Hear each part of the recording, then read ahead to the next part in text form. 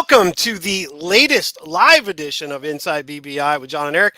I'm John McDevitt, and with me, as always, senior editor of Big Blue Interactive, Mr. Eric Kennedy. And Eric, we are in day one of the best time of the year lately to be a Giants fan, where you could actually, I don't say win something, but you could feel good about yourself. Although I'm getting the weird feeling that today may turn out to be the first quarter of the Vikings game. How you doing? Yeah, this is actually kind of fun. So I'm actually looking forward to this. But like you said, I don't know. I tweeted out before it looks like there's a denial of service attack on X right now. So I don't know. I don't know. We're going to try to get our news from Instagram and BBI because the BBI is still up and running. Somebody has actually tweeted something. It says, I'm going to mispronounce his name, Adebo to the Giants. It's Rick 213. So I don't know if that's confirmed, but somebody just posted that. So I don't know if that's breaking news or not. So wait a minute, and we might have to do this. We got one! I don't know.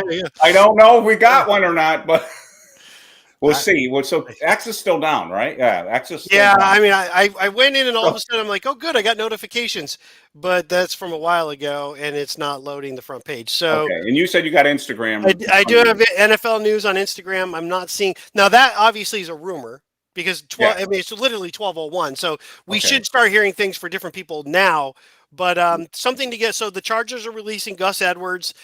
Jonathan Allen is visiting the Vikings today. Right now, Evan Brown, the guard, I believe, for the Cardinals, has re-signed 2 years, $11.5 million, and Ben Bredeson, who, once again, guys leave the Giants, just 3 years, $22 million with the Bucks.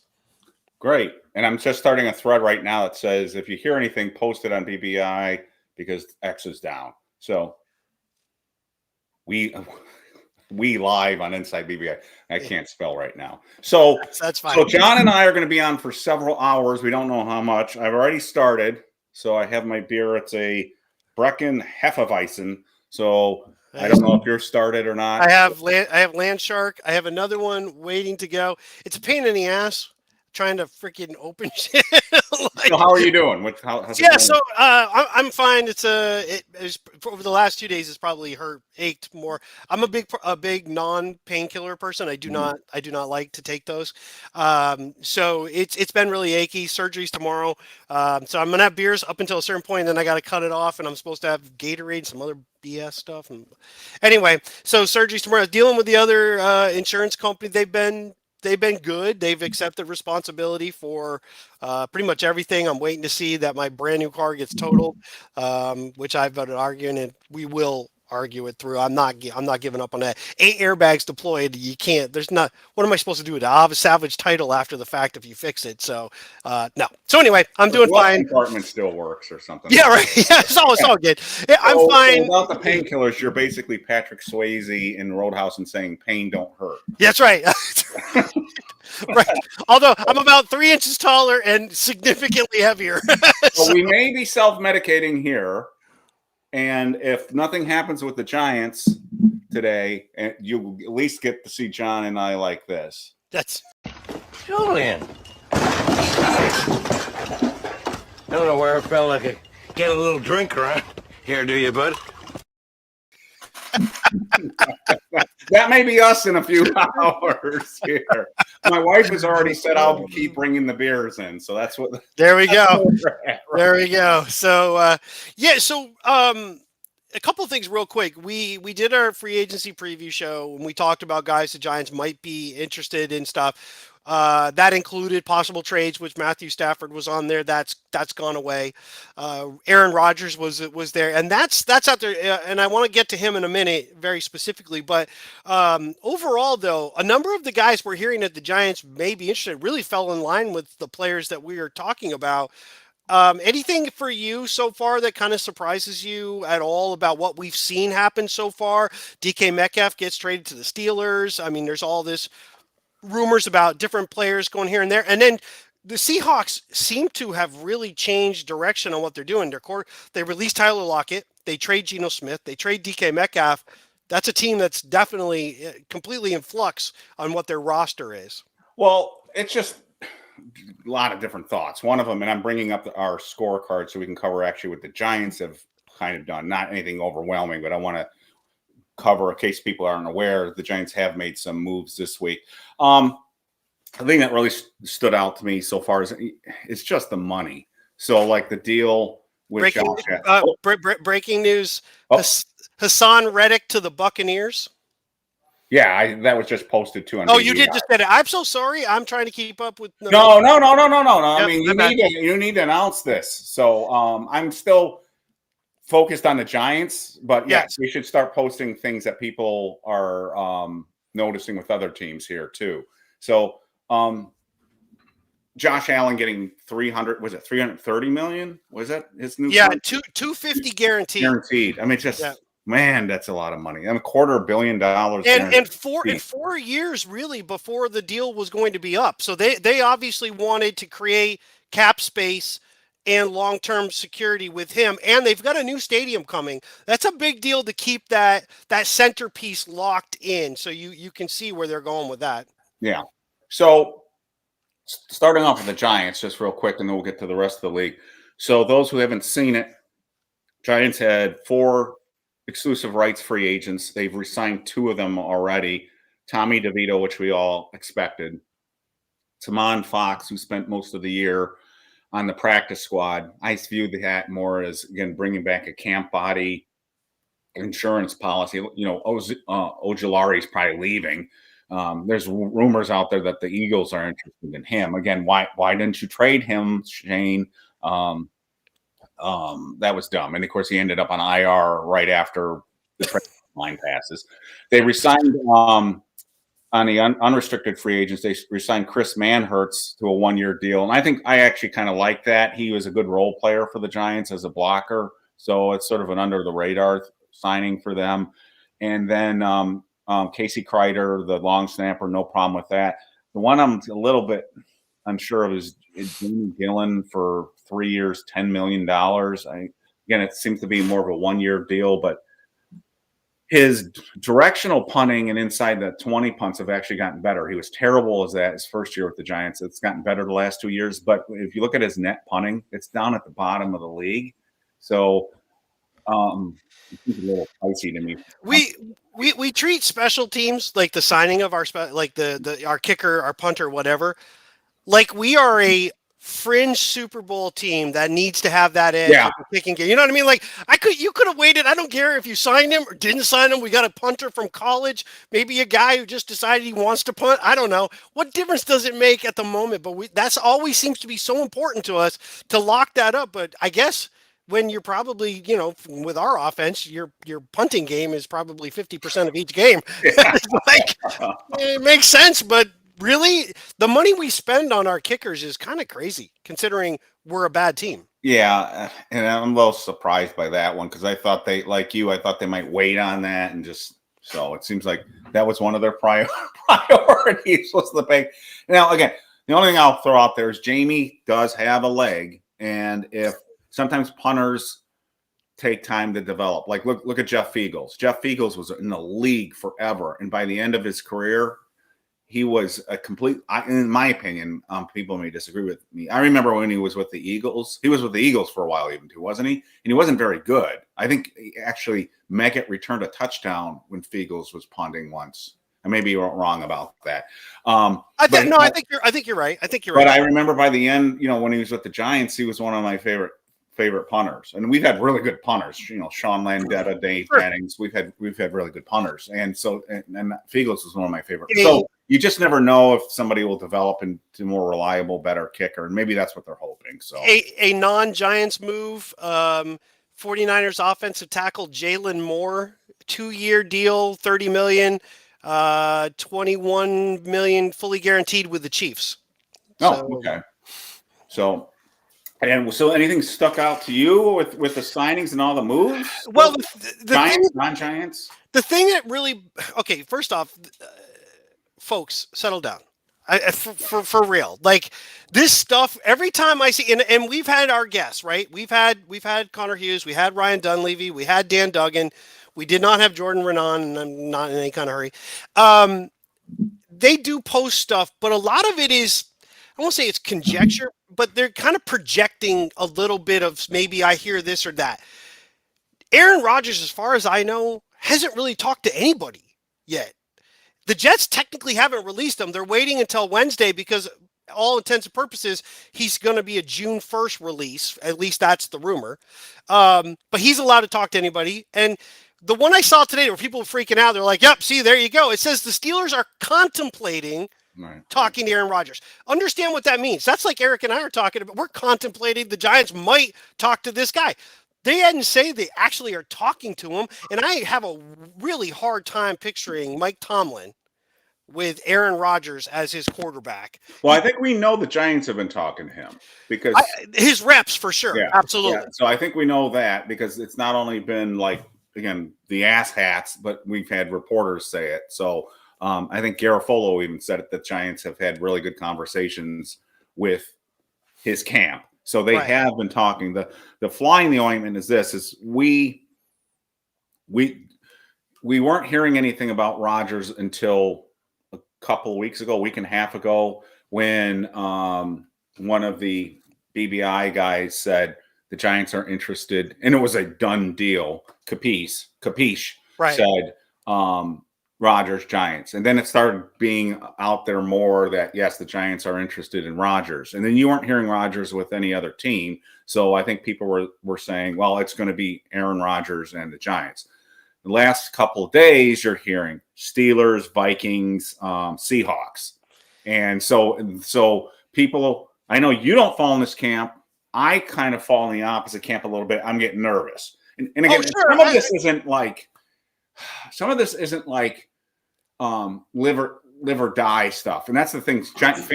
All fans get caught up in free agency. We're competing against other teams. We want to get the guy once the guy's been identified. And so Giants have been so beaten down because of the record. We've been beaten down because we obviously wanted Matthew Stafford. We met the contract demands. We met the trade demands, and they said no. So we're feeling rejected right now. So the narrative out there that's growing, even Amani Toomer today said, I'm done with Shane. No one wants to come here. It's all around the league. So there's this narrative, whether you believe it or not, there's this narrative out there with a lot of Giants fans, and I've seen it all over social media the last couple of days. We suck because Shane and Dable are back. Everybody knows they're lame ducks. Why would the hell would anyone want to come to this mess? Now, I kind of buy into that more than you do.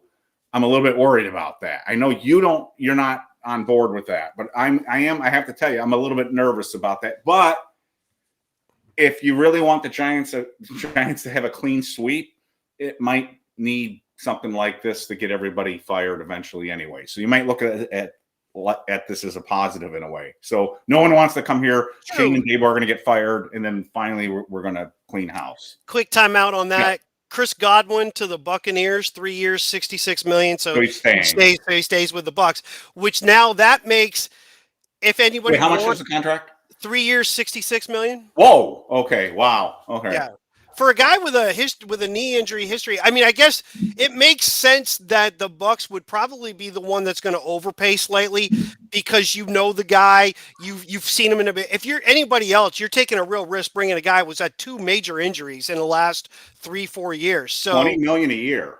Wow. Thereabouts. Okay. Yeah. I don't know what the guaranteed. I mean, it probably front loaded the guaranteed money for sure. Yeah. And then spread out the contract. But so real quick, I agree with what you're saying. Where I disagree is just the fact that it's a lot of hand-wringing over things that none of us have any clue is. Here's my thought. Mm-hmm. I thought for sure Devontae Adams was going to follow Rodgers where he went. This is where I begin to think that Rodgers doesn't have a whole lot of interest, and that maybe his camp is throwing out there other teams to really get the Giants to bid against themselves, because Adams goes and he signs with the Rams. He didn't even wait. Like, he could have waited. There's no hurry for him to sign with anybody. Right. He didn't wait to see where Rodgers was going. I think at this point it was almost like Rodgers is he knows he's going to end up somewhere, Giants or whatever another team might be. But it seems like it's the Giants is kind of the ones going to give him the more money. It really comes down to, do you want to win a Super Bowl this year? Mm-hmm. Or do you want a lot more money and maybe rebuild this idea that you are this great quarterback if you raise a team up? I suspect Rodgers is less motivated by Super Bowl titles and more about individual stuff. It seems that's just the guy he is. I'm not saying he's a bad guy. I'm not saying he's a good guy. I think he's a little weird, but I think he's motivated more by about whatever it is in his mind that he thinks makes him great, and it's not Super Bowl titles per se. Where Tom Brady clearly went to where he thought he was going to get another Super Bowl, and he brought other people with him. Yeah. Rodgers isn't that guy. He's not taking less money to make deals to get other people on the team. He just wants his other guys to follow him, and he wants the teams to do what he wants. I think the Giants are going to be the only team that are really going to offer him that kind of, and that might be a bad thing. We all know why that might be a bad thing. Right. But I think the Giants might be the only one that's going to give him that kind of carte blanche to do those things. I don't know. I don't know what motivates him with we're going to find out a lot soon because, and I tweeted this out earlier too, it seems like the national media and some of the local media is having a good time dunking on the Giants right now. So they're either those guys are correct, or they're not, and they're just being trying to drive clicks and just trying to dunk on them, or we're going to find out that, geez, the Giants are a bigger mess perception-wise around the league with players than we want to admit. So we'll find out that very soon. Like, again, there's a rumor out there that the Giants are going to go heavy into the cornerback market, which you and I thought they would anyways. Not right. Quarter, but corner. So Byron Murphy's being talked about, DJ Reed's being talked about, Shavarius Ward's being talked about. And these were all guys that we brought. By the way, I said to you offline, our free agent preview show was pretty darn good now in terms of the names, because a lot of the names being thrown out there, I mean, some of them were obvious anyways, but the corners that we all talked about are the ones that are being tied with the Giants. I mean, Carlton Davis was another name that we talked about. So we're going to find out with that too, because a guy like Byron Murphy, he's going to have interest from other teams. So if he comes to the Giants and money talks, then again, the reporters look a little silly. If we finish today and we don't sign anybody, then I'm going to get a little bit nervous. And I'll say this, the Panthers deal with J.C. Horn really changes the market at cornerback. He just signed a huge deal, $100 million deal for a cornerback. You don't think people like Carlton Davis, Murphy, those guys aren't going to want big bucks being proven veterans? The worst case scenario to go get a top level corner was having that younger corner sign his deal with the Panthers right before all this starts, and now the bar has been set. And the Giants, unfortunately, as we've all come to get used to at the moment, they're going to have to overpay to get even mid-level guys, because we just don't. Not only do we not have the track record over the last couple of years, but we have the big question mark of GM coach. Are they going to be there past this year? And do you want to go to a team that might be completely turned upside down in the next coming off season? That's a hard sell. So the quarterback would solve a lot from just the standpoint of, if the Giants get a leader, a veteran quarterback that other players believe in, it doesn't matter what you think or I think. It's what other players think. And if other players think this guy and his reputation means more to them than some things, then the Giants might be able to start attracting some of the guys where money's equal. They become kind of a better destination. But when you've got nobody, you've got Tommy DeVito's the only guy under even, and I don't even think he signed it yet. He's the only guy technically we have at quarterback. You're paying a ton just to get anybody to come here. Okay. And so Paulison, Adebo, I'm not sure how you say it. It's Adebo. So that's the rumor coming from somebody who's posting on BBI as rookie 213. I don't know if that's legit or not. So it looks like he played 7 games last year, so he must have gotten hurt. I'm checking this right now. I'll have to go. I mean, I don't want to read about this while we're online, I guess, but he played he started all 7 games that he was available in last year. He had 3 interceptions last year. So automatically that would help us. So He's got 10 career interceptions in 4 years. That's Well, pretty and the good thing, he's 25. Yeah. He's 25 years old. The only thing that freaks me out whenever you say anything like that about the games and stuff, Yeah. everybody, thank you for MC1024 for posting that. Any guy and Secret Agent, any guy with an injury history coming to the Giants, I mean, that is like the perfect storm. The guy with an injury history comes to the Giants. Guys with no injury history come to the Giants. And next thing you know, Shane Lemieux. Next thing you know, guy never misses a game in college, gets completely injured, his career just goes off the rails. I don't know what the hell kind of bad mojo we got. I mean, I don't know who did what to get the goddamn David Tyree catch, but whatever. I mean, I'm happy for the Super Bowls, but holy shit, since that time, it has gone downhill badly. Yeah, he was placed on IR. I'm trying to find out why he was placed on. It looks like he broke his broken leg. Broken leg. Yeah.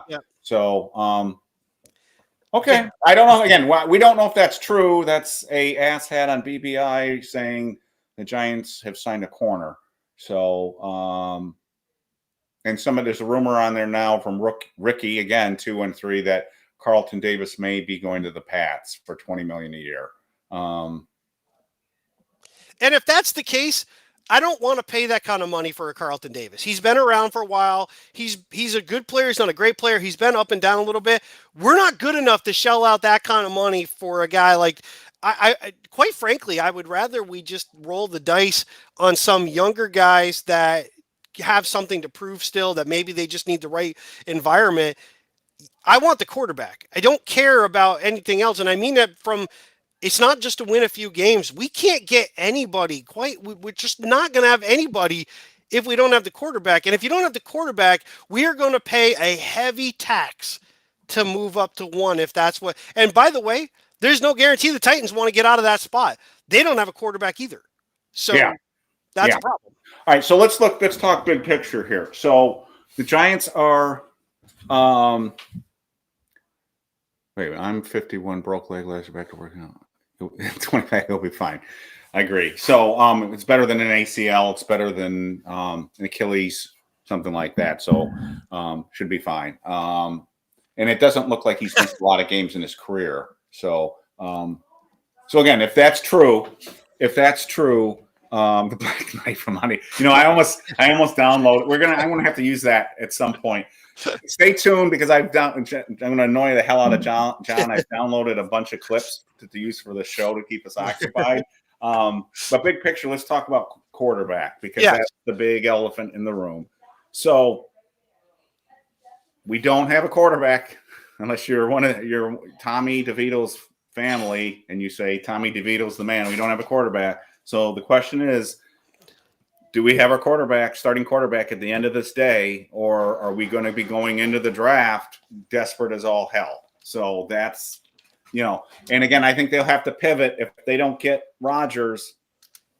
Do you go to pivot to Russell Wilson or do you pivot to one of the second/third tier guys and just say, you know what, whoever we draft, we're going to probably start sooner than later. So we'll bring in a veteran to help the young guy, but it's really going to be the rookie that's going to carry the weight this year. It looks like the Giants don't want to do that. They try to get Matthew Stafford. They're trying to get Aaron Rodgers. Do they pivot to Russell? Is there a plan C? In other words, we talked about the other day. Is there a plan C if they don't get Rodgers? And where were you on that? Were you Wilson? Were you pivoting to Wilson, or were you going to Garoppolo? I don't want Wilson. So I know a lot of other people do. So I'm thinking you have to go that next route. It's a Garoppolo. Fields is a possibility, but I just he's going to the Jets if he leaves Pittsburgh, right? Don't you think? Well, I mean, again. Oh, Wilson. I'm thinking Fields. I'm sorry. I was thinking Fields. Yeah. I'm sorry. But so yes. A Garoppolo, a Wentz, those are guys. We did see the Broncos re-sign Jarrett Stidham, so he's their backup. So Wilson, basically, you can guarantee the Broncos aren't putting anything in on Zach Wilson, so he's going to be out there for somebody, whoever wants him. That's what I wanted to say to you is like, okay, we let's say we don't get Rodgers. Is Wilson the guy? Do you think he's the next guy? I just have a weird feeling that like. He looked bad at many portions of the time with the Steelers. Like it wasn't good. I was down on Wilson in his last year in Seattle. I thought he looked 2 years. I thought he looked dreadful. And people back then were saying the Giants should be in on Wilson. And I'm like, he looks terrible to me. And then, of course, he went on his next team and he looked like a train wreck. So I'm not in on Wilson. I hate to tell you, John, if they don't get Rodgers, look, I'm not real up on this coaching staff as it is. And if they don't get a quarterback that can get them, like you said, get them to 8 or 9 wins, I don't think this coaching staff is coming back. So does it matter? I don't want to be the negative guy, but does it matter? I mean, I don't know if it even matters at that point. So in other words, if they bring in Wilson or Garoppolo, I mean, what are we realistically talking about in the win-loss record at that point? Unless they get Cam Ward or Shedeur Sanders or Dart, and one of those 3 guys is Nix, and it does for us what Nix did for Denver. Denver had a great defense, so there's a lot more going on there. But in other words, does it move the needle? Does it move the needle with those other guys? So let me address this one first. No.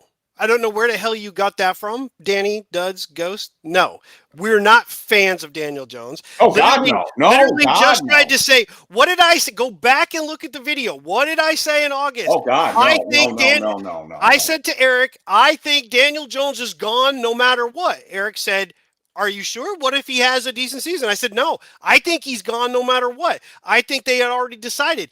I still thought he would at least put up his 22 numbers, less rushing touchdowns. Go back and look at the video. Less rushing touchdowns, maybe a few more passing touchdowns. I didn't think he would just completely fall off the cliff where he couldn't hit 2 guys wide open and decided to take a sack. So no, if you've been watching the show since its inception, we've never been high.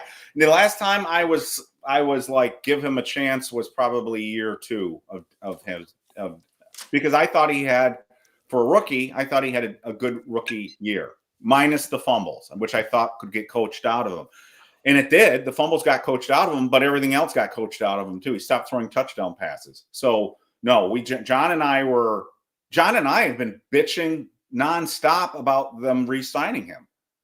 So we thought that was a disaster. So no, we haven't. Now where we were hot, were John. If you want to criticize John and I for anything, in our very first preview show for the season, we were unrealistically optimistic about maybe what the Giants would be. I don't think we did not foresee a 3-win team. So that's where. Wait, you're silent, John. Can you hear me? So my bad. I did it. Sorry. Oh, okay. Sorry. Yeah. I was busy getting my second beer and I muted myself. No, if anything, a lot of the other stuff because quite frankly, listen, I don't care. We can argue this all you want. It woulda, coulda, shoulda. It doesn't matter. But ultimately, this team easily could have been a 7 or 8 win team. Now, I'm not saying that's great or blah, blah, blah. But what I said was some of the other teams were going to come back close to them. Now, Washington surprised me and went further. They had a few games that easily could have gotten the Bears game. I bet you the Bears are shooting themselves in the foot on that one. But Dallas came back to the field. There were some other teams that came back to the field. The Giants weren't. If they had just won some of those games, they would have been at the bottom tier of the wild card team, still trying to play at the end of the season if they were 7, 8 wins. They fell off the cliff. Everything went to pot. But Jones's fall off was so bad. I mean, it wasn't even 22 level. That's how bad it was for him. And then he was a 15 touchdown, 7 rushing touchdown guy. You can't possibly. So making a statement that Wilson's better than DJ, great. I can name 31 other starting quarterbacks in the NFL that I think are better than Daniel Jones too. That doesn't mean that I think Russell Wilson's a good answer. He's smaller in size. He's older. Aaron Rodgers is older than Wilson. I get that, but he's a big time passing quarterback. Russell Wilson relies on a lot of kind of make your plays happen, a lot of the moonball shots, a lot of other stuff, and he's a smaller guy, and I don't think he has it in him anymore. Yeah. And with our team, I don't think that makes sense. I would not be shocked if they pivot to Wilson. I just don't know if that moves the needle for them. So I just don't know.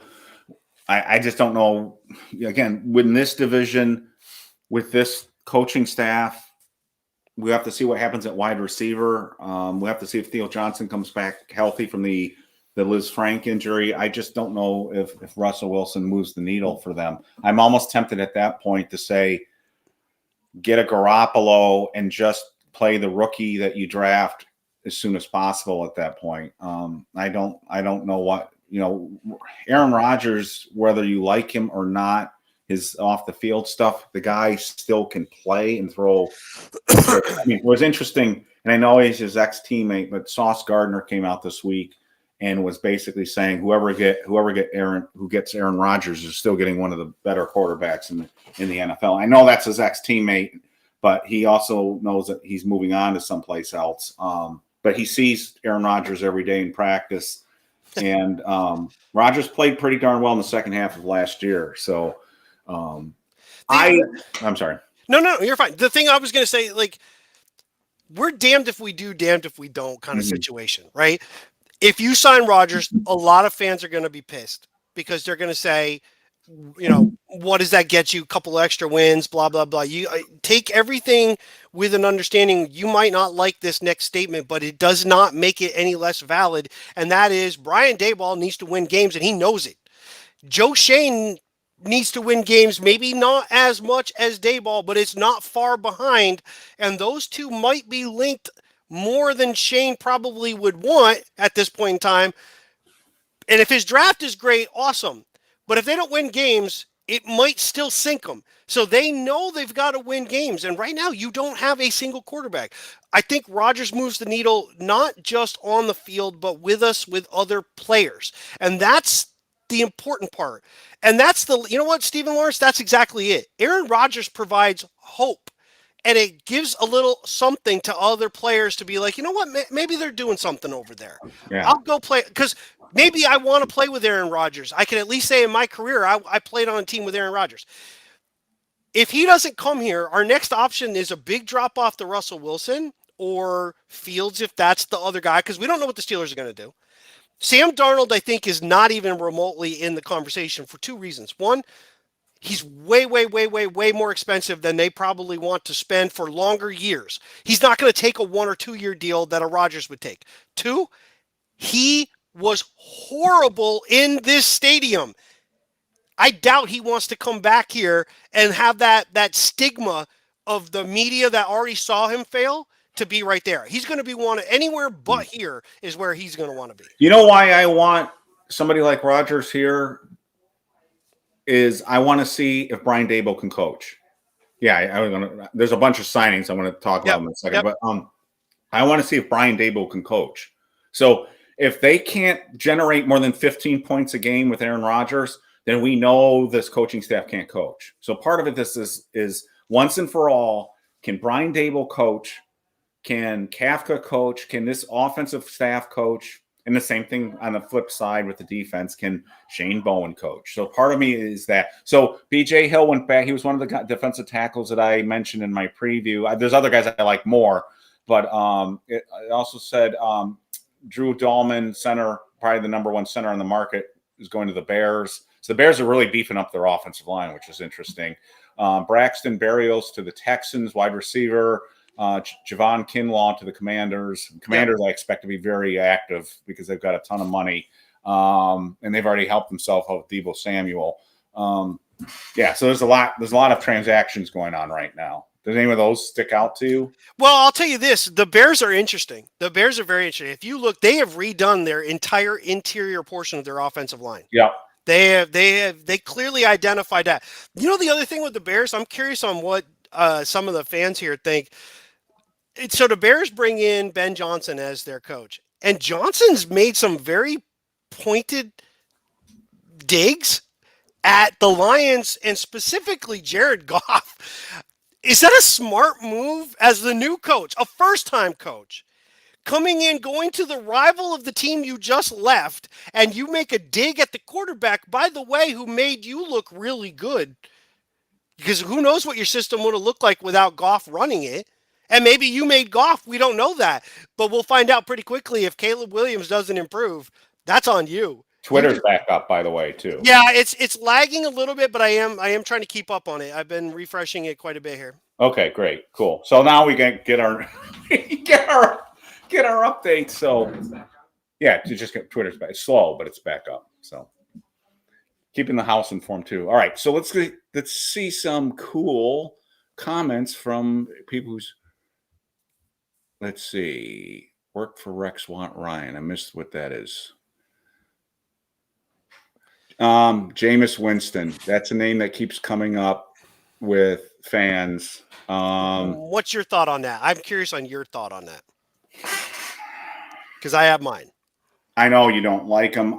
My problem with him, I think, is going to be your problem with him.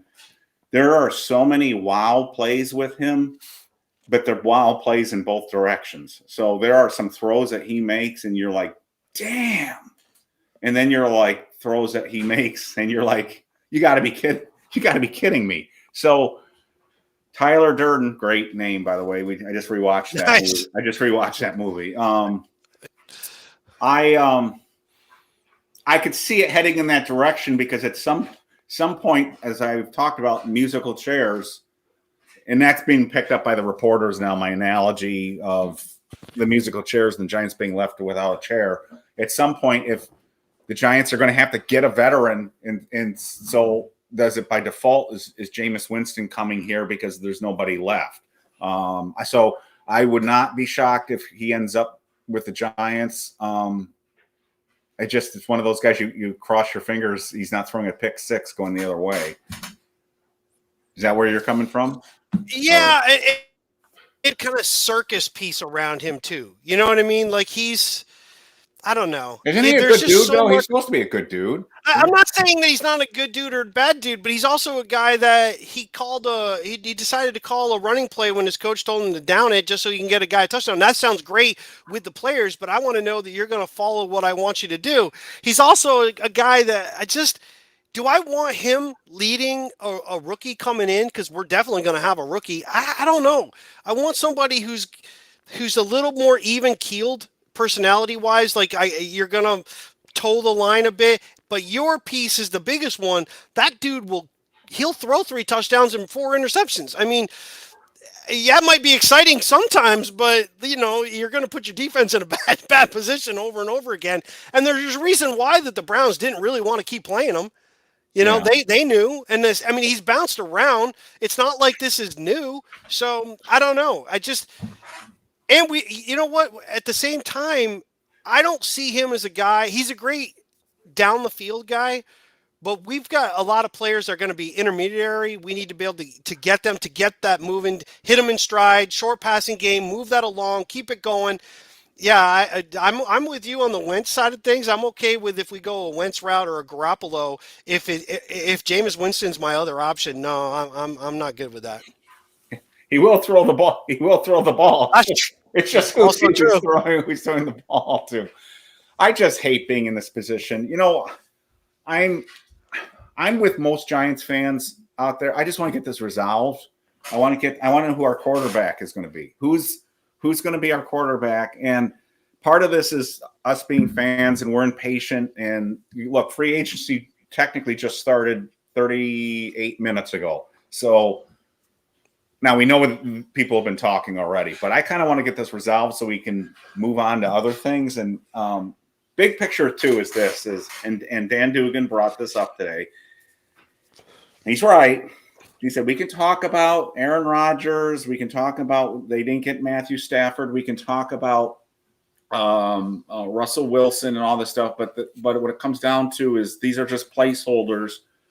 They got to get their next guy in the draft, be it this year or next year. They've got to get their guy in the draft. The big picture here is this. Do the Giants try to trade up to get Ward? Do they stand pat and hope he falls down to them? Or are they okay with Shedeur Sanders? And do the Browns draft Shedeur Sanders?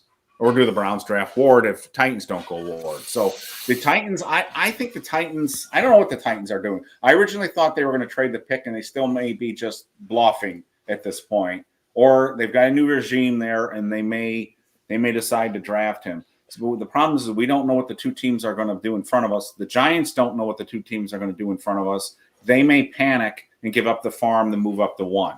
unless they like Shador or Dart, and they're willing to wait this out. I don't know what they're going to do. What I don't want them to do is give up the next year's number 1 to go up and get Ward. I'm okay with giving up the 2 or next year's 2, but I don't want them giving up another 1 for Ward. I mean, if they did that, then you gotta pray Ward is like.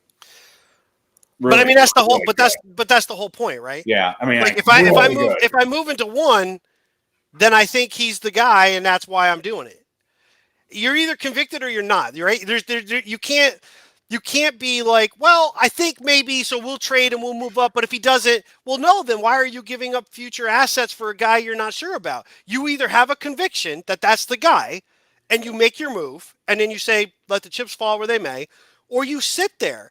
I'm of the mindset, and I've said this numerous times, I sit there. I let the draft come to me because right now I like Ward, but I don't want to give up other players and other picks to get up there to get him when I don't think he's not a given. No quarterback is, but if you were to throw him in last year's deal, he's probably 4. He's probably the 4th guy, maybe 5th. I don't know. You can't take what Knicks did after the fact. You have to go with just what they were doing going into the draft. So I would think you would still be looking at Williams, Daniels, May. Those 3 would be ahead of Ward. Then it would be Ward, maybe Knicks, Penix, but Penix might be ahead of Ward. I don't know. So you're talking this year, and we're looking at a subset of quarterback classes over the years, and we're just looking at 1 year. And this year we have Ward, Sanders, Dart. That seems to be the consensus of the top 3. If that's the case, either I move up and I'm sold, and Ward's my guy, or I sit at 3. And if Dart is the guy after Ward for the Giants, because we don't know who the Giants really like, we're all still believing that it's Ward. But who did they spend the most time with all year long? All right. They've seen Sanders multiple times. I think there's something there that kind of worries me a little bit, that's the guy. I think people have been dumping on these quarterbacks a bit too much. So I know people keep saying, including Cy, that last year's class was way better than this year's class. No doubt that Jaden Daniels looks like the real deal. To me, Caleb Williams has got a lot to prove still. If I'm a Bears fan, I'm a little nervous about that right now. Agreed. We'll see about Derek. We'll see about May. JJ's got to get on the field, and Nix is the guy that surprised so many people, but we all thought he'd be a good fit for that system. But you got it, news? Well, it's the post on BBI says Steelers getting close to a deal with Rodgers. They are negotiating with Darnold and Rodgers. That says to me they're using Rodgers to get the deal with Darnold.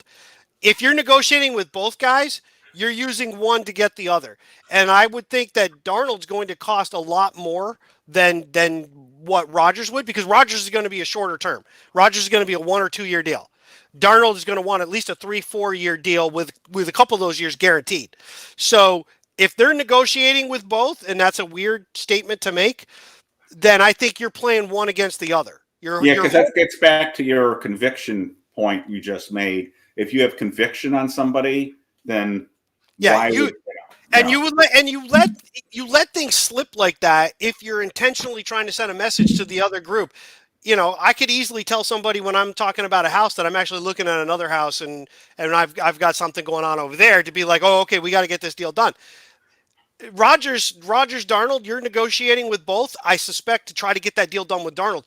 But your fallback is Rodgers. Steelers are in a much better position than us because they got Pickens, they got Metcalf, they've got Tomlin. That's a much better thing than we've got Neighbors, nobody, and then we've got Brian Daboll. Right, well, let me tell you what I'm thinking here too. Is this?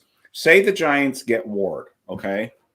Yep. How important at that point is the veteran quarterback on the roster? Because don't you want Ward playing sooner than later?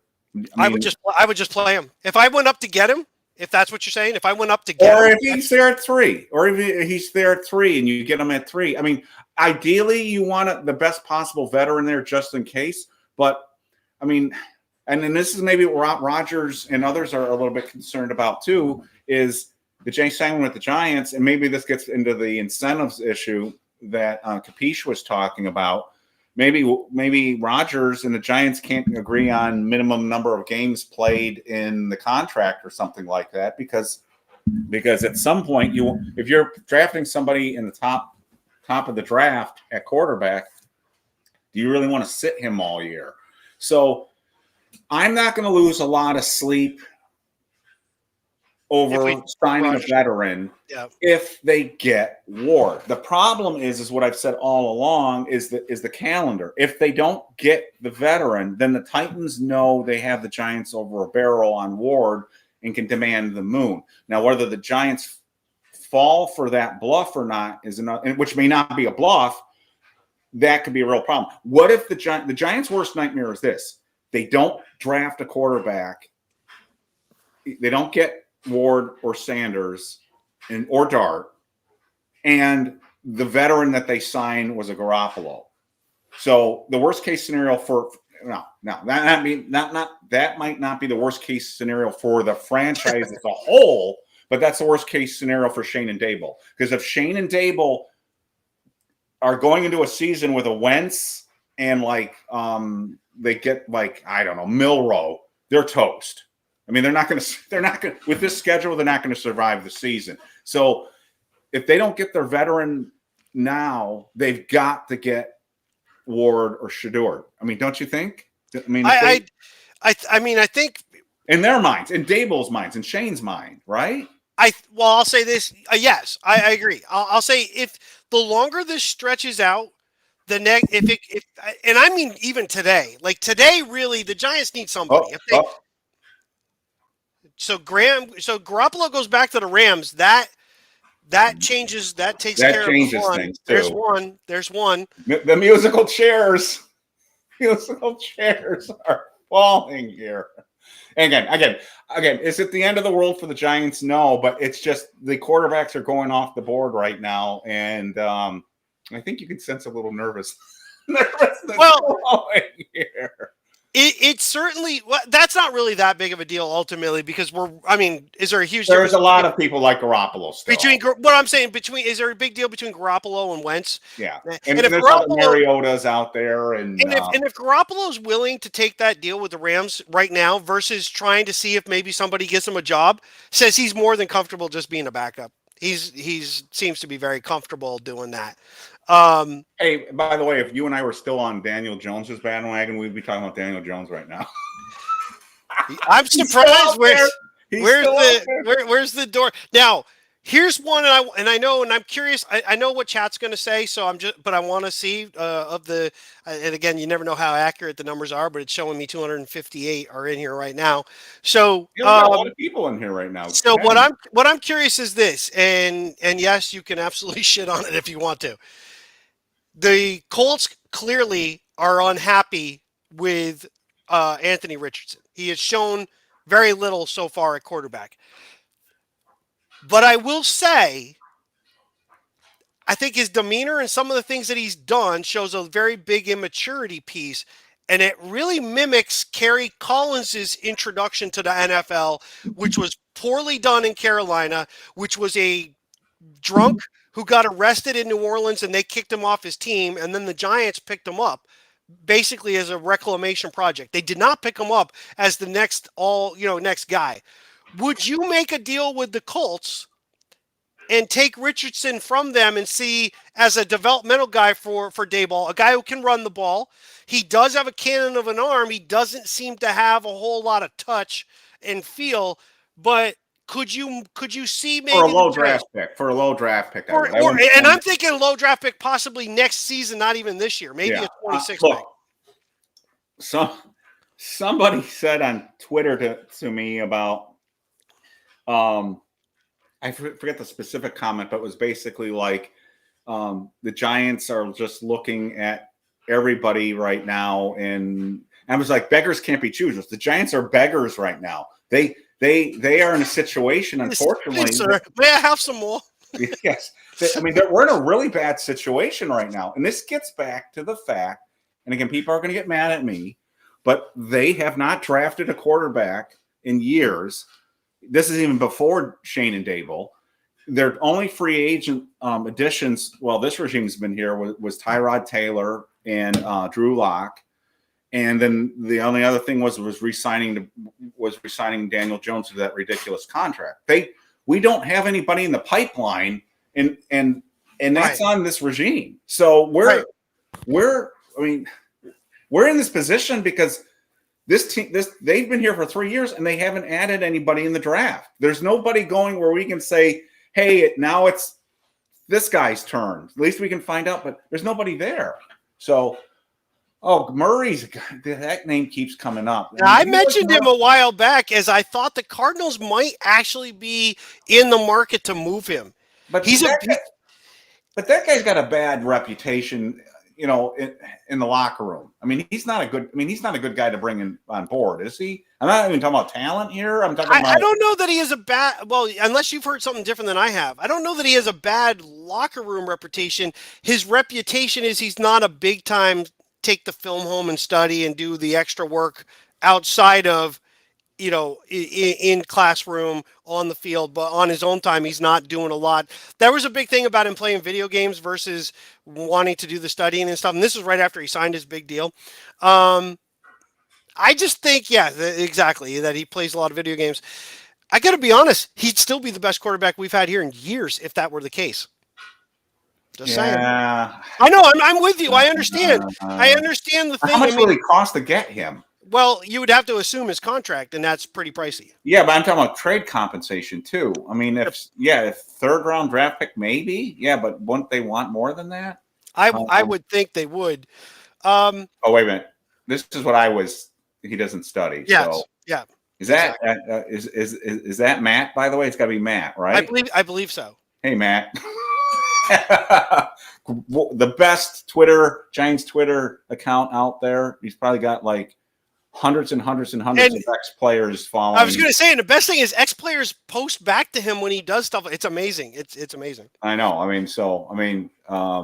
They may say license plate guys got all the attention, but I think Matt's got more attention within the ex-players, if you ask me.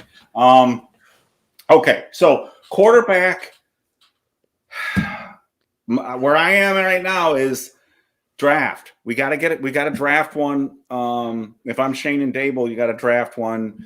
So the bigger question to me, this stuff with the free agents, great, but do you trade up with the Titans, and what do you trade up with them? So that's where I'm at right now. And the Titans are playing hardball. If you listen to the Titans beat writers who may know jack shit, and maybe they're just posturing to themselves, or maybe they're being used by the franchise to make the Giants get nervous. They're saying one.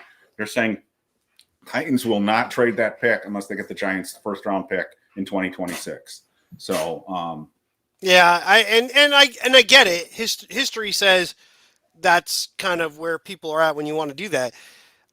This is the thing I'll say. It's again, if the Giants do it and they get and Ward's their guy, if that's true, then you've got to be all in on Ward. You've got to be right from the get-go. You install him as the starter. You gotta work with him as the starter. You don't just put him as a backup and then play a crappy veteran and then you pull him, after you've lost X number of games, because you're losing all that development time. So here's John. So is this is a big if. If you knew this, then we wouldn't be having this nervousness. If you got Ward, is Aaron Rodgers overkill? You understand what I'm saying? I do understand what you're saying. If I get Ward at 3 by not moving, the answer to that is no.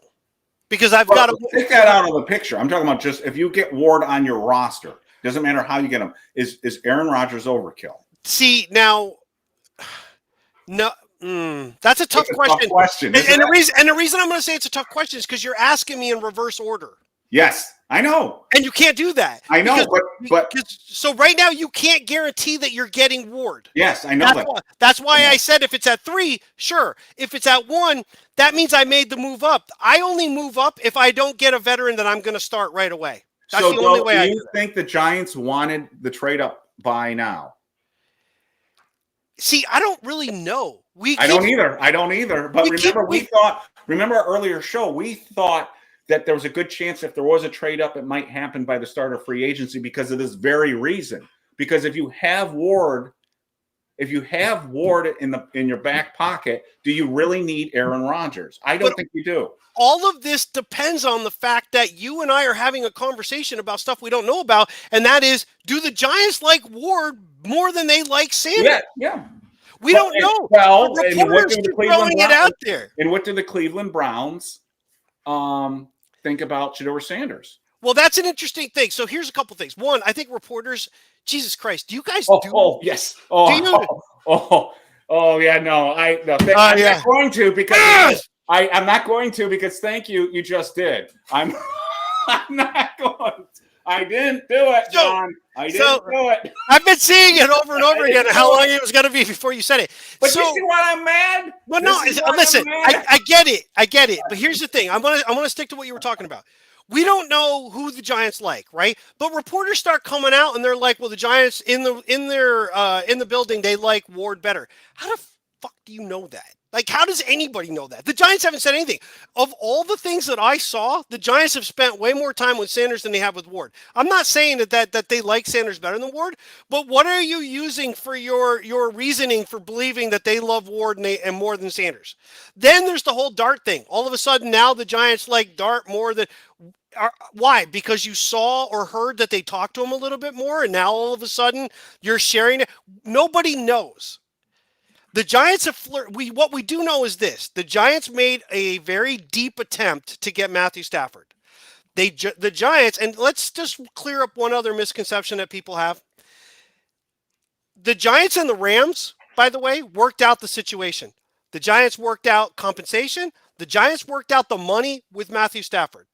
Stafford chose to take less money to stay with the Rams. Now, you can say it's because the Rams are better and all that stuff. That's probably true, but that's ultimately it came down to money. I think when we hear that the Rams were using the Giants to set the market, I don't think that's true. I think what the Rams did is they go, listen, if you go find they want to give you more money and you want to take it, we're going to let you look. He got more money. The Giants offered more money, and he didn't take it. I think the Rams called Stafford's bluff. They ultimately said, listen, we're offering you this, and it's a good deal, and we're offering you a chance to not move your family, to stick with the players that we've got here. We're going to make a run at it, all that good stuff. If money's worth more than that to you, since you keep asking for money, then we're going to let you find it. The Giants offered it, and he backed down and took less. That's number one. Take that off the thing. Right. We know the Giants are interested in Aaron Rodgers. That's two. We've heard that they might be interested in Wilson or somebody else. So clearly they're not just counting on, we want Ward and we're just going to do everything possible to get Ward. Because honestly, if that were the case, it's already done. They offer up a first, they offer up some additional, they offer up a first next year, and we move up those two spots. And that's an excellent point, and that's why I'm a little bit confused at what they're trying to do and who they like. The good news, bad news with this is even the asshats who talk to me offline privately tell me they don't know who the Giants like in the draft, number one. They know, they've said they like Ward, they like Sanders, they like Dart, but they have admitted to me they don't know who's 1, 2, 3. I had one guy say Dart's 3, but no one knows who 1 and 2 is. So that's good that the Giants aren't leaking that in a way, because you don't want them to get that out there. So we don't really know who they like. I mean, they could theoretically like Dart number 1, but we don't know that. So what's interesting to me is what you said, John, is they swung and missed on Matthew Stafford. We don't know if they've swung and missed on Aaron Rodgers. Right. What is the next step? And that's where, again, I don't want to rehash this all over again. And that's what we started off that show. But I wonder how they pivot if this doesn't go their way. Who's the next? Because we haven't heard another name. There hasn't been another name. There's been reporters speculating other names. Oh, they must want to pivot to Wilson. I haven't seen anyone say they're definitely interested in Wilson. Maybe you've seen that. I haven't seen that. I haven't heard that. I haven't seen. So if this doesn't go down, what is the Giants' plan at that point? Where do they go after, if say we're right now, say 5 minutes from now or in the next minute, we hear Rodgers just signed with the Steelers. Where are we pivoting to at that point? Do the Giants panic and give their number one to the Titans so they don't have to worry about it? Or do they go to another veteran and still play a game of chicken with the Titans? I don't know what they're going to do. I will tell you this. I'm getting nervous about this. I don't know what, and then there are those on the website who say, and I can't get into this because I'm a Giants fan, but there are those on the website who say, let them humiliate themselves, because that's the only way they're going to fix this is if they get completely humiliated and they start all over again. I'm so tired of starting all over again. I don't know how that fixes it, though. Because you just said the last part that's super important. I'm getting tired of everybody just saying. Everybody just seems to think that if we just lose out and we clean house, everything's fine. We've done that. We've done that a couple of times. Yes, we did half measures, but then we did clean it out. We got rid of Gettleman, and then we bring in another GM, and then we've got a new coach, and now you want to get rid of both again. Really, what it comes down to, at some point, you've got to start putting something together on the field that you personally might not think is. Too many of us as fans keep going, it's Super Bowl or it's nothing, and that's not how it works in the NFL. And you've got to start winning something so it's a little bit consistent, so that maybe I'm a guy who's a mid-tier guy, but you're offering me a decent amount of money that I want to come over. That's awesome that you shared that piece right there. Cornerback Jordan Lewis of the Cowboys goes to the Jaguars, 3 years, $30 million. And did you see Milton Williams is going to the Panthers? Yeah, I saw that you just put up there. And running back Elijah Mitchell goes to the Chiefs.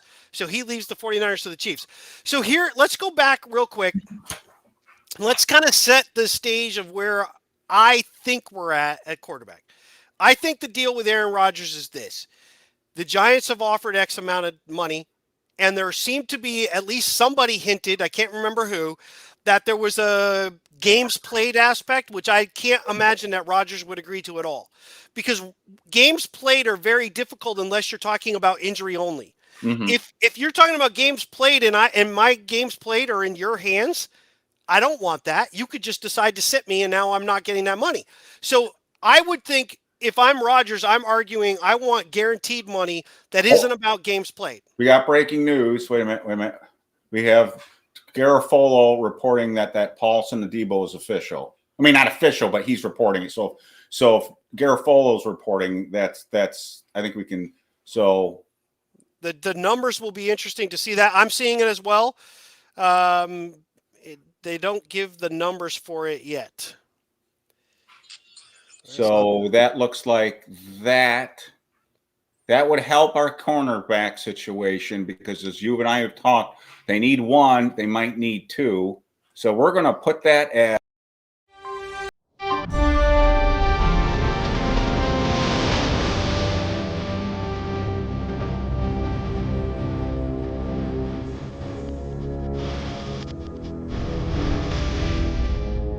and since you can pronounce his name, John, Paulson, the Giants have signed cornerback. Paulson Adebo is joining the team. He's joined the team. A 25-year-old corner coming off a broken leg, but that again, anything that doesn't deal with ligaments and things like that should be fine. So and 10 career interceptions in 4 years, 3.5 really. The Giants have added a corner, so that's good. So I'm going to pin that too. So that's a start there. And that also shows us that that Ricky seems to be plugged in still. So I don't know what we just signed Adebo for, but just for numbers purposes, Jordan Lewis, his deal with the Jaguars, so he's coming over from the Cowboys, makes him the NFL's highest paid nickel cornerback. 3 years, $30 million. So now the number set at nickel. If you're looking for a nickel, you're probably paying a dime. So there you go. So I like it. We got a corner! Yay! So the Giants did something! Hooray! And we stay young. He's 25. So there you go. At least we can say that we weren't on the show and nothing happened. So something's happened. So yeah. The Giants are signing guys who will really peak for the next coaching staff.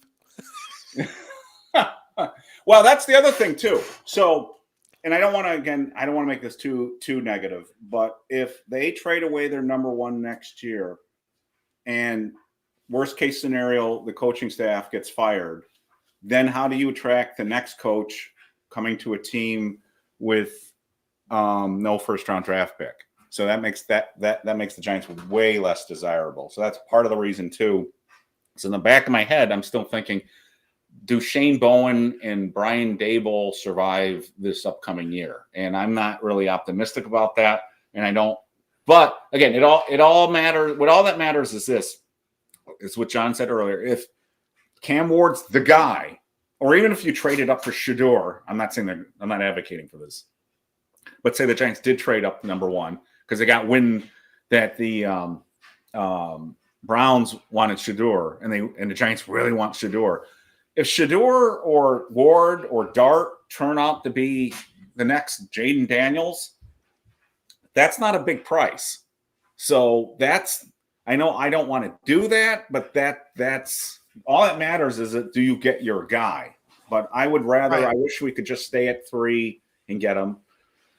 I wish a certain game in the season went a different way and we didn't have to worry about this. Do you want to say what game that was? No, I'm not going to do that. I'm not going to do that because I've been told I'll be punished if I. You know, what's really funny is I saw a highlight the other day of the Seahawks game. And the Giants at that time were up 23-20. Seattle was trying to kick the field goal to tie the game. Imagine if they had made that field goal. We don't block the field goal, they make it. There's a good possibility the way that second half was going. Seattle was churning. They were scoring at the end of that game. Yeah. If Seattle wins that game, we're having a whole different conversation far sooner. Because that game is what really the Giants held on to. They said, look at how our offense played for a while. Look at Daniel Jones for a while. The Daniel Jones train might have gone off the rails much sooner had the Giants not won that game. If Isaiah Simmons, who doesn't do anything for pretty much the entire time we have him, doesn't block that kick. If Bryce Ford Wheaton, who doesn't touch the ball on offense, doesn't pick it up and score, there's a possibility that we are the number one draft pick. We might have only won one game that entire year. Who knows what would have happened? And that's one of my favorite plays in football is the blocked kick or punt for a touchdown. That's still one of my favorite plays. So that we'll have that play from the 100th year anniversary of the New York Giants. We've had more bad block kick stuff or something bad happened on a kick. Giants 49ers, 1989. I think we lost the game. I think it was 34-24 was the ultimate end. But the 49ers, I think they missed the field goal, but Renee Thompson was offsides. They got to kick. Track 4 years, $82 million. Wow. Sorry to interrupt. No, that's fine. And then I was going to think the 1988, I believe it was 1988. The Giants are going to go to kick a field goal and freaking Clyde Simmons, or no, the Eagles are kicking a field goal. LT blocks the field goal. Clyde Simmons gets the ball behind the line and runs it in for a score. God. You're like, what the hell is happening here? That was one of my worst memories. There are certain Giants games that practically brought me to tears, and that was one of them. Multiple Eagles games. 2 different punt return touchdowns for the Eagles. I believe Mitchell brought one back, and then, of course, we won't even talk about the other one in 2010. So you remember there used to be a guy that posted on BBI that was on Tosh, who was the crying Giants fan. Oh, yes. Remember that? Who was that? Oh, my God. I can't remember, but I do remember what you're talking about. Remember that episode of Tosh 2 or Tosh 0.0? Yeah, or whatever it is? Yeah. And there was the crying Giants fan. I don't even remember. And he would play it. He'd use it often. Yeah. Hufanga of the 49ers is closing in on a deal with the Broncos.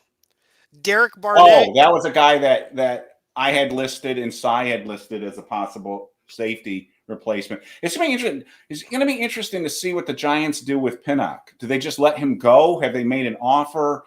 I think you're going to let him go. The cost is going to be too much. You've got youth at safety. I'm not saying we have a lot of depth, but we've got youth at safety. We can get another guy. You can only spend so much money on a team that's not a winning team at the moment. I don't want to overspend for an overall average NFL safety just because he's one of our better players at the moment. You go with the younger guys and we move on. Right. That's what I'm thinking. Unless there are so many safeties in the market that you get him back relatively cheap. But he doesn't make a lot of plays on the football. he's a big guy. I think he's a good guy to have on the team, but I just don't. You got to get some playmakers back there, I think, too. So the good news for the Giants is there are a lot of safeties in this free agent class. The question is Shane has shown no inclination to wanting to spend money on safeties. Again, they've let Julian Love go. They let Xavier McKinney go. If you want to go back farther, even though he was a little bit washed up here, who let Peppers go? Was that us? I mean, was that Shane or was that before? It was Shane, right? His first year? No, it was once Shane came on board. Yeah, Shane, right? The first year, Shane, right? Yeah. Oh wait, here we go. Wait a minute. So there's another 360. Yeah. So the corner prices are high. So I got to assume Adebo came in at a price range we were looking for. Coming off injury too, that kind of plays into our ability to get a guy who should be an ascending player at 25. Oh, here was the answer. It was Flounder. It was, hey Tom. By the way, hey Tom. It was Flounder. Oh God, yes. So, oh yeah, because multiple people are saying it now. It was Flounder. It was Flounder. That was pretty funny. So BBI has its moments. That should have been in the Kennedy household. I was like, oh my God, that guy's on my website. I'm like, oh man, that's funny. That's funny. Oh, here's a contract. If this is accurate, wait a minute. 3 years, $30 million. Yeah, I mean, it's what we've seen so year. far at corner. I mean, that's, you're talking 10 a year. Joe, I don't know how the Giants could probably do better than that in this environment, right? Or are you going to? I mean, maybe you disagree, John. No. I think that's. I mean, again, you're keep in mind we have other issues that are going to be costly if we go get those guys. Aaron Rodgers, if we get him, and I know I don't mean to keep coming back to it, but that's the guy right now. If we get him, some of you who are going to really not like it, it's going to be 25, 30 million, 40 million plus a year, probably for 2 years, with a lot of it guaranteed. It's going to be, the Giants are going to backload it, probably put in the avoidable year, so you eat some of the cost down the road. But that's what it's going to take to get the guy. Now, if they're not all in, and we don't know that they are, by the way, we just know that they're interested. But I don't know. So they get one guy. We don't want to get cocky, though, right? Got one guy? We got one! So. I got him! Great pitch. Don't get cocky. So nice. That was the one I wanted to play. Nice. I wasn't going to say anything. I was like, oh, that's kind of a weird one to pick, but that's all right. So we got one guy. Okay, I botched that one. Way to go! When you asked me, like, is that a good deal in this environment? I was going to take a line from The Office and go, in any environment. So that's all right. So that's okay. So we get a corner. He makes plays on the football, which is something we don't have. $10 million a year. I'll take that. That's a good start. So it's not like an outrageous overspend. The one thing, love him or hate him with Joe Shane, other than Brian Burns, which he paid a fortune after the trade or part of the trade, he doesn't tend to spend, Okereke was the other guy. He doesn't tend to spend a lot of money in free agency. So, but one thing that he does do, and it's been very consistent, is he makes a deal. He makes a trade, and he makes a trade for a veteran. So here's a name that we haven't talked about much, and I think he's being held back on purpose to see if a deal can be had, and that's Kirk Cousins. I have a weird feeling that if the Giants strike out in a couple areas, they might not go the free agent route because you can't control the free agent piece because other people are bidding on it. But you can go trade. If you work a deal out with that team, that player doesn't have a whole lot of options. Now, I don't know what Cousins' deal is, if he has a no trade or whatever, but I do know that he asked to be traded. So the question is, do the Falcons grant that? And are the Giants one of those teams interested? There's been a lot of rumor that he's destined to go to Cleveland. I can't imagine that Cleveland's willing to spend that kind of money on two quarterbacks. One who's not going to play this year, more than likely, and the other guy who coming off a really bad year. That's a lot of money for two guys like that. But for the Giants, you're desperate. Yeah, but if I'm, this is me.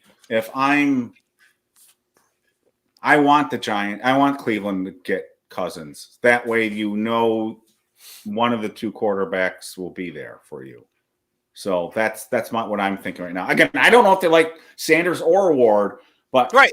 I'll feel better if neither of those teams are going quarterback. And if they both go quarterback, then I'm getting nervous. So again, I'm not like, yay, Shedeur. I think Shedeur gets a lot more grief now than he deserves. I think the pendulum has swung way the other side on Shedeur. I think Shedeur is one of these quarterbacks who will do much better in certain systems. So I think he's better suited to almost a West Coast game. And then he would obviously with his arm, he's better suited for someplace that's indoors or a warmer climate. But I think he's getting a bum rap by a lot of people here. In terms of, I've seen people say now he's a second rounder. He's not going to go in the second round. I'd be shocked if that happens. Yeah, I can't imagine. This is an interesting point. Wait a minute. Sorry. No, it's fine. Cousins is due a roster bonus this Sunday. So Yes.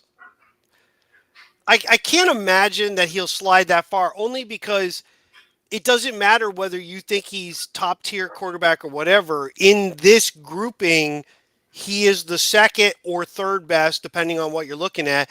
But from a name standpoint and some of the other stuff, I think he's always going to kind of move ahead of Dart in a lot of circles.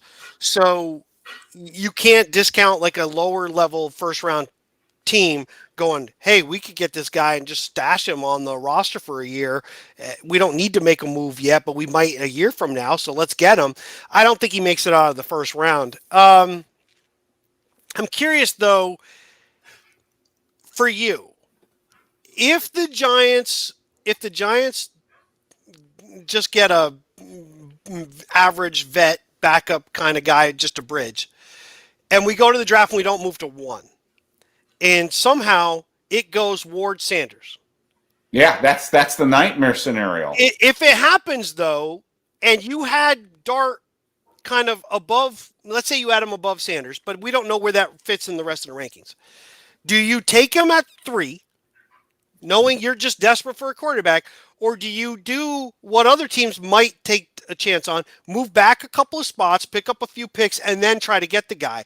I mean, I guess at that point we are so desperate. Would you roll the dice and take Dart at 3 if the other two guys are gone? Would I? You specifically? No, but again, if my guy, if this is going to sound like a cop-out answer, if my scouts and my head coach and my quarterback coach are all telling me, yeah, you saw the Steelers. Yeah, it's close to Aaron Rodgers. If they're telling me that he's a stud, then yes, but is he? I mean, that's. See, I don't think so. That's the cop out. But I like him. I don't know how you could look at him and go, this guy is. Yeah, sorry, I saw another thing about the Giants targeting Palmer. I don't know how you could look at him and go, this guy is like up here. He was too hot and cold in the SEC, and he's got flaws. He's got some serious flaws. Like if you get him later at the bottom of the first or in the second, you might have a guy 2 years from now. You're like, man, we really lucked out. But 3? I think if we take Dart at 3 on April, was it 24th? Is it 20? Is that the first day of the draft? I think it's the 24th. Yes. If we take it on the 24th, I don't think there'll be a lot of happy Giants fans. I think we'll be pretty upset. But again, what matters is how the guy actually performs. But that's the nightmare scenario, and everybody knows it. I mean, everybody is thinking it, even if they don't want to mention it. But that's the nightmare scenario right now. Here's a good summary, by the way, while we were gone. So some of these we already reported. Chris Godwin back to the Bucks. Dan Moore, offensive tackle Dan Moore to the Titans. Carlton Davis corner to the Patriots. Outside linebacker Hassan Reddick to the Bucks. Center Drew Dahlman was probably the number 1 center to the Bears. We talked about the Bears are really building their offensive line. Adebo to the Giants, 3 years, $30 million. Javon Kinlaw, the defensive tackle to the Commanders, so he replaces Jonathan Allen, who they let go. Offensive tackle Jalen Moore to the Chiefs. B.J. Hill, defensive tackle to the Bengals, but re-signs to the Bengals. Cornerback Jordan Lewis to the Jaguars, $30 million, 3 years. So that's the same contract that we just gave to Adebo. Is it, again, I keep saying Adebo. It's Adebo. It's Adebo. Okay. Linebacker Robert Spillman to the Patriots, 3 years, $37.5 million. Jimmy Garoppolo back to the Rams. Braxton Berrios to the Texans. Elijah Mitchell, you already said, to the Chiefs running back. And Derek Barnett to the Texans defensive end. So that's what's been going on so far. It's a lot. To be clear, I am not seeing a lot. Twitter's sort of back up. I'm not seeing anyone else say anything about Rodgers being close to signing with the Steelers, and I've checked multiple. No, that's in a link. There's a link to an article on BBI, and it looks like. Wait, did someone just delete it? Maybe someone just deleted it. Someone said that the post was taken down. Let me see why. Let me see. This is the advantage of being the website owner. I can find out why. Deleted his tweet about them being close to signing Rodgers. So apparently that was fake news. So, okay. So again, look, this is part of the problem of being a fan. Right now I want to sign Aaron Rodgers. And part of it's because I'm caught up in the excitement of wanting to sign Aaron Rodgers, because part of it is, again, we're talking about a Hall of Fame quarterback. It'd be kind of cool to say that. Kind of cool to say. Yeah. So, but again, it gets back to what I said earlier. If we don't get him and we got Ward, I'm not upset. Problem is what John said earlier is you can't count on making sure that you get Ward. So I don't know what's happening. And we can't count on we get Shedeur Sanders. But you can probably count on getting Jackson Dart. So if you're really nervous, you can get Dart. So John, I don't know. It's, again, musical chairs are going here. Wait a minute. I don't know how true that is. So that would be interesting. Well, I'll say this. I did see something just a little while ago about the Steelers talking not to Wilson, but talking to Fields and Rodgers. So it seemed like the Steelers are off the Wilson bandwagon. I find it hysterically funny, though, if the Steelers go out and get all this talent at wide receiver and then you bring back Justin Fields. Yeah. What the hell? Like, you might as well go get Daniel Jones. I mean, like, why wouldn't you keep a quarterback who's known to throw the ball more? Fields' thing is not throwing.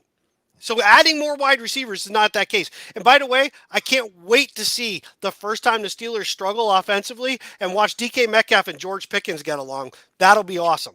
That'll be like watching like a lower level UFC fight. It'll be awesome on the sidelines. And Darren, that was going through my head while I was going on my little rant there too. I was wondering, is Dart better at 3 than giving up the next year's number 1? I don't know. I don't know. I just don't. Look, part of the problem I have with Dable right now is his defensive coordinator, and I have got a problem with Shane Bowen right now. So John and I talked about this in the last podcast. Say they get Aaron Rodgers and say the Giants score points. Can they still stop anybody? And is him picking Shane Bowen going to ultimately sabotage him and cause him to be fired? So I'm just worried about this coaching staff being fired, not having the first round draft pick next year, which ends up being like, could have been the guy that they drafted Nussmeier with. And then I'm like, oh my God. And that would be the 70s all over again. And those who are too young to remember, the Giants would trade away draft picks that ended up being like top 3 draft picks, and they'd get like Craig Morton, and then they watch a Hall of Famer go to the Cowboys or somebody who they traded away for. So that's what I'm worried, that they're going to trade away a pick that's going to end up being the guy that would have fixed our problem. And then it's like, but then Craig Morton ultimately went to a Super Bowl with the Broncos. Yeah, but So anyway, just saying. and then they lost that to the Cowboys, didn't they? Wasn't that the Yes. Yeah, wasn't that the Denver? Yeah. Yes. That Was the was that the Butch Johnson one where he's like tapped the ball multiple times and ultimately catch? It doesn't matter. I don't remember. I think it's the Super. It's the so Super young. Bowl. I believe it's the Super Bowl where Randy White and is it Martin? I think it's Randy White and Martin shared the MVP. Yes. Yes. I think that might be it. That might be it. So, I have way too much useless knowledge. Wait a minute. Another update. So, bad source might be fake news. Yeah. Again, Darren, I've fallen victim to that. I retweeted during the week. I saw a tweet from Adam Schefter that the Giants were going after, had traded for a corner from the Panthers, Horn, and it was a fake account. And I was like, oh, damn it. And then Patty Traina fell for the same thing. So you got to be careful. Sometimes these guys look like legitimate sources, and it's like, it's one slight thing off on the Twitter handle, and it's like, oh, it's a fake account. So, so let's recap here. So we've got a corner. We know we've got a corner. Wait a minute. Report on quarterback frenzy. Wait a minute. Yeah, there's nothing. There's not much in there. It's, Okay. Yeah, I looked at it. It's really just restating stuff we already talked about. Yeah. So there's a lot going on. There's a lot to process. I'll tell you, this Twitter thing is pissing a lot of people off. So. Yeah, it looks like it's a denial of service attack. So I don't know what's going on. They are up and running now, but it's still like people are kind of really mad about it. But I need to clear out that Dan Moore. You asked me earlier. I just want to go back to that real quick. That Dan Moore contract's interesting. So the Titans are spending a ton of money on beefing up their O-line. Yes. So are you beefing up your O-line because you're bringing somebody else in? Are you beefing up your O-line because you plan on drafting a quarterback? If I'm Tennessee, why would I move down off from one when I can get either of the quarter? I already know that you can whistle Dixie all you want. Nobody's believing that you're going with Levis at quarterback. You pulled Levis and played Mason Rudolph. Okay, that pretty much tells you everything you need to know about what you think of Levis. So That's not happening. So why wouldn't you go quarterback? You can't. I mean, unless you sign a guy, you've got nobody. So them beefing up their O-line tells me they're either going quarterback at one or they're going to sign a guy. So much depends. This is stating the obvious. So much depends on what happens in front of us. It's just. That's what's driving me crazy, and that's what's hurting the Giants right now, because if they knew what the teams were doing in front of them, they could handle free agency differently. And you and I just talked about it. It's There's one of the folks wanted to read the summary update. I think you just covered it. Yeah, I saw that. Yeah, you covered it. Okay, good. That's you covered all that. Account to follow. That guy does a good job. Yep. I just sent out a tweet just now about Debo being signed. I just want to make sure I got the 10 interceptions right. Yep, 10 interceptions. Now let's look at his pass defenses. Ooh, this is good. 43 pass defenses in 4 years. This guy makes plays on the football. So they're either throwing at him because they see him as a weak link and he's just making a lot of plays on the ball, or he's good at making plays on the football. So a lot of tackles too. 254 tackles. Well, I mean, what did we have for interceptions last year as a team?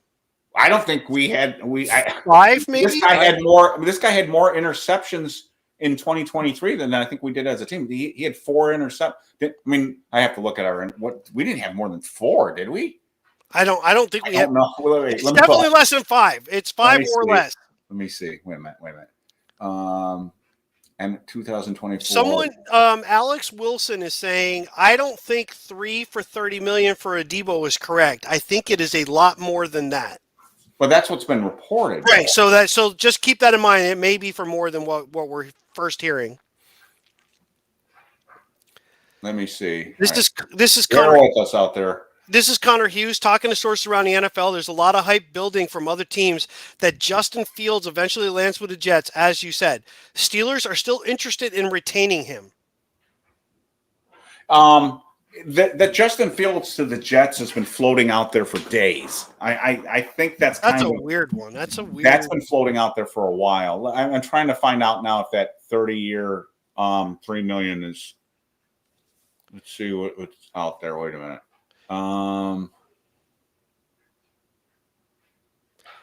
Jesus, there's so much crap you got to go through to find what you want. I did see that guy that just said that we just tweeted out all those transactions. He did say 3 years, $30 million for the Giants. So if that's not correct, I'll have to change that. But that's been reported already. And then there's another backing up the same thing. Feeling is Fields to the Jets. Buzz is Rodgers to Pittsburgh. Have you seen anyone else say, and anyone else out there too, who you're listening, has anyone else seen any other for a Debo, any other figure given? Because I haven't seen it yet. So we have a lot of people in chat. So if you guys see anything about that contract, you may have read this. So I just want to put this, but I'll just say it again. He surrendered 2 touchdowns in the last 2 seasons, 10 career interceptions, 43 career pass breakups. He's 6'1", 192 say pounds. That again. Say the beginning of that again. I'm sorry. So, in his career, surrendered 2 touchdowns the last 2 years. Only 2 touchdowns. Oh, that's good.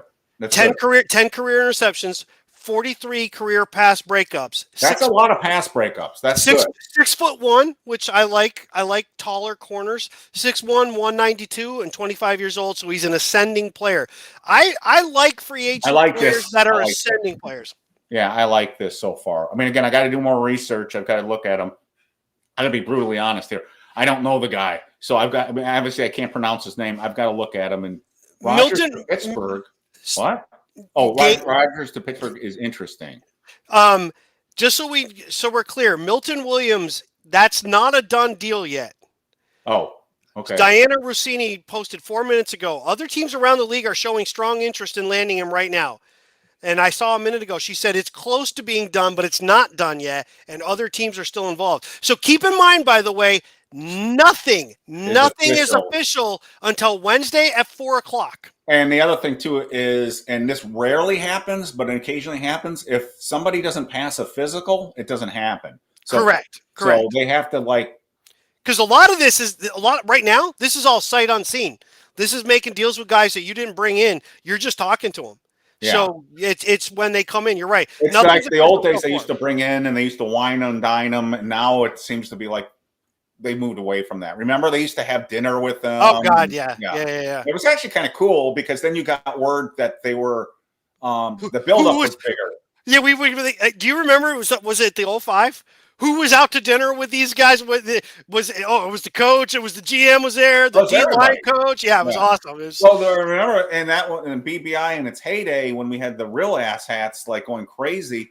When Plaxico left the building without a contract, we thought that, well, that's not, because usually, almost always, if the player left without a contract, it wasn't going to happen.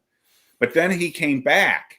And we got wind that he was coming back because somebody saw him in the airport, and then somebody saw him in the hospital getting a physical, and it was crazy because we all thought we were out of the Plaxico hunt, and then he was back in it. So that was kind of cool. I kind of miss those days where you had to wine and dine them like that. Something completely off topic, but I'm trying to scan X as fast as I can. But being that it's something that I'm familiar with right now. David Pollock, former NFL player. I don't know if you remember David Pollock in college. I believe went to Georgia, played, I believe, for the Bengals for a while, had a neck injury, and then got into broadcasting. He just posted he doesn't share stuff on personal stuff, but sharing up, looking for just, prayers and good thoughts. His wife, Lindsay, has brain cancer and is in surgery today at Duke. So best wishes. That's a tough subject. Yeah. So thanks, Robert. I assume you're talking about Adebo here, if that's 10 million figure per year. Yeah, that's still that 3 for 30 deal, which that's not bad. Other people are saying it's more than that, though. That's the weird part. But who's saying that? I haven't even seen that. Who said that was more? Alex Wilson said it was more. Mike Garafolo is saying Morgan Moses of the Jets is going to the Patriots. He was getting a lot of attention. I saw that yesterday. There were like 4 teams that were after him. The Jets didn't exactly have a bell-ringing offensive line, and Moses has bounced around a little bit. Yes, he has. But he's going to the Patriots, $24 million deal that could go up to 28.5. I actually didn't. He was on the Redskins. He was, yes, correct. Yeah, well, they were Commanders were one of the teams that were interested in signing him. So they were looking at bringing him back. New regime, but they were one of the teams that were rumored to make a push for him. So somebody just retweeted me to something in Spanish. So I don't know. I don't know what that's about. So all right. Okay. So we got our corner. Don't get cocky. Make sure we're clear. Corner. We got our corner. Corner. We got a corner. Now all we need is Deontay Banks to get his ass out of his head. Thanks. Another beer, but his head out of his ass. And then maybe we can get the secondary in check. I like our nickel corner. I finished both of mine. Drew Phillips. I thought he had a decent rookie year. Love his physicality. So we got a corner to go with him. And if we get Deontay, the new cornerback, defensive back coach, can get him playing better, then maybe but I wouldn't be shocked if we draft a corner. I still think we could draft a corner. An asshat. Dan Duggan, well, this was 2 hours ago, says he still believes that it'll be Rodgers to the Giants. He thinks a lot of things are being thrown out there now. That was 2 hours ago, though. I don't know. I thought for sure it was going to be like, I figured the Giants were just going to offer him more than other teams would because we're desperate. Now I'm not so sure on that situation. And the question really becomes, and I still have a weird, and I've said this multiple times. I said it in another post.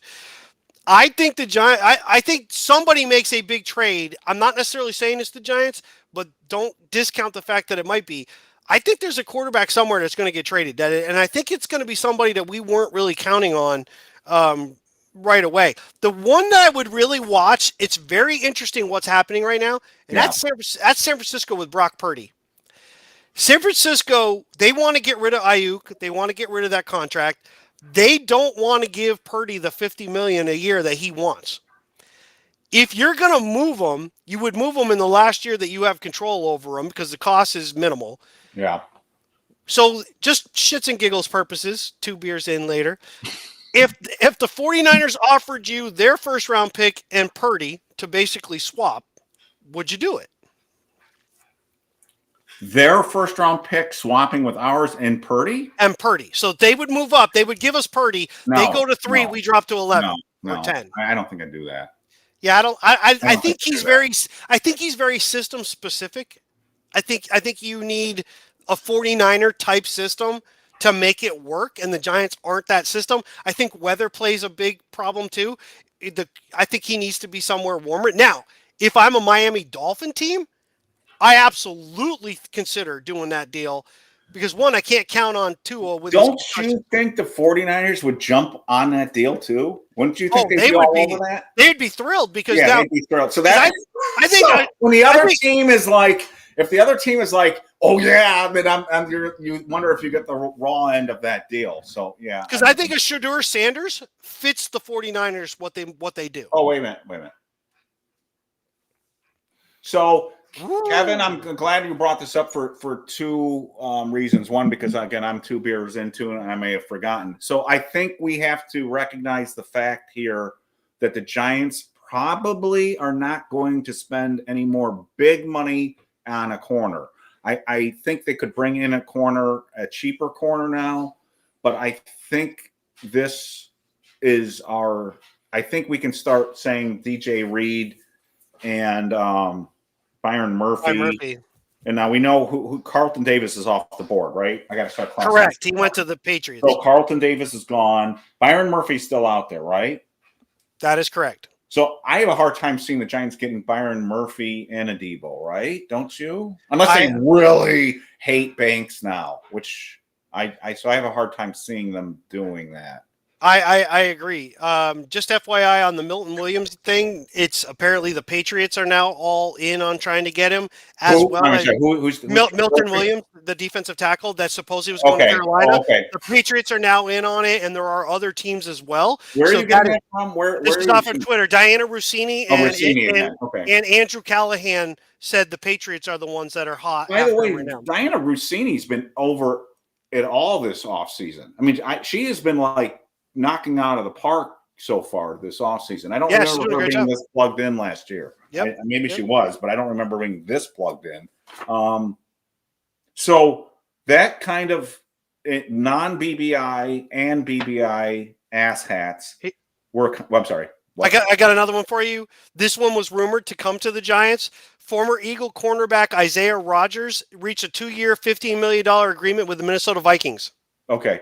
And that plugs in with what I was just going to say. So far, the non-BBI asshats and the BBI asshats seem to have been wrong about the corners. So either the Giants did like Byron Murphy and were rebuffed, didn't like the numbers being discussed, or that was bunk from the start. So I have a hard time seeing them getting Byron Murphy and Adebo. If they do, then I take back what I just said. But there were other people, non-Giants, non-BBI asshats, who were also saying Shavarius Ward. Some of these were reporters too, so I shouldn't say asshats. But some were saying Shavarius Ward. DJ Reed came up a bunch of times. I think somebody mentioned Rasul Douglas with the Bills. So long story short, a lot of the names that were being tied with the Giants at corner ended up not being correct. Unless, again, the Giants did reach out, that those players said no, or there was a smoke screen or something. So I just throw that out there because we always want to talk which ass hats were right, which reporters were right. So far, nobody had the Giants tied to Adebo, and the corners that they were tied with, I don't think are coming here. Right? I agreed. I don't know the validity of this, so take this for just I found it. It's called NFL Notifications. Breaking rumor: the Titans have locked in on drafting Cam Ward with the first overall pick. I wouldn't believe anything like that at all up to the draft, because if I'm the Titans and I don't want Ward, that's what I'm telling people. I agree with you, except for the fact that I agree with you. The possibility that it is true, however, sure. is loading up on the offensive lineman. If they don't sign another quarterback, that means they're rolling into the draft okay with Levis and Mason Rudolph. And I think Mason Rudolph's a free agent, so they still have to sign him. So it's basically rolling in with Will Levis. So if that's the case, if they sign offensive linemen, they go get a receiver or something like that, you can pretty much count on that they've locked in on the quarterback. Yeah, somebody on BBI said, well, they got Will Levis. And I started laughing. I'm like, oh, yeah, we got Tommy DeVito. Nice. So, and he's much cheaper than Levis, and he doesn't put freaking mayonnaise in bullshit. I'm like, what the hell? Yeah, no, look, if the Giants wanted Ward, they screwed that up. Don't you dare. They screwed that up. If Titans really want them, there's nothing the Giants can do about it. So in a way, you got to say, correct. Move past it. Move past the Eric and just focus on the now. Get in the now. So if they really want it, there's nothing they can do about it. Then you're moving on to hoping Shador falls to 3 past the Browns if you like them, or you panic and draft Dart at 3, or try to maneuver to move down and still draft Dart. The problem with this is the same thing we went through last year.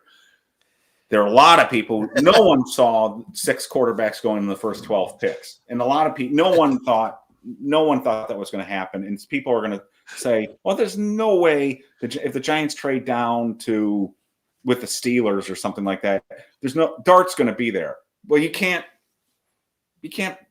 that's not a given anymore. You don't know. Then people can trade up in front of you again. So I'm not advocating to take Dart at 3. I'm just telling you there are no guarantees that unless you don't, if you take him at 3, you've got him. If you tried to trade down at that point, you risk losing him again. So that's the dilemma the Giants find themselves in because they didn't lose a game, but that's there. So, anyways, all right. So by winning the Seahawks. Oh, yeah, and the flip side is this: didn't we get helped out, by the way, by the Patriots yeah, winning? So in a way, you can say it did. Yeah, it didn't matter. Where would we be picking if the Patriots had won? They did win. If the Bills, I'm sorry, if the Patriots lost. Where do we? Well, because they're behind us anyway. So if they had lost that game, they would have jumped us. Right. So we would have been down at 4 or 5. Right. What I'm saying, I think we might have been 6. Would we have been at 6, 5? I mean, I don't even know how far, know. but they would have jumped us. So this is being shared that Mike Garafolo just said Paulson Adebo's contract is one of the bigger we are going to see today. So going to say the 3 for $30 deal is BS. Okay. Wait a minute. I'm going to need to correct that then. Where did you see that? Was that on Twitter? It's on Twitter. And I saw another Big Blue United. Debo contract is not accurate. Get ready, Giants fans. It's going to be much larger than what you're thinking. Of course, he's just reiterating, what we already saw. Wait, was Big Blue United the one that shit on us that other day? I'm trying to remember. No. You mean that account that? Yeah, the one that... I know. Yeah. I don't think it was. I don't even remember. I don't even know who that account was, but... Anyways, that was. I don't want to fire back at them if that wasn't. No, it's not worth it. It's not worth the time. My wife said he's getting into an argument with you because he wants the traffic. So she's probably right. I don't know. And I don't want anything to do with traffic. I've had enough of that. Oh, yes, Jesus, yeah, right. I know. Wait a minute. So I got to find. I'm trying to go to Mike Garafolo's account here. And to see if he's tweeted out anything on that contract, because if he did, you've got people all over the place trying to project a Giants trade with the Cardinals for it's not real for Murray. They're saying this is what I would do. Just for some breaking news though, this is I just can't believe it. The Broncos have re-signed offensive tackle Matt Parrott. So there you go.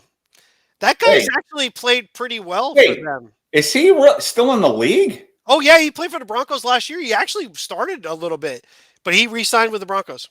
Matt Parrott is still in the league. Oh, my God. I didn't know that. Okay. Jesus Christ. Well, then you could say there's another Giant who left this team and is playing better someplace else. So here's 30 minutes ago. This is from Chris Sims. Paulson Adebo, when healthy, is the best cornerback on the market. In your face, man-to-man. Love it for the G-men. Who said that? Chris Sims.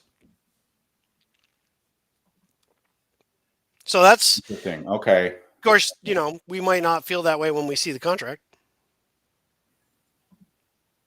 All right, wait a minute. Art Stapleton. So you're saying Mike Garafolo.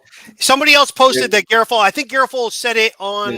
He was on a show or something. The numbers may be much higher on this, and Chris Sims just said, you said he was when healthy.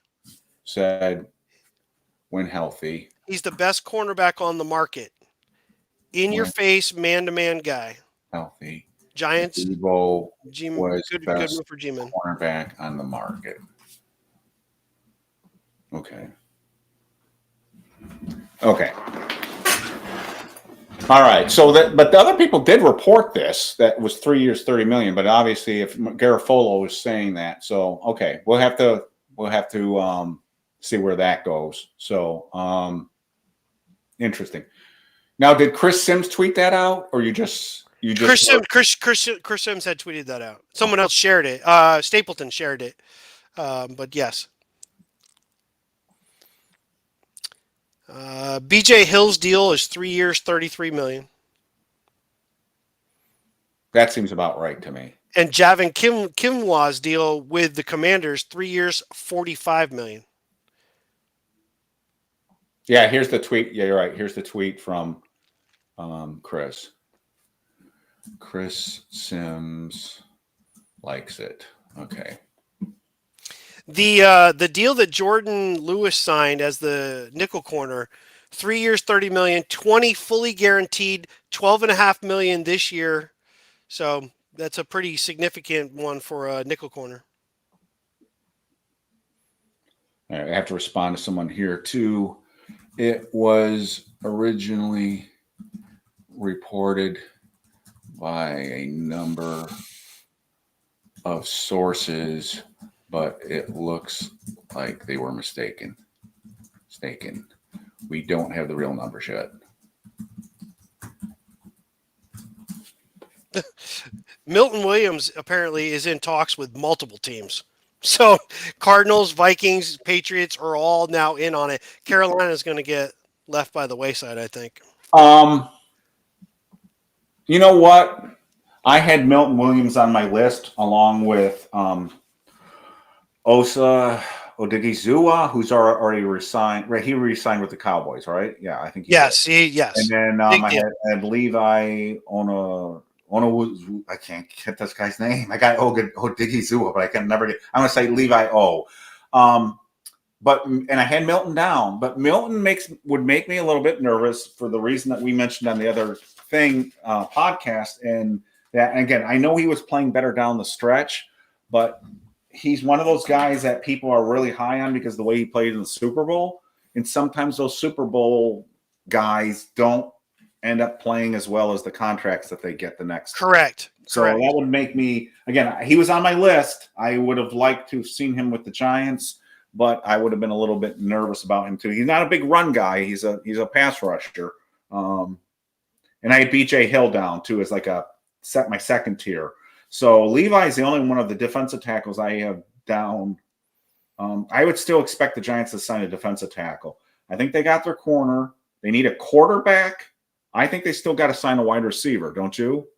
You have to. We're so thin at the position. So I like that Patrick McCarry, who I mentioned, whose name is now out there with multiple people, not with with the Giants, but a lot of people have picked up on that. And it's not because he's a super stud. It's because he can play tackle, he can play guard, he can play center. So say your center bombs out, you can slide him into center. Say your tackle gets hurt again, you can play him at left. He's played both left tackle and right tackle. So maybe you don't have to move Illuminor. Or if you're more comfortable with that right tackle, then you can move Illuminor. And then you have your guard situation. So that's why I like McCarry.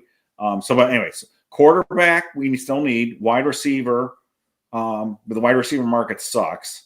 OL would be, offensive line would be nice to get somebody. We got our corner. I still think they need to get one defensive lineman and safety.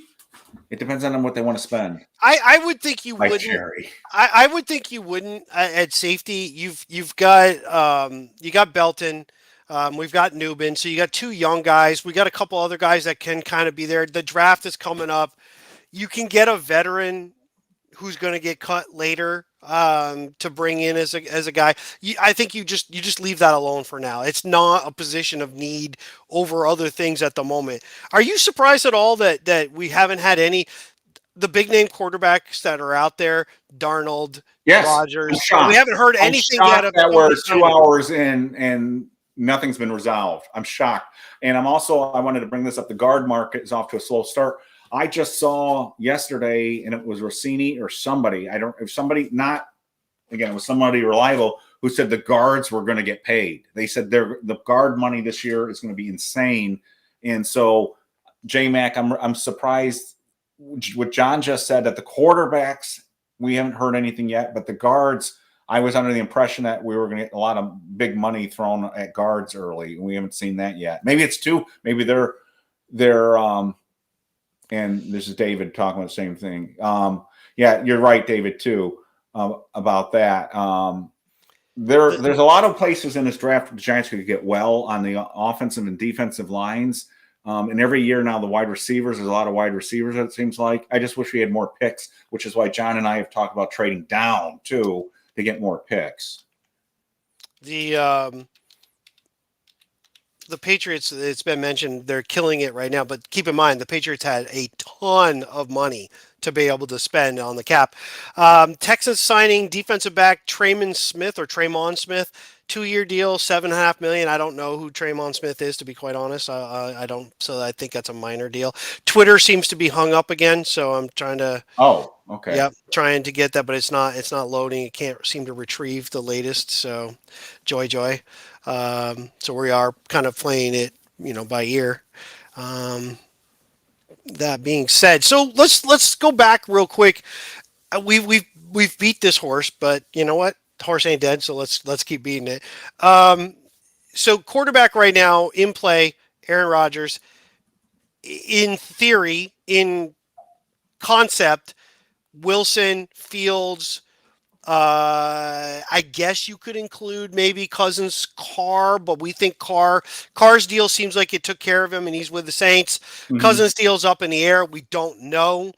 And then Darnold, I just don't think he's even an option, but technically would be available. Sorry, I'm getting other messages that I need to pay attention to. Yeah, I'm So also adding to BBI what Chris Sims said about a Debo. I just added that. So people are wondering what the hell I'm doing. I'm trying to see what's going on. I'm trying to get back on Twitter, and I'm trying to put things on the site. Sorry, I looked down like, here, and I'm trying to drink my beer. So. and I've got the insurance guys like, oh, I'm about to inspect your car, and I'm thinking, just if you don't come back and tell me totaled, we are going to have a major disagreement. So, there's Joe. But anyway, Joe's on here too. Nice. Tommy. The only thing I can tell you is no one, as what John just said, none of the quarterbacks that we thought would be starting to sign now, 2 hours in, are still not signed. So, and usually they're the first to go. Like somebody is the first to go. Yeah, there's obviously a huge attack on. There's trillions of dollars at stake here, so there's a lot of money involved here. So that doesn't surprise me. Yeah. So Joe, you might be right about DeVito better get off to a good start. All right, wait a minute here.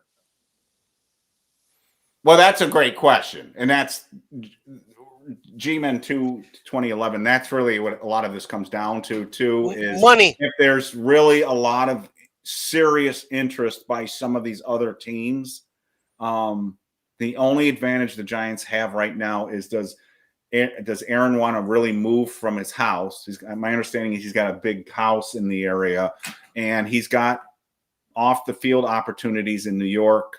Again, we live in this day and age, you don't have to be in the city to take advantage of these things, but there is an advantage to being in the New York area if he wants to do some of these things with WFAN and be on some of these shows and things like that. Again, I get it. You can zoom in and you can do all these things, but barring that, if I'm Aaron Rodgers and the Vikings are really serious, or the Steelers are really serious and the money's relatively same, I'm going there. So that's why everyone's starting to get a little nervous, because why wouldn't you? I don't know if John feels differently. Yeah, I think it's money. I mean, quite frankly, it's money. He's 40 some odd years old. It's money. I don't think he's motivated necessarily just by Super Bowls. It's really weird. You think he would be. I don't think he is. He's motivated by attention. And he could get a lot more attention, quite frankly, with the Giants than he would with the Steelers. The Steelers are good attention or bad attention? Well, is there such, it's PR. Yeah. It's one of those things. It's like, I think Rodgers, if the money's close, you obviously go with the winning situation.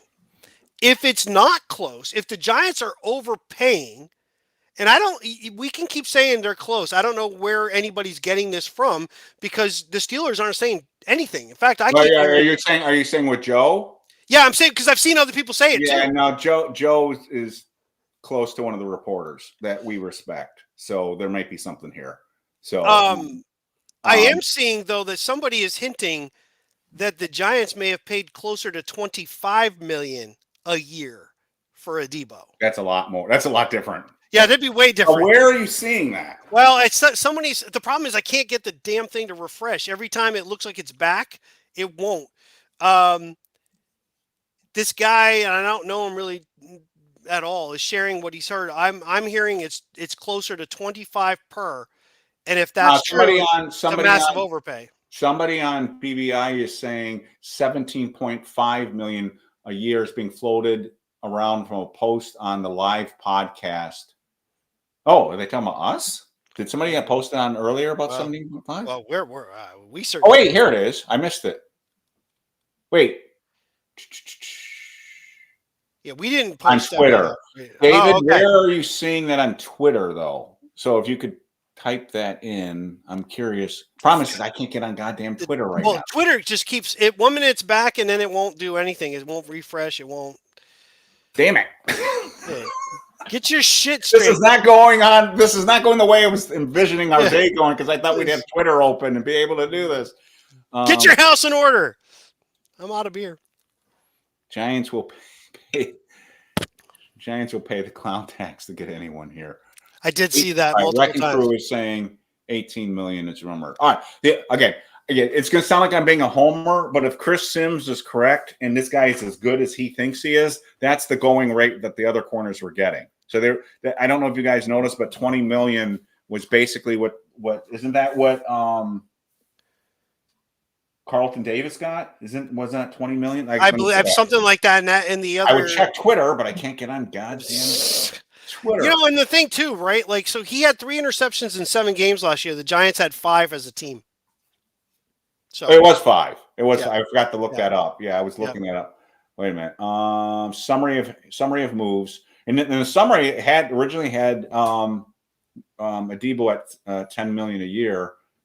Yeah, Carlton Davis 3 years, 60 million. So if you believe in what other corner? There was another corner here.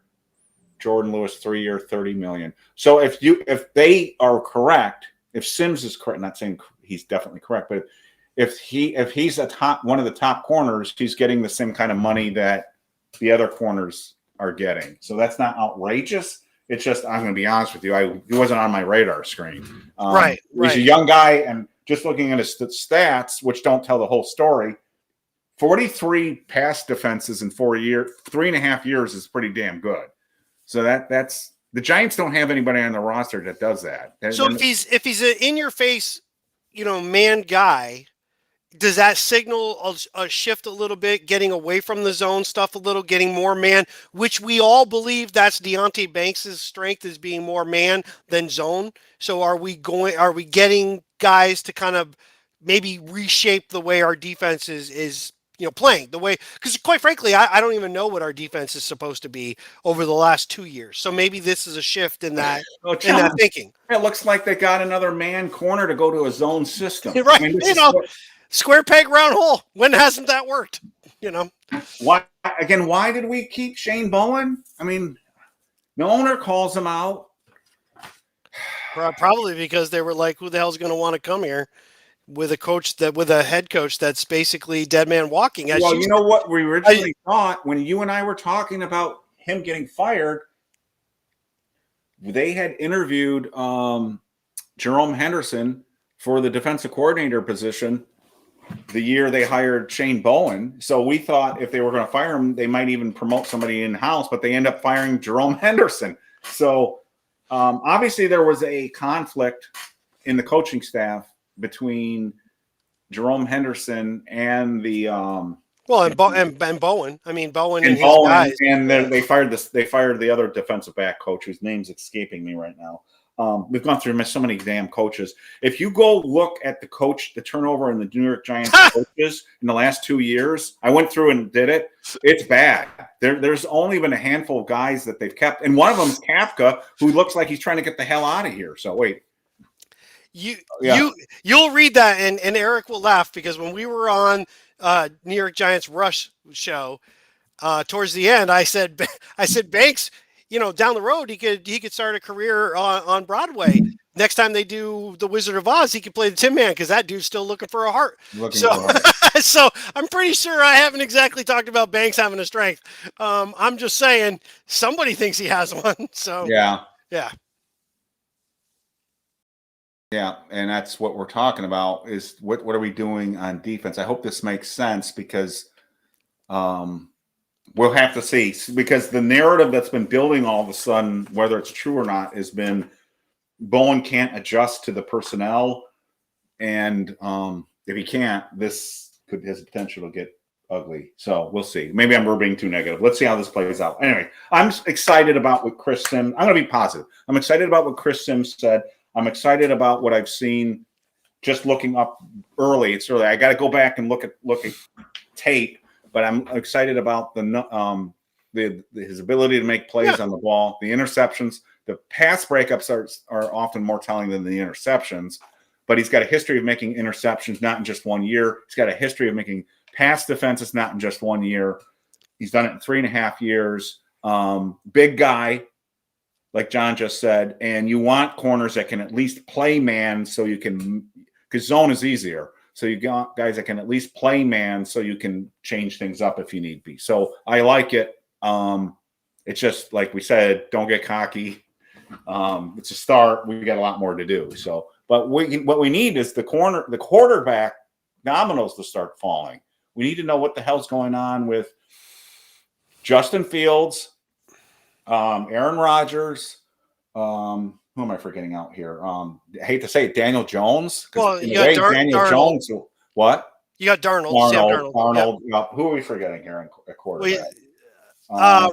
Rodgers, Wilson, Fields, Darnold, and then Cousins. Carr's going to stay with the Saints. That's kind of it for the top guys And we're thinking right now that obviously Carr's not going anywhere because they redid the deal too. So he's just not going anywhere. Carr's not going anywhere. Correct. I can't imagine the way they redid the deal. If you try to trade him, a lot of that stuff would accelerate back in, and the other team has to take that on. I suspect. I mean, the way they did it was to free up cap space for themselves this year.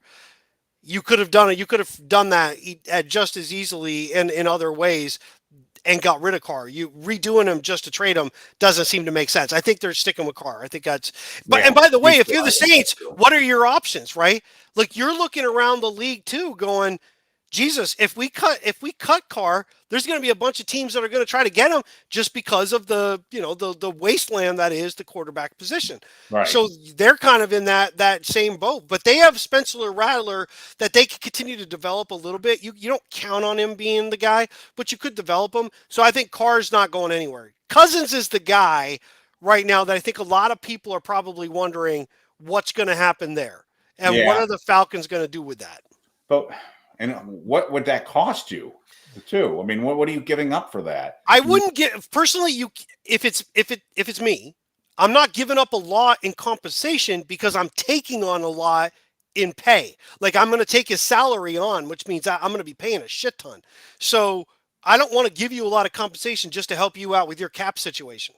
So it's either I get a new deal done with him and I'm working out a better deal, or I take him as is and you basically give him to me for nothing because I'm taking the compensation that you're going to pay him. I'm taking it off your books and putting it on mine. Yeah. I don't know. It could be Cousins went down because he's coming off the injury. I just don't know if it went really badly. I mean, I was watching a breakdown of his he had like 9 interceptions in the second half of the season before he was benched. And they are horrifically bad choices, and just the ball just doesn't get there. You can account now. He did have a shoulder injury that was not disclosed quite a bit, and that was affecting him. Right. So if that's the case, and I know that he's healed, and if I'm the Giants, I roll the dice if I need to. He's just not my first option. But then again, I know I'm on the bandwagon to get Rodgers. I mean, for me to remotely tell anybody that I'm on board with Rodgers, but I don't understand the shit that might come with him. No, I absolutely do. Right. Like he could be. I saw him up close and personal in November. I went to the Cardinals Jets game. I was in Arizona. I was like, hey, you know what? I want to go to a game. It's really cool. I actually got tickets 4 rows off the field. I saw him on the sidelines. There were plenty of times they would just come off the field. I mean, he was dejected on what happened. He would just go sit down. People left him alone, drapes the towel over his head, just kind of stood over there. You could see on a bad team how quickly that could go south. Yeah. Even if he's playing okay. So there is a lot there. But again, you've mentioned it before. It was your biggest thing. You said this way back in the summer if they go this route. is that if they struggle and they bring back Dayball, it's essentially Dan Reeves all over again. Oh yeah, that was my fear from the beginning on this, and I actually thought they were going to fire him because I thought his body language in the second half of the season in the press conferences was very down. He looked like his fate had been sealed. But there was that magical win and the meeting that happened afterwards, and then it's like the vibe really switched. Even the reporters were kind of like, oh, he's kind of gone, he's gone, and then they beat the Colts. And then all of a sudden the vibe changed. And it seemed like overnight it seemed like, well, he's coming back. And I hope it doesn't happen because I don't want to go through this again. I don't know if this is true. Someone just shared this. Now, I cannot find it anywhere else. The Giants, again, please do not yell at me. I don't know if this is true. The Giants are signing Russell Wilson to a 1-year, $10 million contract. Wait, where are you seeing that? This is somebody on BBI just posted it saying breaking on Twitter. Now, he could be a complete ass. And if you are Joe Manick, you can be bye-bye after we're done with this if you just made this shit up. So, I don't know who. I don't know who this guy is. I don't either. I'm just saying that's why I have no idea if it's true. Yeah. I can't get Twitter to reload, so I have no idea. Anybody else know that? If this is BS, see ya.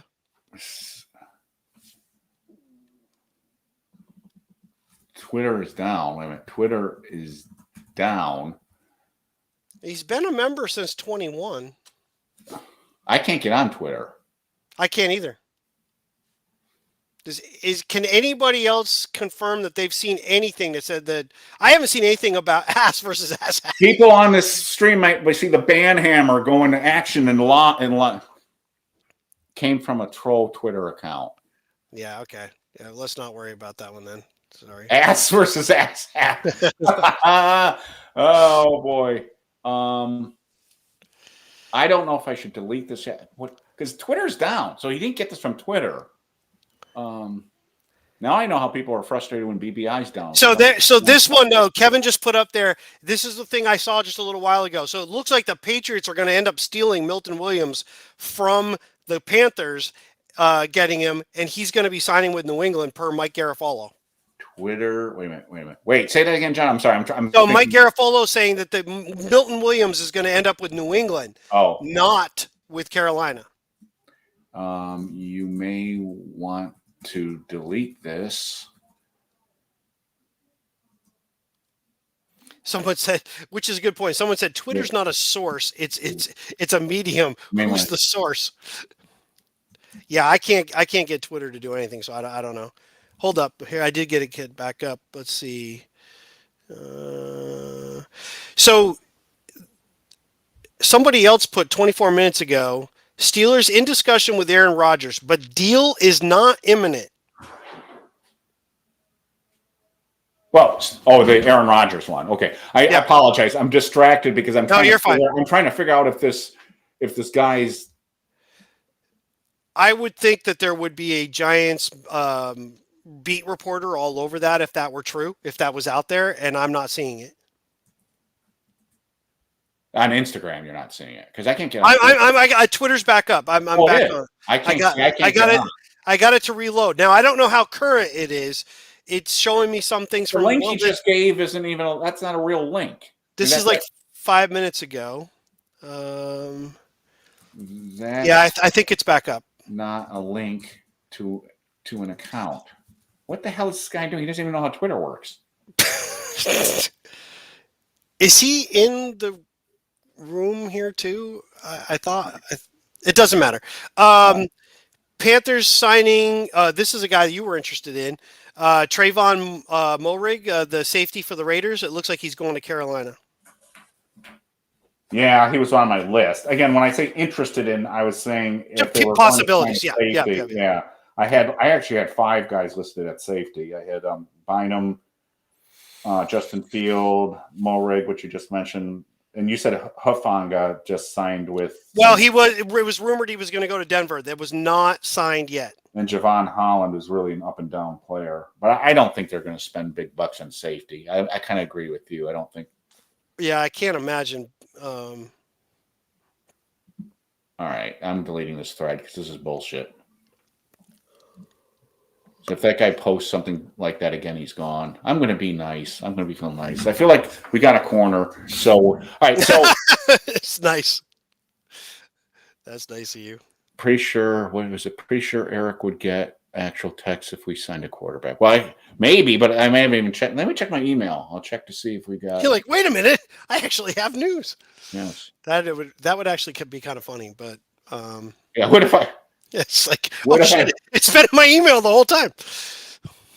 Who the hell uses email? No, I don't have anything but from anybody saying there's anything. What if there was like really like I had like six messages like, oh my God, you're not going to believe this. No, there's nothing. Yeah, that would be actually really funny if it was like, you're not going to believe it. It is Kyler Murray. Would be. I would laugh like that. Yeah, would there's be awesome. nothing, and no one has reached out to me to tell me that there's something going on. I am a little bit surprised that, like you said earlier, and it's really kind of funny. Sometimes you don't see the forest through the trees. What you said, none of the dominoes at quarterback have fallen yet. So I don't think any of us thought we'd be here 2 hours in and nobody would be signed. Aaron Darnold. So there is a rumor. G-Man Pride on X, and then he mentions that he has a connection to somebody who knows this guy, but that the Giants are closing in on Will Fries, which is the guard. That's been rumored. Now that would make us the all broken leg team because he's another guy that was playing really well and broke his leg. So we get the all broken leg free agent route. Well, I mean, they've been spending so much time breaking hearts. I mean, yes. you might as well. What if both guys show up at OTAs still in cast or something like Jesus. that? So let's hope they can pass the physical. He's a blue collar overachiever. Think of a younger what Glowinski was supposed to be. A lot of people had him as one of the top guards in the market. So I will tell you this, John, doesn't bode well for Evan Neal if they sign that guy. If they sign him, Evan Neal doesn't have a future here. Where do you play Evan Neal at that point? Yeah, I think the writing's on the wall that they're not going to pick up the 5th-year option. They're just not.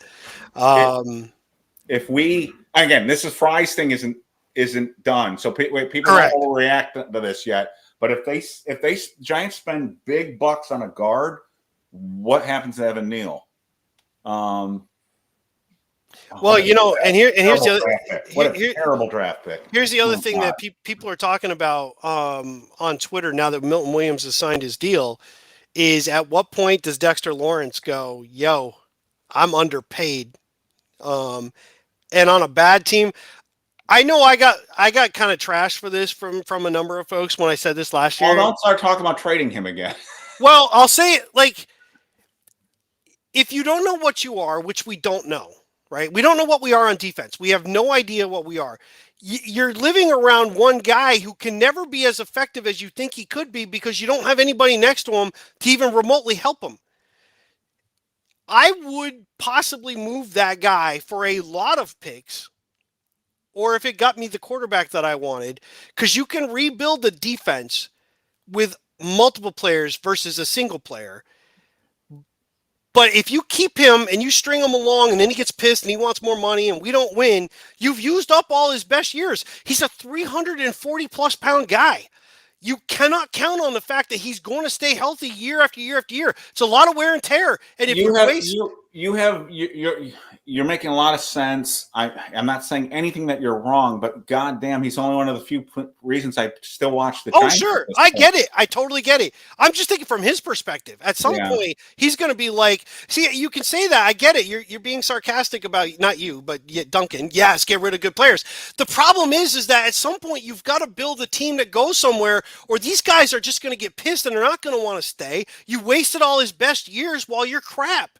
I'm not saying get rid of Dexter Lawrence. I'm saying at some point, if I'm him, I want out because this sucks.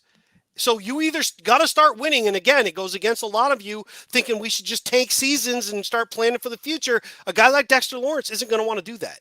I'm going to ask because I've been multitasking. Did we ever get a number on Adebo? I'm still looking, but people are hinting that it's closer to 20 per year. Okay. So if anyone out there, somebody just said, I just lost it. It said somebody said Ricky was close to. Oh, here it is. So I assume, Michael, you're talking about Adebo here. I haven't seen a number yet. I'd be curious to see the number. If it's around 20, I think I'm okay. If he's the player that Chris Sims thinks he is. Oh, here it is. Yeah, Joey, I think that's fair deal, right? If he's the player that he thinks he is. I mean, again, I got to go back and look, but his numbers on playing the football are really good. We'll see. My girlfriend is pissed that I gotta put that up. Somebody said a message to John the other day in this. It said that his wife or girlfriend was watching us at like 1 o'clock in the morning, and she was really pissed. I thought that was funny. Wait a minute. And yeah, Duncan, absolutely. That's kind of what I'm thinking too. Like if you're going to do something, it has to be earth-shattering, game-changing for the Giants to move a guy like that. But if someone's going to give you the farm for it, because that puts them over the top, and think of what the Cowboys did when they were able to do that. They rebuilt their entire team. Their defense was built on that Herschel Walker trade, and that led to a whole lot. The Giants may need to consider that at some point. Trayvon Moehrig, just to give you an idea, 3 years, $51 million. Well, that's a lot. Okay. That's a lot for a safety. That's a lot. Shock treatment, yeah, but do you spend the 7th pick in the draft on that? And again, his 5th-year options coming up. And look, we were all on board when he got drafted. He was as sure a thing as there was in the draft. I don't recall anybody saying negative things about Evan Neal. He is the definition of that. There's no such thing as a sure thing in the draft, because he was as sure a thing as there was in the draft, and he can't even be a decent reserve tackle at this point. He had to come in last year. And then part of the problem with him is he can't stay healthy. So he missed the spring and most of the summer because he still wasn't healthy. When he finally did get playing the second half of this last year, he got hurt again.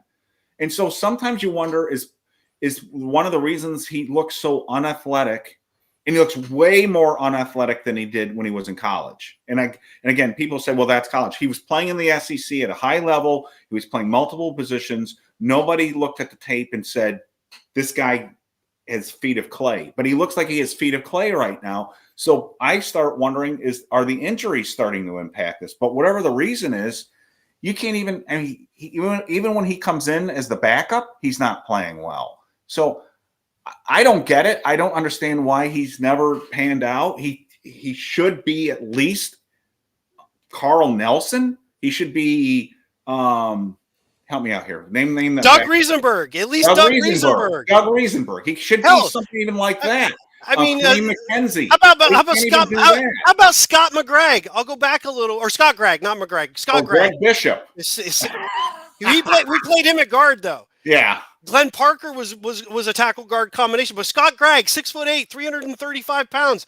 Thank you. Yes, Optimus. Yeah, thank you. Optimus. Yeah, Optimus. dude. Yeah. One of my favorite stories in BBI, I used to say it all the time. When Sodi was around, by the way, we were talking about we forgot to mention Sodi, someone who, remember when I said, I don't know the background of the ass hats? I know who Sodi was, and he was legit. So he was legit. He said I'm in a good the mood. Giants defensive players, Michael Strahan's nickname for Scott Gregg was Pussy. So when you go back and rewatch, if you no Giants fan in the right mind would ever do this. If you went back and rewatched the nightmare playoff game between the 49ers and the Giants, where we had the 24-point lead and lost that game. Jesus Christ. If you wonder why Scott Gregg was playing really, really well in that game, he was particularly motivated to stick it to the Giants in that game. And that was the game that we lost one of our defensive linemen. We were actually up and he got hurt. It was oh God, who was that guy? He was the guy that played opposite of Strahan. Someone's going to help me out here. Holmes? Was it Holmes? Kenny Was it Holmes. It was Kenny Holmes. Yeah. Kenny Holmes, I think, got hurt midway through that game, and he was actually kicking ass in that game. I don't remember if you remember that. Like, Kenny Holmes was I remember a lot about that game. And then, I remember Jeremy Shockey let a ball go right through his hands. That would have been a touchdown. That would have pretty much that sealed the game. The one who caused that loss was my brother-in-law, who I love, but he called at halftime or in the third. He called in the third quarter, and he said, "You guys got this wrapped up." And anyone who knows me doesn't make a phone call like that. Not during the Giants game. The last thing you do is call me during the Giants game. I agree with you, but what lost that game was freaking Strahan pointing at the goddamn scoreboard when the 49ers were celebrating. I'm like, you just need to stop them. Don't let them score where they look at the scoreboard. You need to just stop them. And that really pissed me off. But anyway. Yeah. People forget about the Doug Riesenberg thing. Oh, wait. Is this true? What am I missing? Let's see that it might be. I just got another thing that just came out. Yep. Wait a minute. But there we go. So now things are starting to fall in place. That's interesting. I didn't have him going there. Did you? Well, a lot of people started talking about it just recently. Once you had to know that Seattle must be up to something. Yeah, Darnold to the Seahawks. First domino has fallen. I think we'll be seeing a lot of quarterback signings now. This is just somebody posting shit and stuff on here. The Rams are signing Poona Ford, defensive tackle, 3 years, $30 million. And Darnold did get 3 years, nearly $100 million. That's interesting because now the Vikings are in play for a couple of things. One, Daniel Jones to re-sign with the Vikings. Thus, they do their bridge to J.J. McCarthy, which, by the way, that could have been with the Giants. But now it would be the Vikings. The other thing is they don't do that. They just basically go with McCarthy. But there's questions about his knee. I know a lot of people keep saying no, but the fact of the matter is there are some questions that he had to have a second procedure to clean it up and that it's not a given that he'll be ready. So it's curious. I'm curious of what the Vikings do. This is a good question. I doubt it. I don't know, but it's a good question. I'm going to be honest with you. I thought Rodgers was going to get more than that. I suspect he's going to get like $40 million a year. He's not going to sign for anything less than that right now. You mean Rodgers? I'm talking about Rodgers. Yes. Yeah. Yes. I don't, David. I think it's a good question. I don't know. Obviously, John thinks more. I don't know. I thought Aaron. Wait a minute. Oh, this is his prediction here. I thought he was telling us that somebody signed. I don't know. Think of it this way, right? You're Sam Darnold. You leave and I don't know what the Vikings offer was. For all we know, the Vikings didn't really offer much. They might have been pretty unhappy with the way the season ended. You're Sam Darnold. You go and sign with the Seahawks. They got rid of Tyler Lockett. They got rid of DK Metcalf. You basically have Jackson Smith and Najigma. And who else do you have at wide receiver? Yeah. You have two good running backs. Your tight ends aren't anything special. They're going after somebody else receiver wise to bring over there, or that's a weird move for Darnold. When I think I would have been more in. Again, we don't know if it's weird because we have conversations about things we have no idea about. We don't know if the Vikings offered him really much of anything. They might have just been like, you know what, the season ended kind of badly. We're okay with moving on from you. Yeah, but a lot of people were saying that he was still in play there, weren't they? Though a lot of reporters did, but again, I mean, we don't know that. We didn't hear any numbers being thrown about from the Vikings. They didn't tag him. That was obvious. That's really an expensive thing to do. But day one he signs with Seattle, who literally just came out of they weren't even in the quarterback market 4 days ago. Then they trade Geno Smith, and all of a sudden they're in the quarterback market. Yeah, and Jordan Renan is reporting that Debo was around $18 million. That's expected. So it sounds like he doesn't really know for sure, but I think $18 million right now is what we're working with. So I'm tweeting that out too. He's 25. I don't know if I'd want to spend 17, 18. 19 million, 20 million on a 29, 30, 31-year-old cornerback. I got a guy who's ascending, who has stats. I mean, if you want a guy with years of his best play to come, not his best years have already happened. I know take Rodgers out of the equation. I'm talking about when you have an opportunity. The Giants don't have an opportunity to do anything but get the best quarterback, no matter what he is. It could be a guy coming off, basically we could get Otto Graham right now and he'd be the best quarterback we have on the roster. Yeah, I'm gonna look. People say I'm too negative. I'm gonna be pretty positive on this. If this guy is what he looks like he's going to be, or it has been, I think this is a good deal. I mean, it's a lot of money, but they're spending on a young guy who's played 4 years, so he's on his second contract. It's not his third contract. He's a big guy. He can play man, and he makes plays on the football. So right now, I'm feeling pretty good about this. I'm feeling pretty good. That's where I am right now. So I was celebrating. I'm sorry, totally personal. I'm just celebrating, but it looks like that other insurance company is going to call it a full total of the car.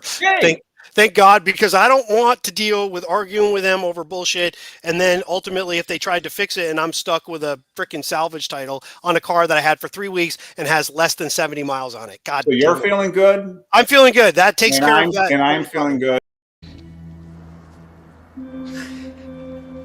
Feel pretty good. And I'm not scared at all. I just feel kind of invincible. Me too. I got a very positive attitude about this. Good, me too. Yeah.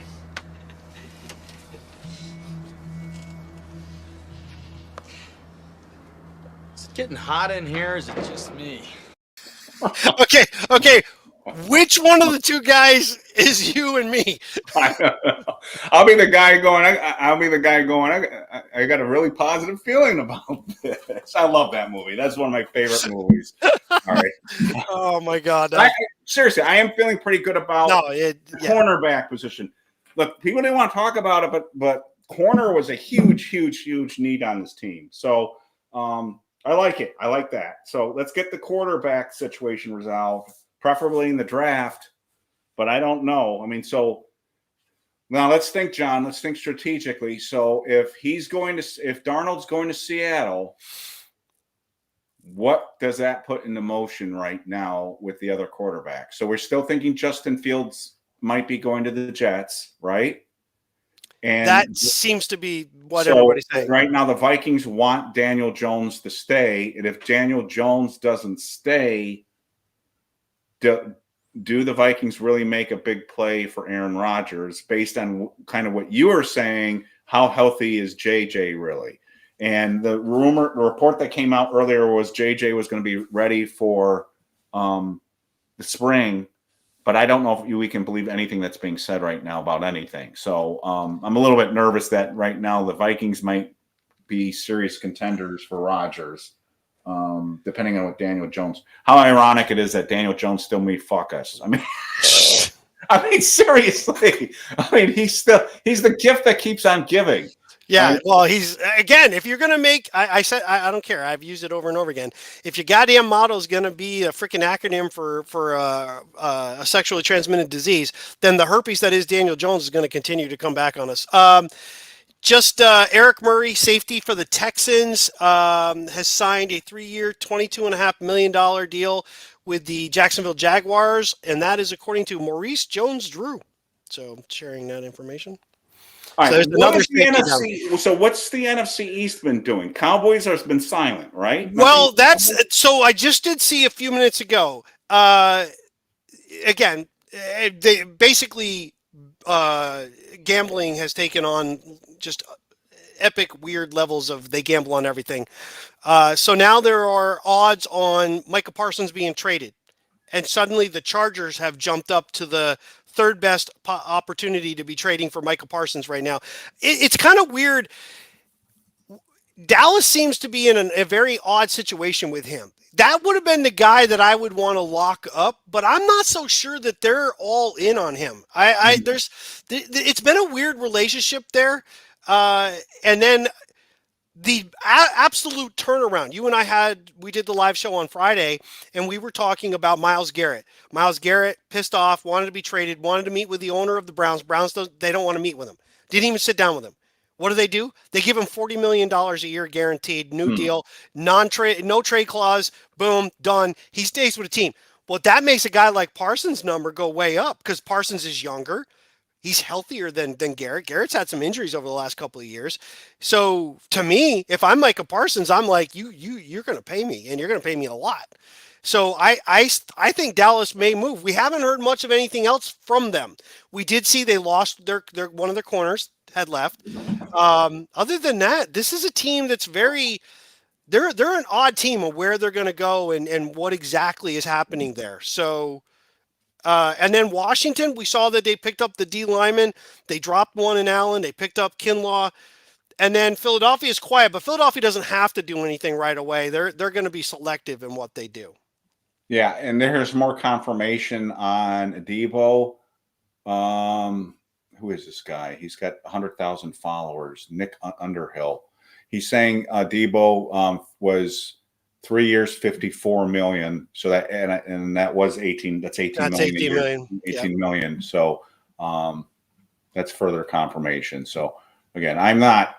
That's kind of what the other high end corners are going for. So I don't think that's unreasonable. They were getting slightly more. They were getting 20. So I don't think that's unreasonable. So I just posted that in BBI too. Okay. Let me just do this. Okay, sorry, John. I'm trying to. No. You're fine. I'm trying to keep up on anything else that's going on here. So let's go back to what you asked me, which is where's the quarterback landscape now? So you've got Darnold to Seattle, and that was kind of being slightly hinted at in the last 36 hours or so since the Geno Smith trade. So Seattle gets their guy.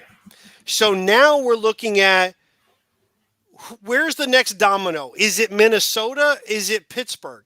I think one may drive the other, but again, the one big thing, the difference between those two teams is Kevin O'Connell.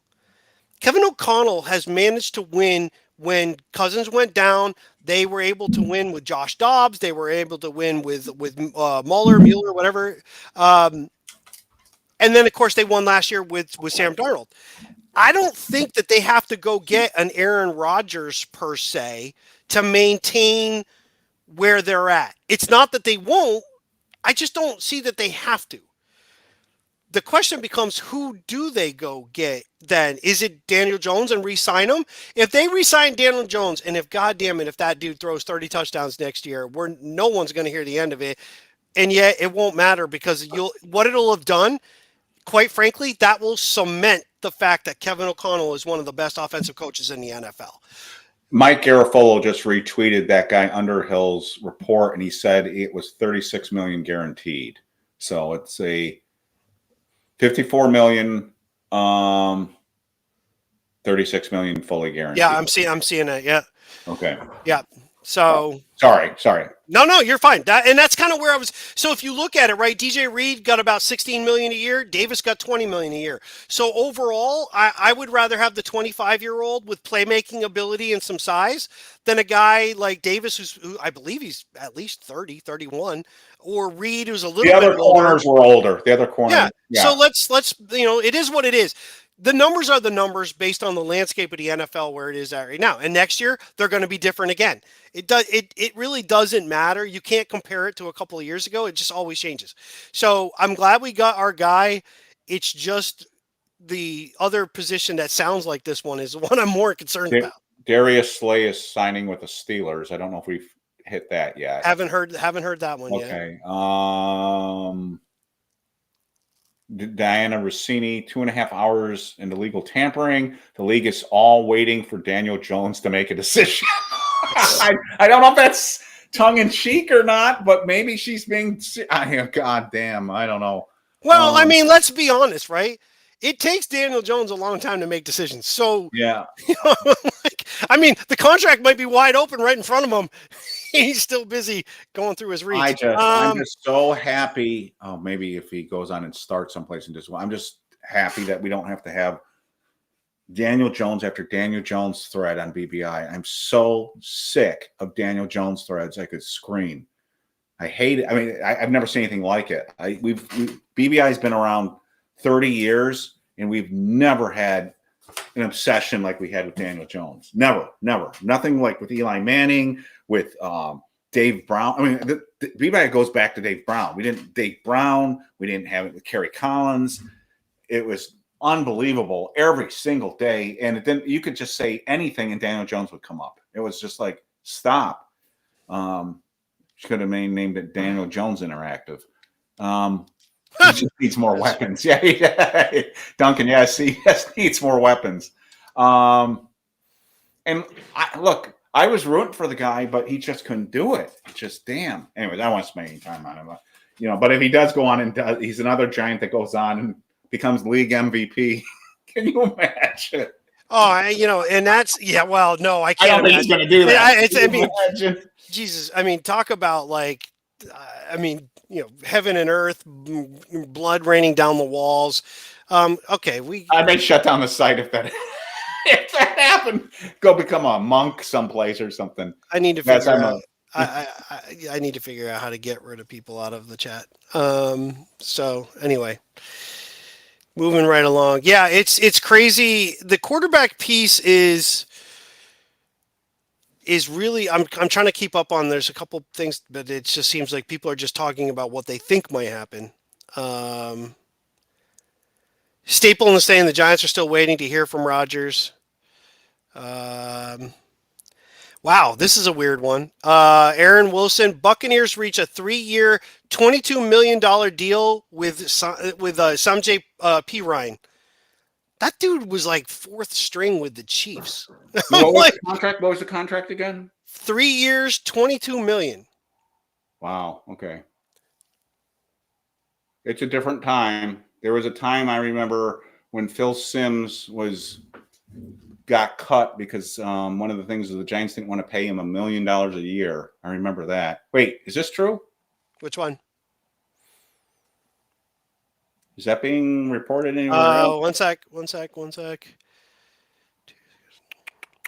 Yeah, someone else is saying Fields to the Jets, which is what was been rumored out there. So that would be another domino. Someone was nice enough to reshare the Daniel Jones Giants contract from a couple years ago. I'm like, please don't. We don't need to see that anymore. No, we all know intimately what that contract was. It's a 2-year deal that didn't even make it 2 years. That was the funny thing. It was like it's a 2-year deal and it didn't even go that full thing. But we thought the bye week would be the point where if they were going to bench him, they would do. I was hoping it would be earlier because I didn't want him to get hurt. Let's see. Wait a minute. I'm just trying to see. There's a lot of news coming in. I'm just trying to make sure. So did we get confirmation on Fields? I'm working on it. I haven't seen it yet. Yeah. Wait a minute. There multiple people on BBI are saying the same thing. Ian Rappaport is reporting it. God damn, I'm not seeing that yet. But it could be on TV too, though. Yeah. 2-year deal, $40 million with $30 million guaranteed. So that's a lot. I don't think they make that deal if they didn't have a new coach. That's the kind of thing, again, would have been if the Giants had a new coach, I think they could take gambles like that. I don't think Dable can take a gamble like that. But I don't. So here you are, right? You have, yes, Devontae Adams is gone. Yes, Aaron Rodgers is gone. You have Garrett Wilson, who was unhappy even with Rodgers as the quarterback because he wasn't getting the ball. Right. And now you're getting a quarterback who's not known as a big-time thrower. He struggles. You're not going to make that guy any more happy. And there was some talk that he might be on and yes, it is being confirmed. And if you're paying him that much money, he's your starter. He's obviously your starter. So he's going to be the starting quarterback. So clearly the Steelers are down to Wilson or Rodgers. That's their two guys that they're negotiating with. Then the Vikings, which really have been kind of an ancillary kind of Rodgers possibility, but we haven't really heard the Vikings say that. But now they clearly are in the quarterback market if that's the way they choose to go. I ultimately get this weird feeling that unless Pittsburgh does sign Rodgers, he didn't really have as many options as everybody keeps thinking. I think his team was playing up all these other options, was trying to build that up to get the guaranteed money from the Giants, basically getting them to, bid against themselves. Well, if Rodgers is going someplace, he's going to the Steelers. or the Vikings now? Because Seattle's off the board. It's got to be right, but I don't think the it's Steelers Vikings. or it's got to be the Vikings. No, it's it can be the Giants. No. I'm saying if it's not the Giants. But I don't think it's Minnesota. I don't think he just doesn't fit O'Connell. But the narrative is out again. I'm not agreeing with this. I'm saying the narrative is if Daniel Jones goes someplace else, the Vikings might pivot to Aaron Rodgers. I'm not saying that's going to happen, but that's what's been out there. The reporters are reporting that. The other thing is Steelers. So I'm trying to identify threats. Sure. So the threats to the Aaron Rodgers to the Giants right now, am I wrong? Are two other teams, right? It's Pittsburgh and it's potentially Minnesota. There's no other team. There's no other team in the mix right now, right? Not that has been hinted at. No. All right. Now, question to you. I don't follow the Jets that intimately because I don't care for them. What would motivate them to want to, since they already made the investment, why go from Rodgers to Fields? Why did they do that? It depends on the offense they plan on running. Mm-hmm. But you've already got Tyrod Taylor, which is not a lot different overall. I mean, he's a better thrower than Fields is. He's not as athletic as Fields, but he's not exactly a statue back there. No, he can run, but he just gets hurt. And he gets hurt a lot. He fumbles a lot. I suspect that they know where they're picking. Unless they were going to trade up, they weren't getting a guy. And why did they? Again, I didn't watch it. Follow that. What was the motivation for the Jets parting ways with Rodgers? Well, I mean, Rodgers ultimately, I think it's contract. And there was a bit of an attitude that people kind of felt like he played a role in getting rid of the GM and getting rid of I think he was running that team. So I wondered if somebody could come in with a stronger man. Maybe they felt he was just too out of control. It might have been, but it seemed pretty known all the way right after the season was over. And this is before Aaron Glenn was even hired, that Rodgers was going to be out. Remember, there was a weird tweet that Rodgers, where he basically said, I'm going to play next year, and actually mentioned New York, and people thought that was hinting at him playing for the Giants, not for the Jets. And that was back in, I want to say that was early January that tweet had come out from Rodgers. And it was hinting that he was going to play. He was leaning towards playing in New York, but it wasn't for the Jets. Mm-hmm. I just don't know if everything, if you take the personality out of it and the fact that he was seen at times calling the shots, if I'm the Jets and I'm still thinking about getting a long-term replacement and I'm looking for a placeholder, I don't know if I'm going Fields over. It's kind of like us. You would rather have, I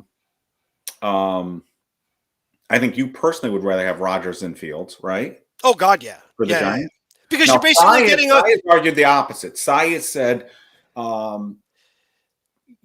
there's still a potential upside that Fields could still reinvigorate his career.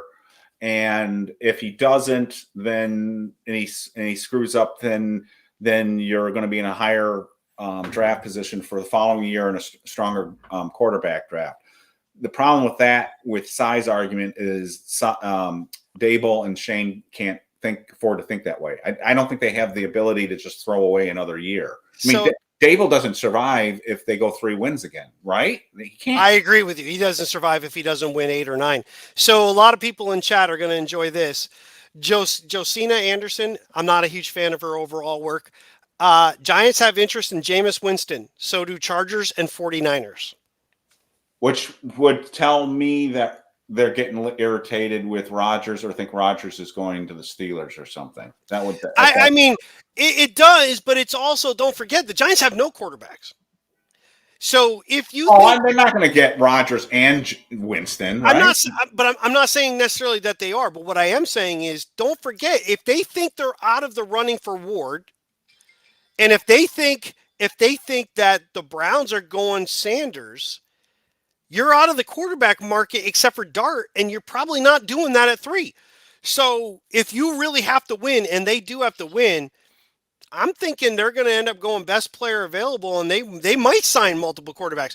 I don't see that as possible, but again, Winston may be a fallback to other stuff. What are people looking at? Are they looking at her tweet that says the Giants could potentially be in contact pending outcome of talks with the other quarterbacks? Or that was 9 minutes ago. That seems very vague. It is vague there. I'm taking it what was on BBI. I haven't seen her stuff. No, it quite says frankly, nine I minutes ignore ago, I'm most of told it. the 49ers and Chargers have been in conversation with Winston for potential backup roles per league source. The Giants could potentially be in contact pending outcomes with this seems weak. That seems a little more weak. So here's just switching real quick back to Paulson Adebo. Jason McCourty, former NFL player, now works for, I believe, he used to work for NFL Network. They should have never gotten rid of him. I think he was really great in the morning, and does a lot of CBS work. He's talking in regards to Paulson Adebo. Played a ton of press man coverage in New Orleans. Did it at a high level. Love this signing. Very underrated. All right, where did you see that? I'm sorry. This is Jason McCourty posting this on Twitter. Okay, we get that too. I'm trying to post this on because I'm trying to get more information on Josina's post because it's not what people say it. All right. Somebody having fun. If the Steelers are serious about contending, they'll sign Daniel Jones.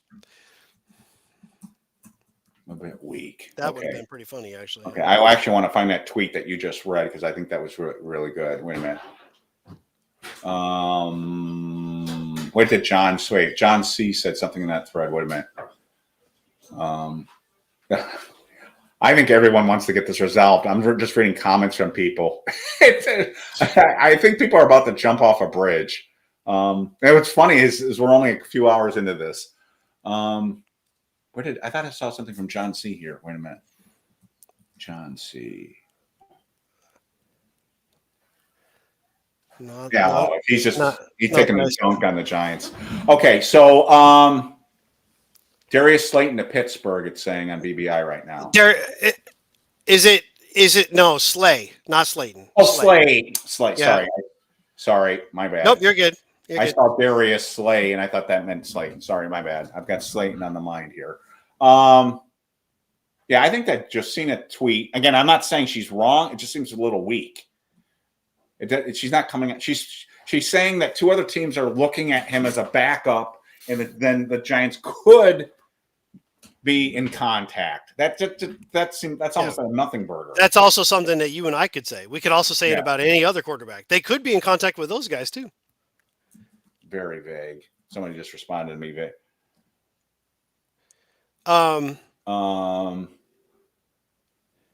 Okay, so I want to get that tweet. So you said it was who tweeted that with Adebo earlier? You said Jason McCourty. Sorry, I'm trying to figure out who these guys are talking about.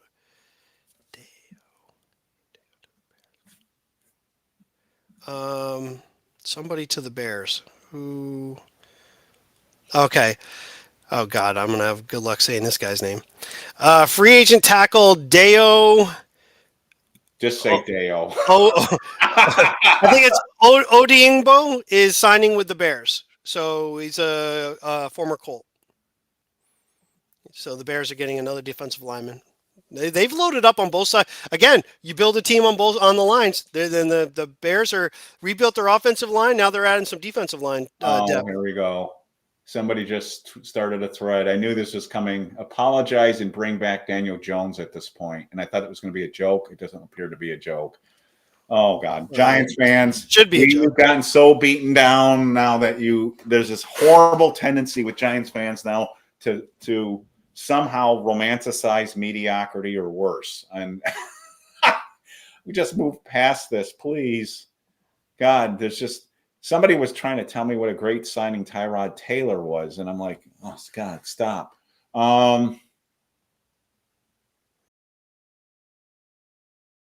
Yeah, people are dunking on Josina right now because it's really her wording's too vague.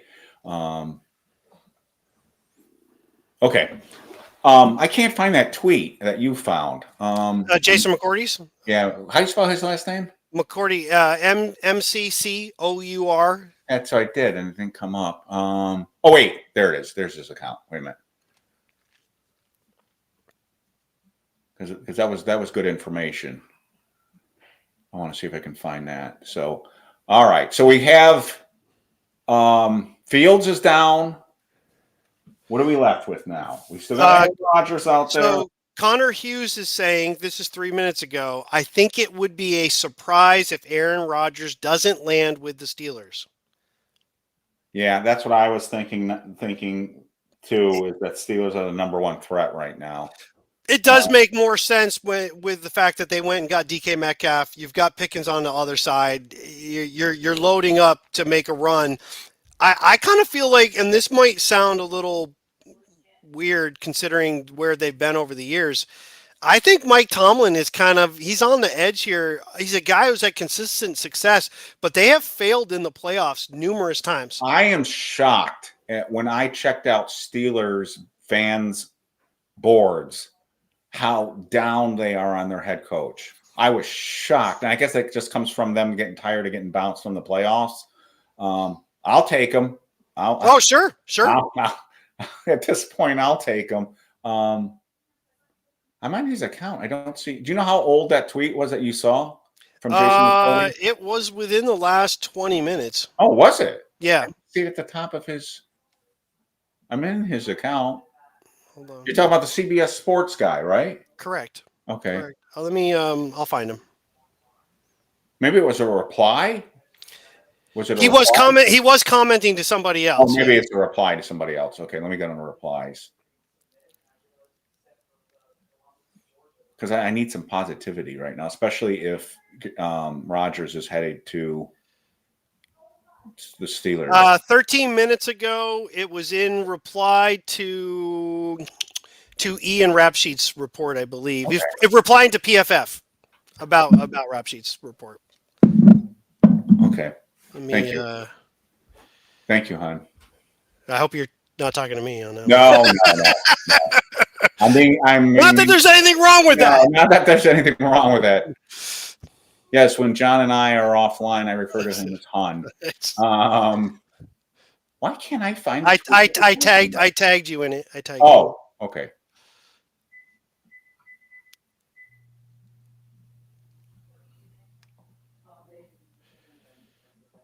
Okay, at least Twitter's back up.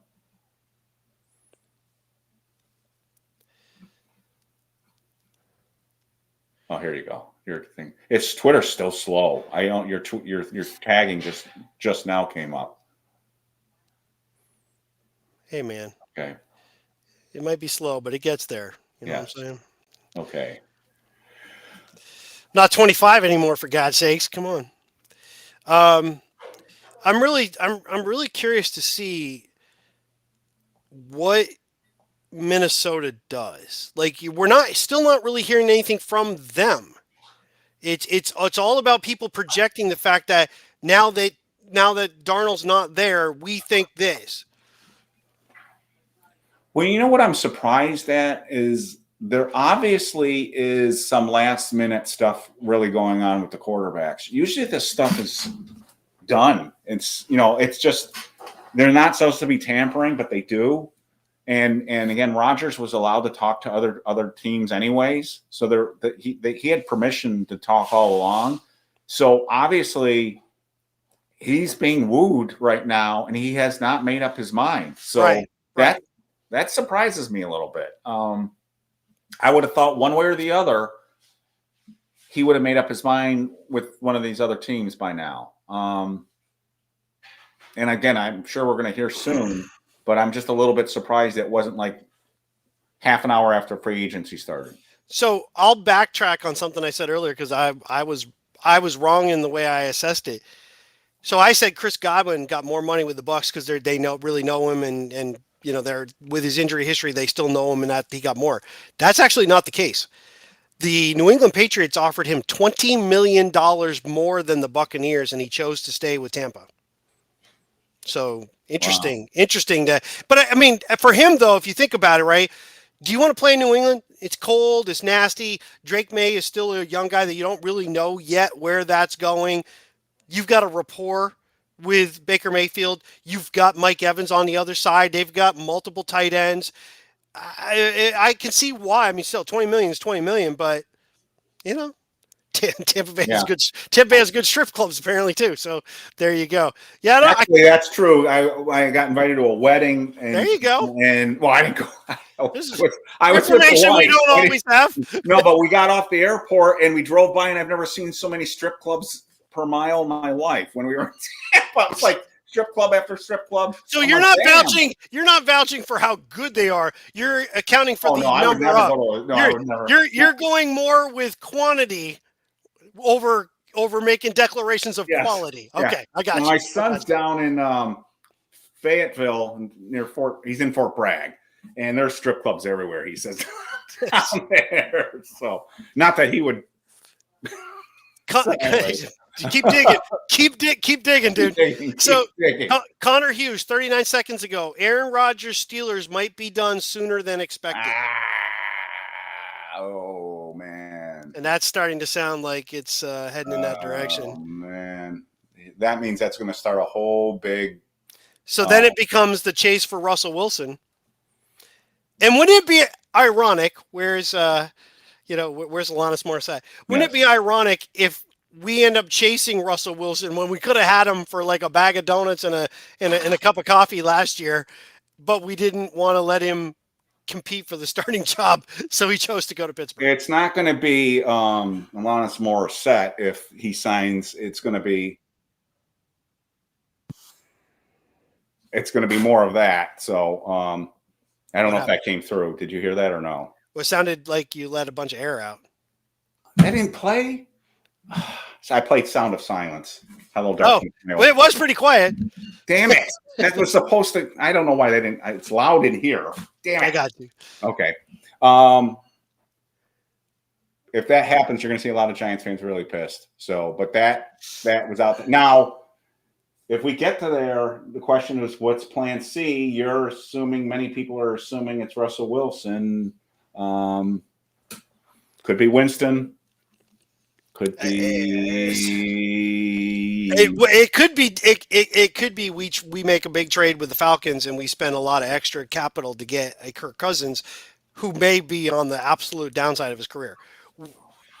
I don't like that at all. I don't either. I don't either. I got my third beers. I don't like that at all, John. I know. Oh, no. Cornerback Cam Bynum to the Colts. Trying to get anything. It's gotten really quiet. Yeah, and just got posted on BBI too. So let me focus here a little bit on comments because I've been ignoring the comments here too. So And some you're going to want to. Office Space. I just watched Office Space. I love Office Space. One of my favorite movies. Though I had to show it to my daughter. She'd never seen it, and I'm like, "You got to watch Office Space." It's you know what we're doing? What we needed right now is a jump to conclusions, Matt. Yes, for everything that we think is going. Oh, you know the best part of that is though. The guy's going, that is a terrible idea. Terrible idea. And he's like, wow, okay. Yes, the TPS reports. Oh, that is a brilliant movie. That is one of my, I would put that in my top 20 easily. If I had to, I was stranded on an island, that movie's in my top. Because I'll watch that movie no matter what's going on. So it's fun. It looks like you've been missing a lot of work lately. I can't say I've been missing it, Bob. Yeah. You know what we're going to have to use if we're going to use clips? We're going to have to use the two Bobs at some point and go, tell me exactly what you do. Yeah. What exactly do you do here? You know, that guy's a huge Giants fan. The Bob on the left. I can't think of the actor's name. The guy with the hair. He's a big Giants fan. I can't think of his name. Let's see what's going on. Let's see. Better start looking at Jackson Dart cut up. Well, yeah, I think. Do we know? I mean, Connor's pretty good. Has pretty good connections. So if he's saying that, I'm refreshing right now. I'm seeing a number of people. You guys in comments, have you seen anything so far on definitely Rodgers with the Steelers? I have. It's not a done deal yet. It's not a done deal yet. but LPG is hinting that it's close. Now, whether he knows or not, I don't know, but no. Let me see Connor's report. Diami Brown to the Jaguars, 1 year, $10 million, worth up to potentially 12. So big picture, the Patriots are doing good and somebody else is signing a lot of teams. It's a lot of players. Well, the Jags have added a few players. The Bears have been very active, trading and signing on both sides of the line of scrimmage. So,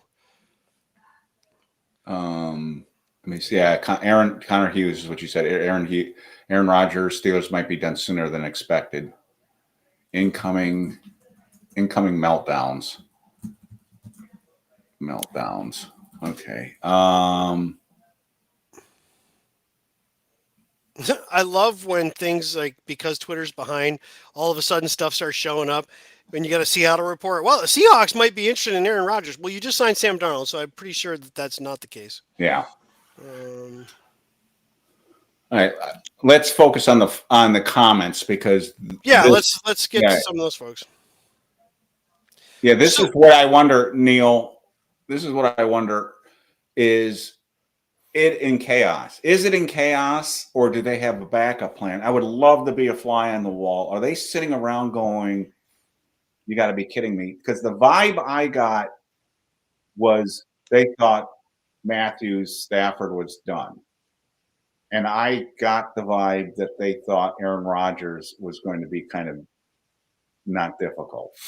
So if that's true, and those are two big ifs, but if they kind of felt like they had those things done, are they now panicking? Are they now is it in chaos, or are they going, we knew this might happen, we're going to move on to our next thing? I hope it's the latter. I don't know. I don't know if that.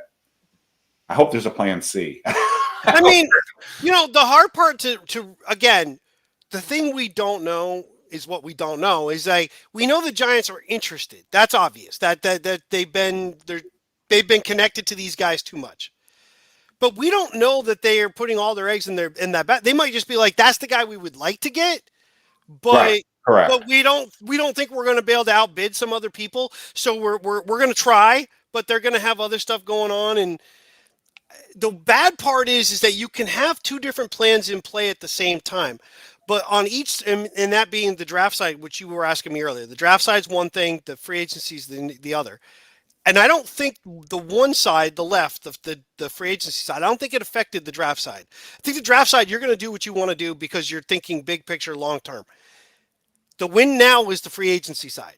Yeah. And I'm thinking you're starting to run out of options for the. They are running out of options. That again, it's musical chairs, and they're running out of chairs right now. So I'm trying to process everything that's going on right now. I'm trying to think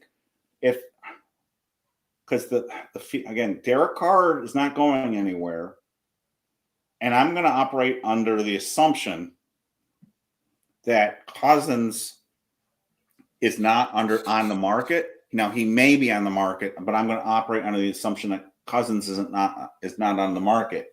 So you're talking about there's not much out there, John. I'm looking at my list, and I'm like, it's either like the Marcus Mariotas of the world, the Garoppolos, the Wentzes, or it's Winston. If you that's kind of like the next tier up. Or, geez, I mean, what would you do? I don't know what I would do at this point. I mean, I'm almost tempted to get like the second, third tier quarterback and just try to go into the draft. See, if they had fired Dable, they would have a little bit more flexibility here because fans would understand. But Dable's trying to save his neck, so I just don't. Yeah, right now the hardest part is because you could still be all in, and it doesn't mean anything because. Oh, all right. I'm sorry. These guys have other offers. Thanks, Michael. I'm sorry. You know what I mean? These guys have other offers, so we can be all in all we want, unless you're gonna offer them a king's ransom, it's really hard. So for me right now, you're still trying to work the Rodgers things out, but you're assuming it's not going to go that way, right? Mm-hmm. So if that's the case, then as much as I don't want to do that, I kind of feel like if for them, they're going to turn to Wilson. But as you keep turning, it's that thing. If I'm sitting here, and you're like, you pick that one, they don't want to go with you. You pick that one, now you're coming to me. Am I thrilled that you're coming to me now because you didn't get the other guys? Wilson's going to have options. He's got other. What are the Giants? What's the Giants' win-loss record in the division going to be with Russell Wilson at quarterback? I'm still seeing at least 4 losses in the division with Russell Wilson as your quarterback. At least 4 losses. Well, because you still have to fill holes at wide receiver. Your defense still has. We don't know what we have on the defensive line. Wilson doesn't move the needle. Bringing him on is not the same cachet as a Rodgers to get some other people that might want to come on board. You know what I mean? I don't think if people are going to go, oh, you got Russell Wilson, I want to sign with you guys. I want to address this question because it came up earlier and I was going to post it earlier, and I apologize to the person who asked the same question earlier. I think it's an outstanding question. And I heard the Giants really like Hunter a lot. The question is, can they afford to like somebody more than a quarterback? And would they draft him that high now that they have given that they got a Debo? I think 2 things. It depends on how much they really think of Deonte Banks and how short a leash he has. And do the Giants like Hunter just as much as a wide receiver? Because the advantage to Hunter is you can play him at multiple positions. So they may view him like Cy likes him more as a wide receiver. Most people like him more as a corner. Cy loves him as a wide receiver. So my question is now, if they're going to strike out in free agency at quarterback, their backs are against the wall. And if Ward goes number 1, and do the Giants now, do they feel like they have to trade up to the Titans to get Ward, or do they take Shedeur at 3 and pass on Hunter because they're so damn desperate? So this is turning into a little bit of a nightmare scenario for the Giants, because I apologize, guys, that we're being a little bit negative on this, but I don't know what they do here. I think they've got to come out of the draft with a quarterback. The problem is which quarterback do you come out with? And if you trade down, you're still not guaranteed to get somebody even like Dart, because then somebody can trade in front of you and get Dart. So, and I don't want Dart at 3. Cutting in. Yeah. Wide receiver Josh Palmer has signed a deal with the Buffalo Bills. Okay. 3 years, $36 million, $18 million guaranteed. Okay. And I wait, how much again? 36, 18 guaranteed. All right, that's fine. Look, you can get wide receivers in the draft. There's so many wide receivers coming out every year. I'm a little bit confused why teams are spending so much on wide receivers right now. Like Godwin, I wouldn't have given Godwin that kind of money. I am glad the Giants weren't even in on that. Wait a minute, what is this, Joe? I'm looking. Josh Sweat and the Cardinals reached an agreement 4-year deal worth. Whoa, that's a lot of money. Whoa, $41 million guaranteed. You're gonna regret it. Whoa, okay. See, always. I'm sorry. No, I'm just saying, always worry about getting that guy coming off a season with a team that won a championship when he is a cog in a machine. But guess who gets another massive comp pick out of that? Oh, yeah, sure. Jesus Christ. Yeah. This sometimes works out, Joe, and sometimes it doesn't, though. I mean, again, I'm dating myself here again, but the damn cornerback on the – I have no idea if this is legit. Or Cowboys, I'm sorry. What? NFL evals, Aaron Rodgers headed to the Steelers. Okay. So again, don't know if it's legit. That account I find a little bit. It was 8 minutes ago. Yeah, and it's probably going to happen, but I find that account a little clickbaity. Okay. I just find them a little clickbaity. So just Sure. be aware of that. Luke Farrell, tight end of the Jaguars, went to the 49ers. Oh, wait a minute. Okay. Aaron Rodgers has multiple suitors still. Okay. Thanks, Wrecking Crew. I'm surprised this Aaron Rodgers thing is still going on. I thought this would be resolved by now. One way or the other. I didn't think he would be playing. Yeah, I think he's. Now, here's the thing, right? Again, we don't know that the Steelers are even remotely interested in him. I think we got to assume that now. Too many people are reporting that. You could, but again, where did they get the information from? It's not like Pittsburgh comes out and goes, "We're totally in on this." So you're saying this could be the Rodgers camp trying to drive up the price for the Giants? If ultimately the Giants sign him and it turns out to be a shit ton of money, that's exactly what happened. Yeah, I could see that. But I'm not saying it's definite. If the Giants sign him, if you're right, if the Giants sign him, and the Giants are panicking, and you've said it far more than I have. You've worried that that's exactly what they will do, is that they would go into like panic mode. They would give away the farm to either move up or acquire a quarterback somewhere else by way overspending. I'm okay with them because of their cap situation next year. I'm okay with them being a little more panicky with Rodgers. I am not okay with them. I was not okay with them being panicky and trading away big picks for Matthew Stafford, even though Matthew Stafford still is a really good quarterback, but he's 37, and I'm a little bit scared about trading away massive picks for Cam Ward. But the Giants may be in that boat. They may, and I wouldn't do it, but they might be. This is it, drama. It's drama. So, wow, money, Tony. That's the only thing I got right now. And he doesn't want to move from his house. So you were talking about like which teams have done well. Larry Brown. Sorry. New England definitely has. If you look at the players that they've picked up so far, you add in Harold Landry to that. They get Milton Williams. They got Carlton Davis. I mean, they added Morgan Moses to that offensive line. Yeah. They had the money. They've got a new coach with a legit track record, and it is paying off for them. Yeah. And this is what you already reported. This is Josh Palmer. Damn, that's a lot of money. You were talking about him as like a lower, lower, like not bottom tier, but just like, but he's getting paid too. I know it seems crazy to me with all the wide receivers that are coming out in the draft every year. It just, and I wouldn't spend a lot of money on a running back right now because this draft is loaded at running back. I mean, you might get a really good running back in this draft in the 5th round. Agreed. Absolutely. Absolutely. Because I think they're going to get pushed down too, because everyone's going to say, well, we can get a good, what I just said, we can afford to wait on a running back. And I'm going to BBI to check to see if there are anything. I don't see anything else on Rodgers. I'll check Twitter real quick. Damn.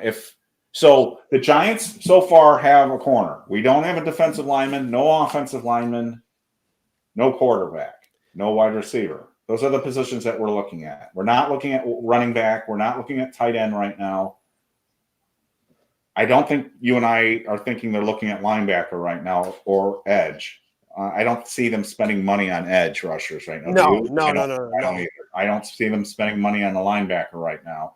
I could see them. That would be like second tier free agency, kind of like what the Commanders did last year. The Commanders really loaded up later in free agency on a ton of people at minimum deals, and the Giants might do that again. And that's been kind of Shane's MO. Shane generally will sign 1, 2, or 3 guys right off the bat, and it'll only be. There's the call right there. There's the call. We're getting the call right now. Oh, it's Joe Shane. He's pissed. He's like, Eric, shut up. Shut the fuck up. You son of a bitch. Oh, it's the red phone. Wait a minute. This is what I'm afraid of. Wait a minute. Because I've thought about this. I've mentioned this. I mean, don't, Shane. Don't. No. Please, God, don't. That's her fallback. Oh my God. Speaking of quarterback dominoes, the Jaguars are signing backup quarterback Nick Mullins to a 2-year, $6.5 million deal. Yeah. But what that does is that means for sure they're not re-signing Mac Jones. Yeah. For whatever that does for you, that means he's out there as a Well, potential guy. that's the question is has anyone heard anything about Mac Jones? I haven't even heard his name mentioned at all. No one has even no one, his name doesn't even come up. I'm not saying go get him. I'm just saying I don't No. He's the only thing that I heard is Cy actually talked about him a little bit as possibly being one of those lower level guys. He does have a connection to Dayball going back to Alabama. So, there is that. But yeah, no, I haven't heard anything else. I haven't heard a peep about him. Again, I'm looking at the quarterback list and I'm just like, oh God, I could see somebody as a backup, bring in somebody as a backup. Like Mariota didn't do poorly in the game that he was called in the play in. So I could see that, but you don't want him starting. John, I don't know what to do. I think they got to obviously do the draft. The problem is, will the quarterback that they want now be there at 3? And if it's not going to be there at 3, I mean, if the Titans take Ward, it's going to be just like last year. There's nothing the Giants can do about it. It's going to be just, it'll be like when Jaden Daniels and May went right in front of them and they couldn't do anything, even if they wanted to trade up. And if Titans do want to are willing to trade down, how much do the Giants give up to move up to get him, or are they okay with Sanders? Right. But again, do the Browns like Sanders? Can the Giants come out of this draft without a quarterback in the first round now? I don't know if they can. Right? I guess it depends on Rodgers. If they don't get Rodgers, can the Giants come out of this draft without a quarterback in the first round? Well, I'll ask you this. Let's say we get a very low-level guy, so not a Rodgers, not a Wilson, low-level quarterback. We roll into the draft, 1-2, boom, boom. It goes Ward, it goes Sanders. Now the Giants are sitting at 3. You've got Hunter, you've got Carter, you've got I guess if you want to put Mason Graham up that high, it's too high for me, but other people will. You got the big receiver out of Arizona up there. So do you take Dart at 3 and go, we just can't afford to not do that? Or do you take a Carter or a Hunter, or do you trade down? I do one of two things. I take Carter, as I've stated before. I still think he's the difference maker in the draft. Right. But if I don't take Carter, I don't take Hunter. Hunter is a waste of time for us with the team that it is. If you're missing all these other parts, you're wasting what he can do. I say you drop down. You let somebody else really want that guy so badly, they come up and they give us the extra picks. But can Shane and Dable survive not having a quarterback another year? That's why I would have fired them. Can they survive another year without a quarterback? Yeah, see, but you're past the point of being able to say, well, we should fire him, shouldn't. It's too late. I know that. But I don't know that Dart, but I don't know that. But I don't know that picking Dart changes that narrative. You know what I mean? Like, because I don't think he's ready to play to win. So you're screwed. It's you're screwed. so no. I guess in that point the answer is no. Well, why did that play? Damn it, was perfect. God damn it. All right. Yeah, I don't know. I don't know. I'm thinking aloud here. I'm a little bit nervous right now. They feel like their hands are tied. Interesting tweet by Carl Banks replying to Jason McCourty in regards to Paulson Adebo. Hopefully, the Bowen scheme will play to his strengths. I'm rooting for her success. So another guy who said, here's a guy who plays man, but Bowen's got to play that way to take advantage of this guy's skills. I think based on that tweet and the tweet Carl made earlier a few days ago, I don't think Carl Banks is a big fan of Shane Bowen. Yeah, agreed. I think he's not on board, which is very interesting because he doesn't. That's what we're talking about, Pete. I don't know if you were on earlier because we've been on a long time. We talked about this. Bowen has not shown the ability to adjust his scheme to the players, which is not a good sign to the coach. And that's what Carl Banks is talking about. So did they just put another round peg in a square hole? Remains to be seen. The good news is these two with Deontay Banks and Adebo, could play in Wink's, and I'm not a Wink fan anymore. Could play in Wink's system, but he's got it. This is their man corners. So again, I'm going based on the man stuff with what's been tweeted out so far. There are a lot of corners that can do both man and zone. So like Byron Murphy, the Vikings corner, can do both. I'd have to look at Adebo's game first before I comment. I'm reacting to Adebo on what other people are saying. I don't know yet what his true skill set is. But that's a good question. It's a good question. We talked about that earlier. What's interesting quarterback-wise is that the Steelers actually had an offer out to Justin Fields for a number of days, and he did not get back to him, did not accept that offer. I'm looking at who did not get back? Justin Fields. The Steelers had an offer out to Fields, and he didn't get back to them. And this is the question that somebody had just asked earlier, and I took it down. I know, God, I can't find. There's so many comments. And this gets back to what you were just saying, John. Is Aaron really trying to decide between the Giants and the Steelers? Because that's no contest. So. Is this just a big game at this point? So unless the money is vastly different, then obviously he would pick the Steelers. So what's he waiting for? So I'm starting to wonder if they're trying to scare the Giants into spending more money right now. Because why? What do you mean you're trying to decide between the two? The decision's obvious, right? You got a lame. Well, the guys in a way, they're kind of both lame duck coaches in a way, but one's got way more of a track record.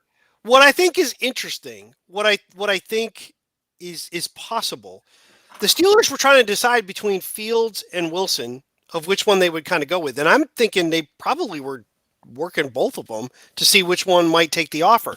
So if Fields doesn't get back to them, they're kind of like, okay, we know he's not coming. We'll continue to work with Wilson.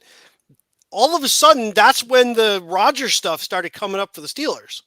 Up until about a week ago, that was not really, the dots were not being connected of Rodgers to the Steelers. They then go and get Metcalf.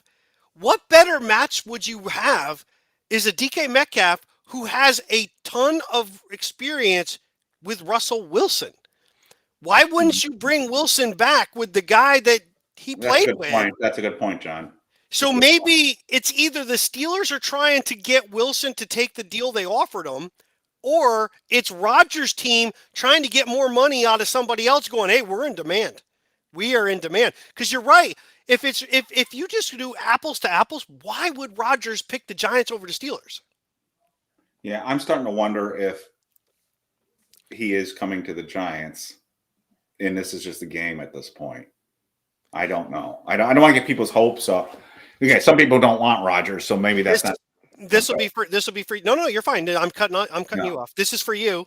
The Jaguars have reached an agreement with former Ravens offensive lineman Patrick McCarry. The Ravens. He's going to the Jaguars. Oh, Jags. He's going to the Jags. Yeah. They've been busy. Yeah. And you know what's funny is they're always busy, and they never seem to get better either. It seems like the Jags. That's also a very good point. Spend money. What? Very, very good point. Oh, but they do. I mean, it seems like the Jags are always spending money in free agency, and it just never get any better. That's another quarterback situation to watch there, by the way, down the road. Not now, but they've got a decision. They got to make a quarterback. Well, I think there's a couple of teams that fall right into that piece, and that's the Jaguars with Trevor Lawrence. But let's not discount the Chargers and Justin Herbert. You brought that up before. He hasn't won anything, and yes, he's this great, but he's kind of coming up small in some of the biggest games. At some point, those teams have to decide. Now, both of them have big contracts right now, but it's not a lock to say that those guys are going to stay long term, especially if the salary cap continues to grow the way it has over the last 2 years. Yeah. I don't know about you, but I'm having a hard time sifting through all the information that's coming in right now, and I'm trying to find just stuff that's specific to the Giants. Everyone's freaking out on X. It's like, oh my God, we're screwed. Which I'm not willing to go there yet, but I'm a little bit nervous right now. And again, I don't know if I should be nervous. Well, that's the thing. We don't know, right? We don't know that the Giants are even like pinning their hopes on Aaron Rodgers. For all we know, but don't you feel like they are? I mean, well, don't. yeah, I do. But I mean, I'm just saying we don't know for sure. Yeah. But yes, I think they absolutely are. And if I bang my wrist down on this table one more goddamn time, I'm probably just going to cry. Can someone It's explain the to me last two why- times it really hurt. And can someone explain to me why I get all these New York Jets tweets in my feed? I don't want the Jets information. Talk about a fan base that talks a lot of trash that hasn't done a goddamn thing ever since back in the day in Super Bowl III. I've never seen somebody talk so much trash in my life. You make that sound like it's, a long It's time just ago. weird. I mean, there's no self-awareness at all. It's just like, It's why I laugh at it. Like, we suck so bad, yet the Jets have a worse record than us over the last 10 years. It's embarrassing for them. So there you go. The Cowboys they haven't signed, but apparently they are pursuing Dre Greenlaw of the 49ers, which would be an interesting bit to go get another linebacker. But yeah. Greenlaw's a good player. Oh, absolutely. So you're saying they're pursuing, they haven't signed. Pursuing it. They have not. There's it's them and I can't remember the other team. And God, he looks like death now, but their owner has come out and said they're going to make a big push in free agency, right? I think they did. Which owner are you talking about? Jerry Cowboy? Jones. Oh God, that dude. Yeah. He is a walking skeleton. He looks like a skeleton now. Yeah, he's just... Can you imagine? He talk about strip clubs. He's the one. Can you imagine being the poor stripper with him? God damn. Anyways, by the way, good call out on Belichick. By the way, did you see that video of him with the girl going to his girlfriend going? Yeah, helping him walk down the thing. Yeah, that was creepy as shit. I mean, yeah. I'm sorry, but I love Bill Belichick, but man, that's creepy shit there. Yeah, it's embarrassing. It's embarrassing. Yeah, I mean, anyway, I'll leave it at that. It's just creepy. I don't know what he's doing. I mean, again. There is a line. Let's just put it that way. So the Indianapolis Colts have had serious contract discussions with free agent quarterback Daniel Jones. Wait, who? Jones. With Jones. I mean, who a team? Colts, the Indianapolis Colts. Yeah, okay. It sounds like they could be coming together here in the very near future. That's an interesting one. Again, I know I said it way back in the middle of the season on one of our shows. I'm not against the Giants trying to make a deal to get Richardson. Again, give a very low pick for him and see if you can get something out of him. The only thing that concerns me about Richardson is the fact that he basically pulled himself out of a series when he was tired. Yeah. I don't like that. But the dude has some serious athletic ability. The problem is he's played so few games and it just has not put it together. But could Dayball, the quarterback whisperer, could he get something out of him in a 2022 version of the offense like he did for Jones? Make it heavy run options, run pass options with a guy with a cannon.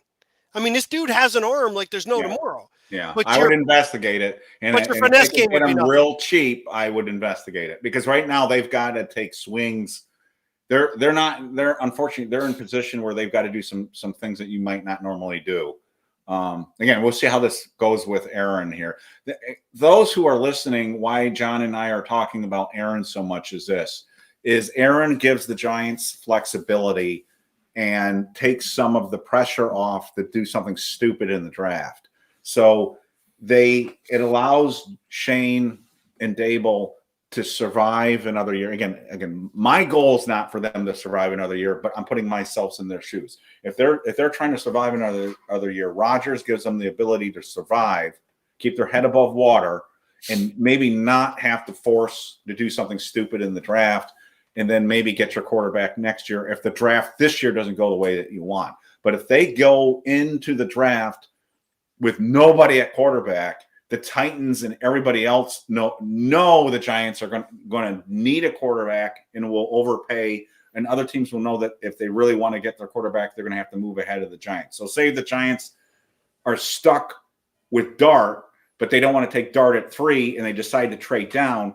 Everybody behind the Giants then know they have to trade up in front of the Giants to get Dart because the Giants are going to get Dart. So it just puts the Giants in a horrible position because everybody knows what the Giants are going to do at that point. So the Giants may be forced to do something stupid like take Dart at 3 because they're panicked. They got to get a quarterback. That's what we're getting Aaron Rodgers does, is it prevents you from doing something really stupid. Right. And he is available, right? He just got released, right? No? Which Minshew? one? Gardner Minshew? Oh yeah, Yeah. he's available. He's out there. So and he was released. The top guard on the market, Aaron Banks, is no longer on the market. He's going to the Green Bay Packers.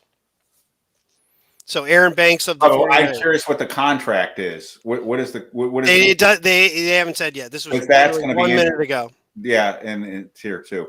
That I'm more interested in what the money is on the guards than I am right now on the names. So if you still have high hopes for, I will say this: if the Giants don't do anything on the offensive line, it means they have plans for Evan Neal at guard, maybe.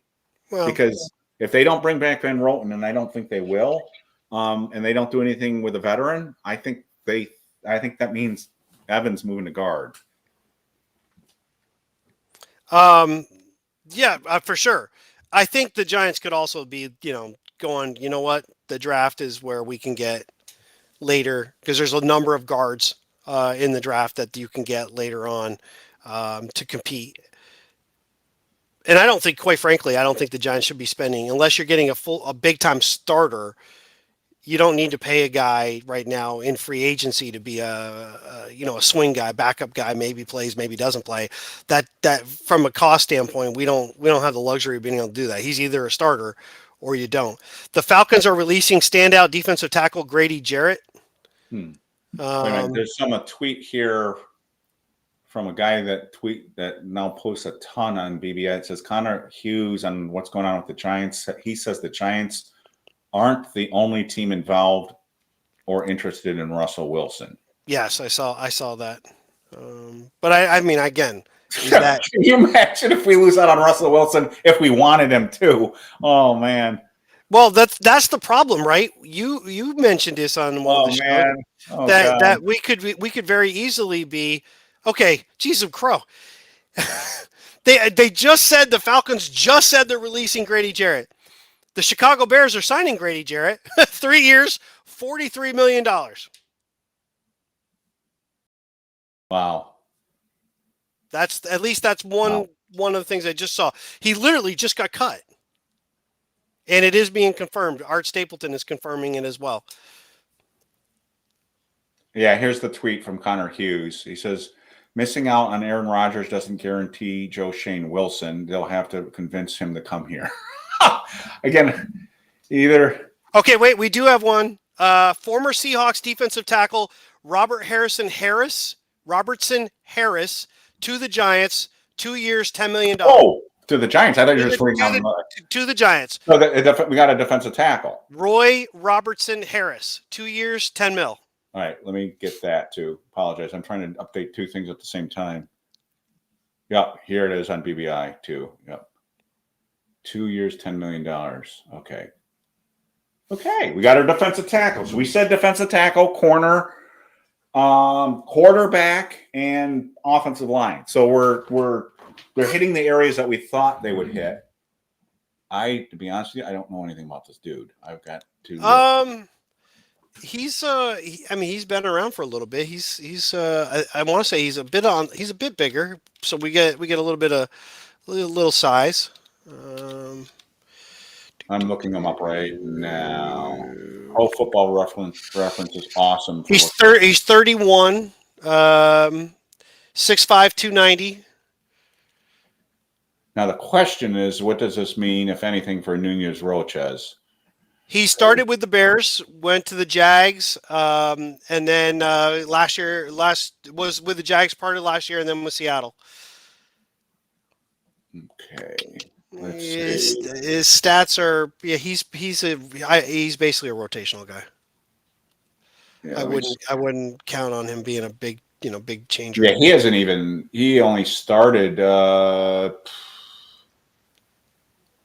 Well, he bounced around a little bit last year. He was with 2 teams. He only started 2 games last year. And those were 2 with Jacksonville, and then he was like a backup with the Seahawks. But he did start every game for 2 years in a row with Jacksonville. 19 career sacks in 8 years at night, so he's averaging about 3 sacks per year. Let me see quarterback hits. Decent amount of quarterback hits. He's got 67 quarterback hits, because sometimes hits are just is an important number too. So, and Connor Hughes is sharing that the Titans are one of the teams interested in Russell Wilson. Okay. So just FYI there.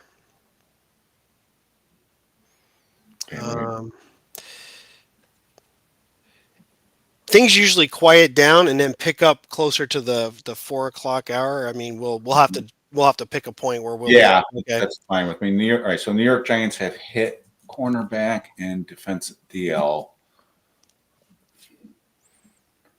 Need quarterback and possibly OL help. Okay. And as Pat McAfee just said, holy shit, Grady Jarrett to the Bears. So the Bears have been really active as well, too. And again, look at what they're doing. Offensive line, defensive line. They are going all in on and who does that match? That matches the way the Detroit Lions built their team on the lines. They were very strong on both lines, and you can see what Johnson is bringing over there. They are going to be big physical on the offensive line, and they're being big and physical on the defensive line. Yeah, and the pin thread on Roy Robertson Harris on BBI, everyone's going, who? and somebody posted 31 years old, fits in with our win now timeline. So we'll see. If he gets Nunez Roches off the team and he's better than Nunez Roches, I'll consider that a win. But we're talking 2 years, $10 million, and that's kind of in line with what they gave Nunez Roches, isn't it? Didn't they give him? It was 3 years for him.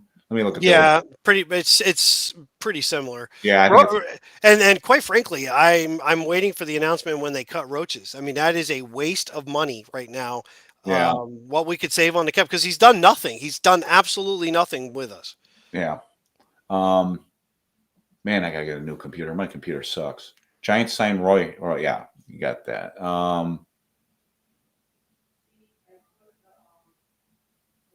Hope is restored. Here we go. Hope is restored. We have hope.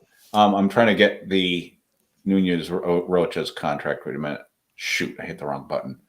God, things are going crazy though. The problem with this day is you have to try to keep track of everything that's going on with other teams. Look at that. Nice. Thank you. I had to replenish. I was like, nothing to eat, nothing to drink. I'm like, I got to get something here. Yeah, I'm good, John, with staying on as long as you can. But like you said, at some point we pick a stop. But I've still got another beer here. So. Well, you're good. I got me some. I got thank God my wife made it back home, and so I got a little snack. So we had not to. You've already know about the accident, but I was getting a little concerned. She's had some things that I feel are symptoms of a possible concussion that didn't get diagnosed. So I wanted to make sure to let that insurance company know. And I'm like, you need to go get checked. We can't wait till after. Oh yeah, you gotta get that right for multiple reasons. From health alone, but you don't want to be dealing with it later. And then they go, well, hey, we already took care of all this. I'm like, no.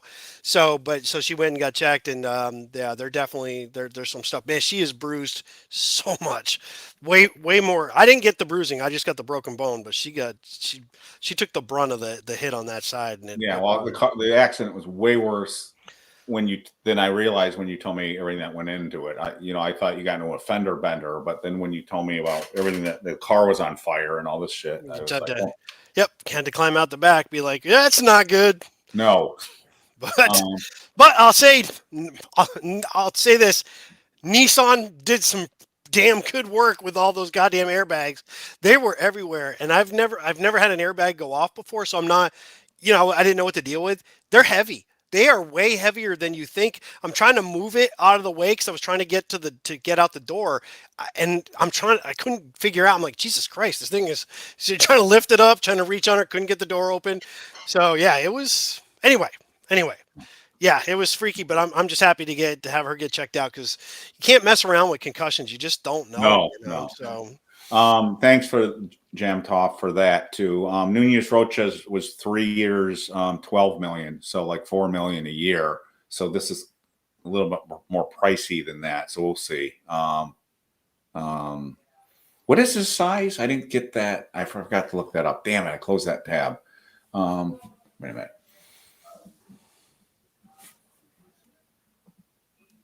It's like the one thing about free agency. It's like the draft. It's like Christmas, and it's like opening up presents, and you have to see what you got.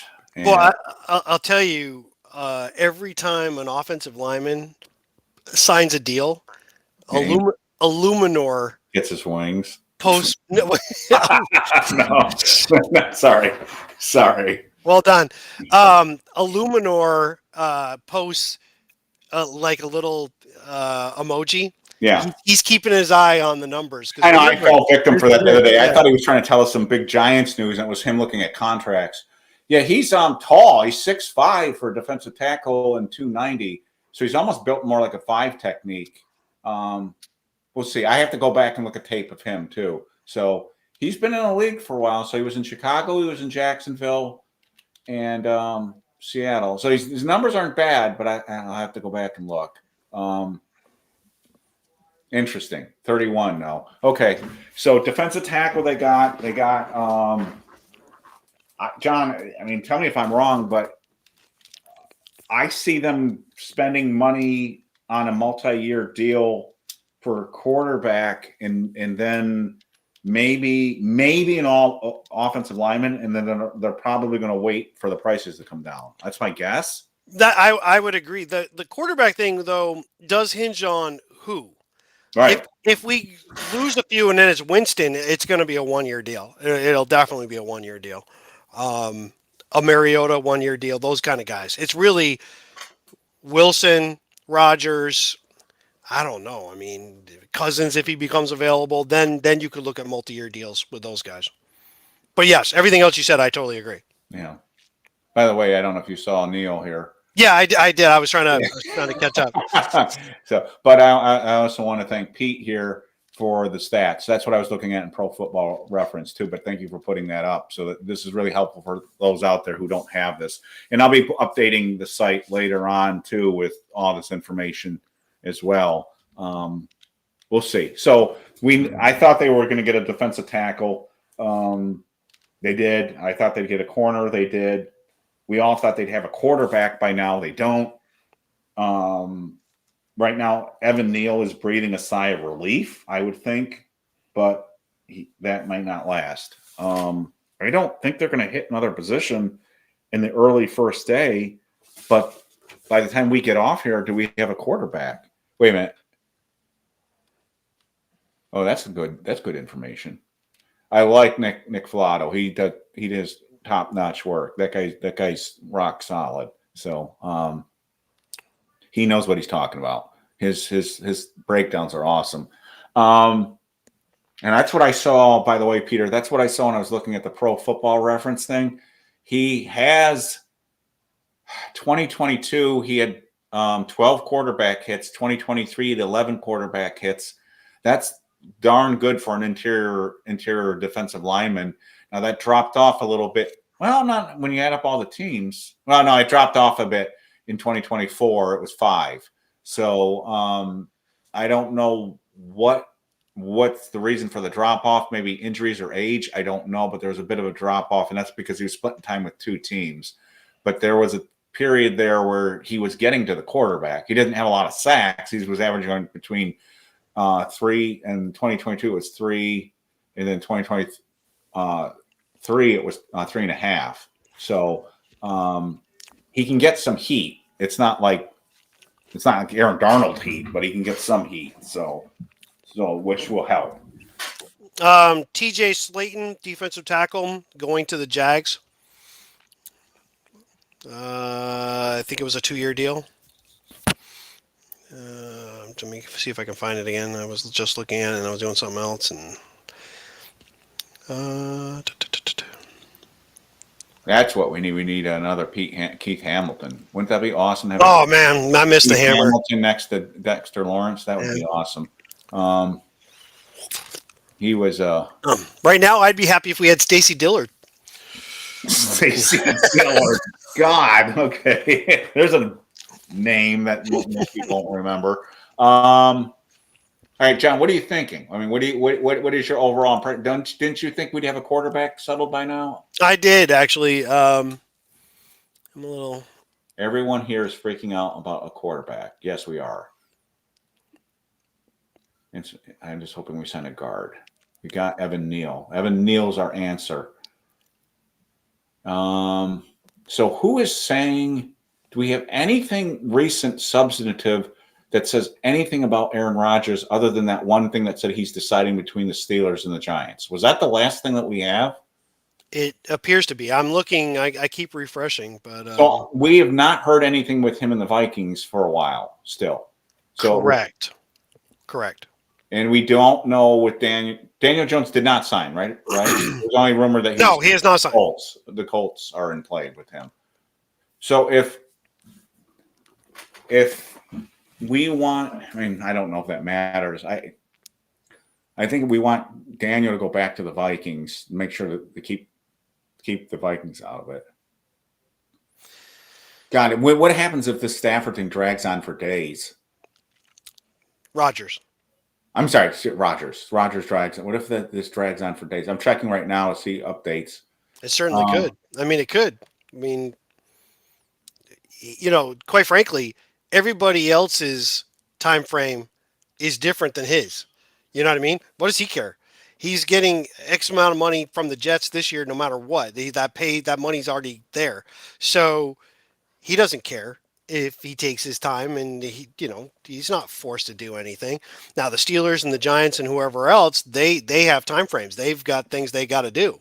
So I don't think it'll last too long unless he decides he's not worried about making a deal to play now, that he might just be like, I'm not going to. And then that means these teams will turn their attention elsewhere. Because, I mean, quite frankly, Rodgers could just wait for somebody to have an injury and then make his choices that way. Yeah, but the Giants don't have that kind of luxury to wait. Not the Giants. I'm saying just Rodgers. I know. Yeah, I agree. But at some point, the Giants may have to say shit or get off the pot too. Right. I agree. So, MC, yeah, this is a good point, except we still don't know how Russell Wilson fits into all of this. I don't know what the Steelers have any interest or not. Like John has speculated a little bit. They bring in his former wide receiver and Metcalf. I don't know. I didn't think it would go down this way. I thought we would know by now what was going on with Rodgers. I didn't expect this to be the Cowboys are losing another player. Dallas is losing offensive tackle. Is it Chuma Adoga? Mm-hmm. He is going to the Jaguars. Damn, the Jaguars are signing people right again. Okay. Jaguars are spending money. But yeah, so Cowboys losing another player. All right, I'm on to another beer here. So there we go. So what did we have earlier? I actually had all these videos lined up because I thought we would have more good news, bad news. But right now we're just boring. That's where we are right now. Give us something. I've got some good ones if we get some really good news. I've got some really good ones. Damn, we need to get some news here. All right. So let's see. Let's offensive line and quarterback. And not a big question, a minor question at safety, depending on what they do at Pinnock. I agree with you. Dane Belton's there. could slide in and take that spot with Newbin being the other safety, and then they could always get people later on in the draft to go along with some of the young guys that they have on the roster too. I don't know if they want to do that or not. I don't know. I haven't heard a lick about Jason Pinnock either from my sources or anybody even mentioning his name. So other safeties on the Giants roster right now are Raheem Lane, Anthony Johnson. And do the Giants bring back Isaiah Simmons, who's kind of like a hybrid position? So, and I know he's one of your pet peeves because they don't use him. And why is he on the roster if they're not going to? Well, why are you going to talk about him like he's this big thing? And then you didn't even use him. That tells me you had no concept when you were making up all your bullshit during Hard Knocks. You just mentioned this guy, and you're like, oh, we're going to do that. And then you don't even see him play defense. So either he sucked in camp, and you were like, holy crap, I can't believe this is the guy that I thought was going to do stuff. Or you just were saying stuff about a guy with all this athletic ability, and you just had no clue where you were actually going to put him. Right. So now we've got a Debo and Banks. We got Andrew Phillips. We got Cordell Flott. We got Trey Hawkins, who when he finally did start, he had a really good game this year, and he immediately got hurt. But he finally played a really good game in a real game, and then he got hurt. And then we got Art Green, who's an unknown. D. Williams, I think he's more of a returner. If I'm thinking that right. And Devod Wilson. So we got, a bunch of no-name guys other than the ones I mentioned at the top. I'm praying they don't bring back Adoree Jackson. I think I'm done with Adoree. Yeah, and that was a weird one when he came back. And Flott is a guy that he starts to come on a little bit, and then he gets hurt, and then he gets knocked back down again, and then Jerome Henderson talked about that. He said last year, he's one of these guys that starts getting it, and then he gets hurt, and I think that gets back to his frame. His frame is leads to not only having issues with run defense, but it also has issues with him getting hurt a lot, I think. All right. I mean, it makes sense. He's a pretty thin guy. That's the hard thing is, you can't really shake that injury piece in a violent game when you are coming into it. Really, you're really thin. It's not like you play a position that doesn't take a lot of hits. You have to play the run. You're getting in on tackles. It will get pretty physical. I wish we had the ability to put a poll up in the chat because I'd be curious to know what fans are leaning towards with the quarterback position now. I have to admit, I'm a little bit irritated with Aaron Rodgers right now. I know he's got to look out for himself. And, this is probably his last contract. And I know how the game works. I get it. But I'm a little bit irritated because I'm a Giants fan and I want this resolved. And if we know we have him in the fold, I feel like they won't panic. But I'm worried that if he's not in the fold, they're going to panic. Wait, what is this? I've seen it elsewhere. What does this mean? They may be panicking already. I've seen what elsewhere? I don't know. I think maybe panicking. Oh.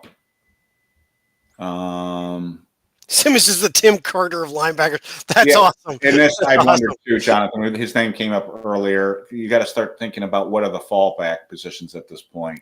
Again, none of them are good. They're not. I mean, he didn't play well either. Some of these things are guys that you recognize their name. Harry Carey's Harry Carey option on the poll. Well, you keep saying fallback, this is actually a good question. I'm like, we're at the bottom already. I don't know how much farther we can fall back. Yeah, Wandale must be real thrilled right now. Remember, Wandale predicted the vet and the rookie. And Wandale's prediction. I mean, they're going to get a vet. Neighbors did. Yeah, I'm sorry, Neighbors. I getting people. Yeah. Wandale's hoping we get Kyler Murray, so he's not the shortest person on the team. Yeah, but I don't think Neighbors was thinking Minshew. He was saying we're going to get a veteran. Yeah, I hope not. I don't. No, please, no.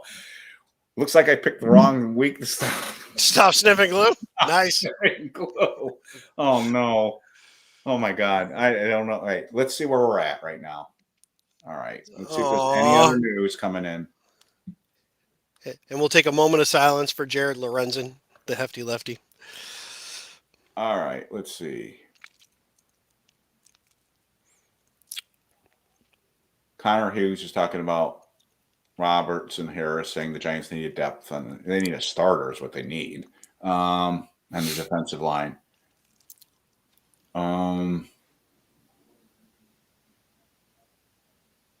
There's just a bunch of stuff on Robertson Harris's contract. I'm seeing from multiple sources. It's the same that we already reported.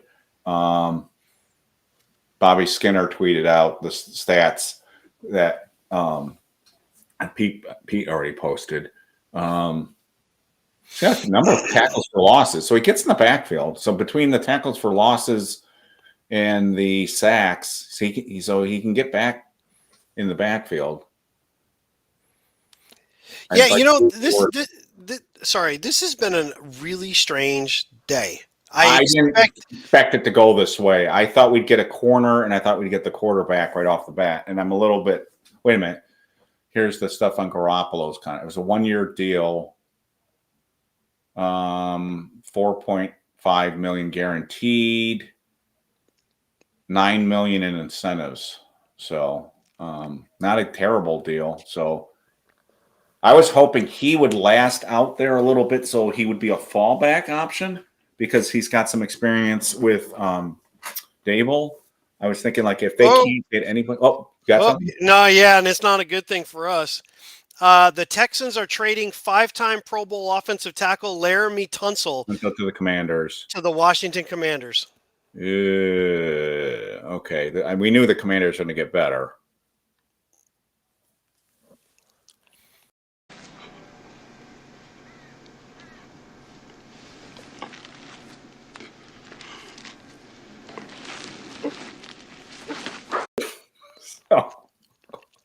I got them all, guys. I'm prepared. I got good stuff too. If we got good news coming up, so not all bad. just let it go, man. Oh man, it's warm. Okay, that's my concern, John. Is the division? Can we win in the division right now? That's why I think Dable's on thin ice too. Is he's got to start winning division games. He doesn't seem to be able to know how to do that. He doesn't know how to beat the Cowboys when their backup quarterback's playing. He's 0-2 against the Cowboys when their backup quarterback's playing. Well, even harder than all that, we can't even win in the offseason. We're not even offseason winners. Like right now, I thought we would have really been swinging for the fences quarterback wise. I thought we would just throw. Oh, we're trying. Are we? I mean, that's the point. Like I thought we would overspend, and I don't see that happening. But you know, here's a question though. The Texans, they're a weird team. I don't really get what's happening there. You had an opportunity to really make a big jump last year, and I think some injuries kind of held you back a little bit. And at the same time, Stroud was a little off towards the end of the year. Your O-line was struggling. It was not good. You had a lot of real problems with their guards and stuff. Now you just traded your mainstay offensive tackle. Diggs is injured and free agent. Dell is injured and he's not going to play this coming year. You're empty at wide receiver. What are you doing? Like what? You are a growing team on the cusp. Just did something before free agency started though. What did they do? They added somebody. They got somebody. Didn't they trade for somebody or sign somebody before free agency started? Maybe somebody else can help me in chat. Yeah, I'm trying to think. I'm not sure. I'm just amazed that you're sending your multi. Maybe he's using the gas mask again. Well, and he's also really expensive, and he might want. Yes, I caught that. He might want a lot, and they don't want to. That was a whole weird thing. Remember that draft? That was more that comes out on Twitter. And he's like, yeah. First off, dumbass. I'm like, why would you whatever? Yeah, Washington's all in. That's for sure. Here's the terms. second rounder, fourth rounder. Plus a third rounder. Oh, second and fourth rounder next year? Yeah, I'm confused by that. Does that mean Plus a next? third rounder this year? Because if not, it'd be second, third, and fourth rounder. Houston ends. A I lot think of he that. means sends back a fourth. Huh. So Yeah, second, that's odd. That's a little. It's hard to understand what they're. it gives us a sense of what the number of picks involved.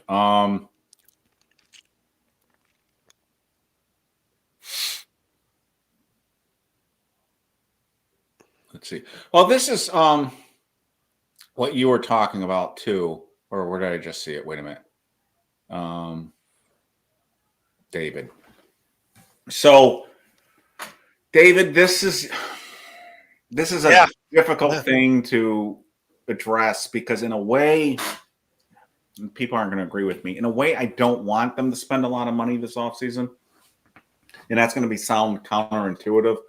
And the reason is I think teams that are ready to make a run, you want them to spend for the last few pieces. What you don't want to do is spend a lot of money on a team that's not going anywhere. And then again, once again, we're up against the cap. So I've got problems with Shane. I've got problems with Dable. But the one thing that I do think that they've kind of been, I will give them credit for, is they have not gone wild in free agency. They'll tend to spend money on one or two guys each year, and they won't overdo it. What I'm curious to see this year is because the pressure is on, do they panic more and spend more this year? And so far, again, we have to see what happens with anything at quarterback. Right now, they're not panicking.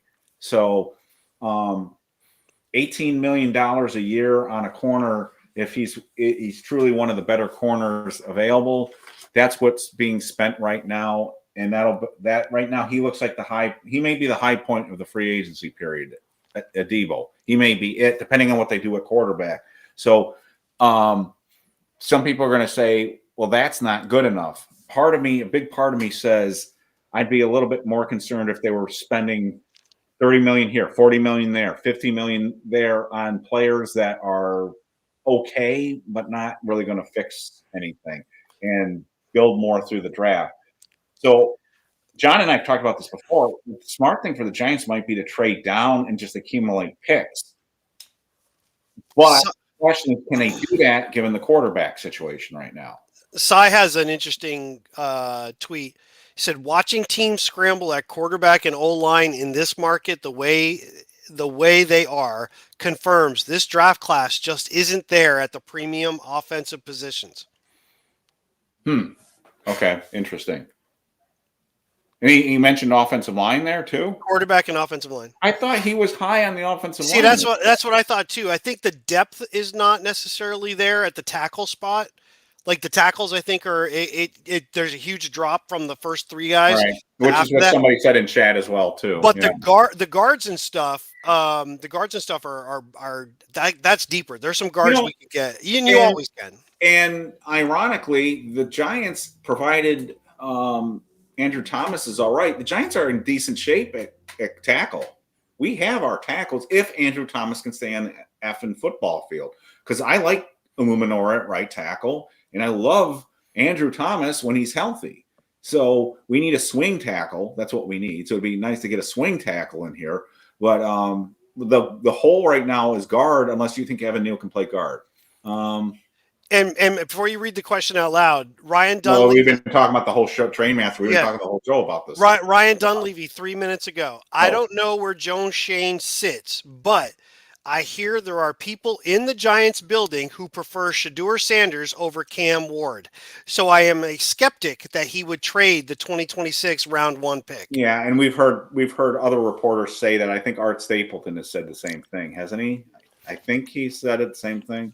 Look, if he's saying it, he's getting it from inside the Giants. Right. So, which the Giants may want that out there too. Let's be honest. The Giants may.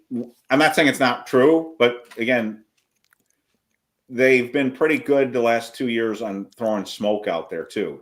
J.J. McCarthy last year we brought up before. The Giants are going to draft J.J. McCarthy. Even J.J. thought the Giants were going to draft him. So they're good at smoke. But if that's true, and they like both, that's good news for the Giants. I'm not defending Shador, Sure. I'm not defending Cam, but if they like them equally, then that's actually good news for the Giants because the Giants are got to come out with a quarterback. I'm not a huge fan of this guy, but it's kind of interesting that what he just wrote.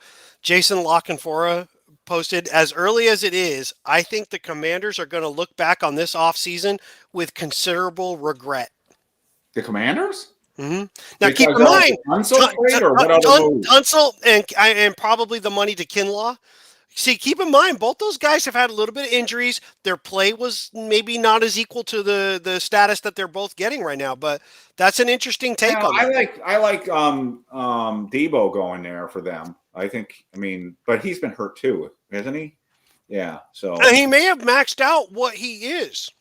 And don't forget, I'm a big fan of his game, though. Boy, he's one of those guys. I agree with you, but I think the 49ers scheme made him very good. But if you don't use him exactly the same way, he's not a great wide receiver. Yeah.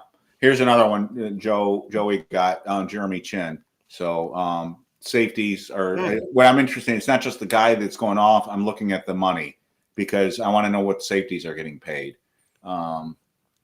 Because that'll help. That'll be kind of telling. I have a feeling Jason Pinnock thinks he's going to get more money than he is going to get, but we'll see. Because there's a lot of safeties out there, and I wonder once the top tier guys get off the board, I wonder if it's just the money's not going to be there for some of these guys. I missed. Yes, no worry, Train Master. No one but a sicko is going to stay on here. And if the sickos that are out there are on there the whole time, thumbs up. Thank you for being on here. With us. We will be calling it an end at some point here soon. If you've been on here the whole time with us, God love you. We love you. Yay. So, exactly. And make sure, though, please, if you can, I know some people don't like to subscribe, but it'd be really cool to get to that 1,000 mark. It'd be really awesome. So, Train Master, since the last, and I won't go into great detail, since we hit the 1.5 hour mark, probably, John and I have been on and off saying we're a little bit surprised how this is going down. We thought the quarterback dominoes would fall sooner, like immediately. We thought they'd fall immediately. And then the fact that they're not going immediately is obviously building concern/tension about what will happen if the Giants are left without a chair here, which is trending in that direction. So we have been talking nonstop about what the blank are the Giants going to do if they don't get plan B, which is Rodgers. Is there a plan C, and what do they do? So that's where we're at right now. Your guess is as good as ours. Russell Wilson's name is only starting to come up today more. Before it was being mentioned only as speculation by reporters from what I could tell, but now we're starting to see some reporters that are still being fairly vague about him. We don't even know if the Giants are even talking to Russell Wilson. It seems to be more speculation from reporters that they might be talking to Russell Wilson. I don't even know if they're talking to him. If somebody sees that out there, post it in comments, because I've seen lots of stuff that says Giants may have to pivot to Russell Wilson, but I've not seen anyone say the Giants are talking to Russell Wilson. I have not seen that yet. But Twitter's been up and down, and we've been online, so we might have missed it. So I'll check real quick. Yeah, I'm not seeing anything other than people are just speculating that's what the Giants. And the longer this goes on with Aaron Rodgers, the longer I'm starting to think he's trying to drive up the Giants' price, and he might be coming here. So a lot of people are turning really negative, and for obvious reasons because he hasn't signed here. But if he's truly deciding between the Steelers and the Giants, then why is he not picking the Steelers? If the money's anywhere near the same, why isn't he just said, all right, he's going to the Steelers? And it might happen in the next minute. So 30 seconds from now, I may be dead wrong. But why is he not signing with the Steelers right now? If he's really, truly deciding between those two teams. I guess maybe I have a higher opinion of the Steelers situation than the Giants right now, but that's where I would go if I was him. But it is interesting. John talked about it earlier. The coaching staff in Pittsburgh, believe it or not, is not as rock solid as it used to be. This might be it. This could be true too. That's true. That's true. But I think if that were the case, then the price for the Steelers would be going up with more leaked rumors about what the Giants are offering. And what we're hearing is it's the other way around. Almost done with Steelers. Steelers are really making a press. That's what makes me suspicious. That's what makes me suspicious is it's almost done with the Steelers. It's almost done with the Steelers.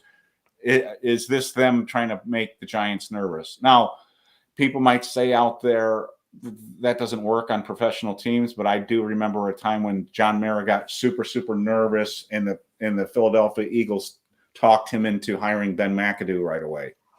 Remember that? Remember that he thought Ben McAdoo was going to Philadelphia, and he was like, "We better hire him before the Eagles get him." And then it comes out later the Eagles had no intention to get Ben McAdoo, and they goaded him. I swear to God, just say, do you just make up your mind? Like, just fuck it. I you know what? I like that guy. That's what we're doing.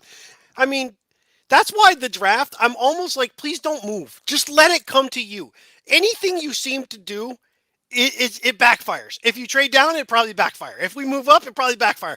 Just sit there and let other people pick guys and go, who's left? John, if I didn't have a vested interest in this team, I would do exactly that. So as a fan sitting here right now, I would sit and do nothing and see what happens in front of me and not even move up. But I'm not Dable and Shane right now, so it's easy for me to say that. But I'm almost tempted just to call the Tennessee's bluff. All right. Now we're back to Office Space. We've gone full circle. Yeah. I just want to do nothing. I just want to just do nothing. Just do nothing. I would do absolutely and nothing. It was everything I had hoped it would be. It was everything I dreamed it to be. So I can relate to that. I can relate. Or Homer when he doesn't go to church and he's just in his bed and I'm just a big old whatever he said he was. Just hang out there. So that's so funny. All right, let's see where we're at now. Let's check because I think we've hit a lull. I think we're a lot of stuff is really kind of ground to a halt.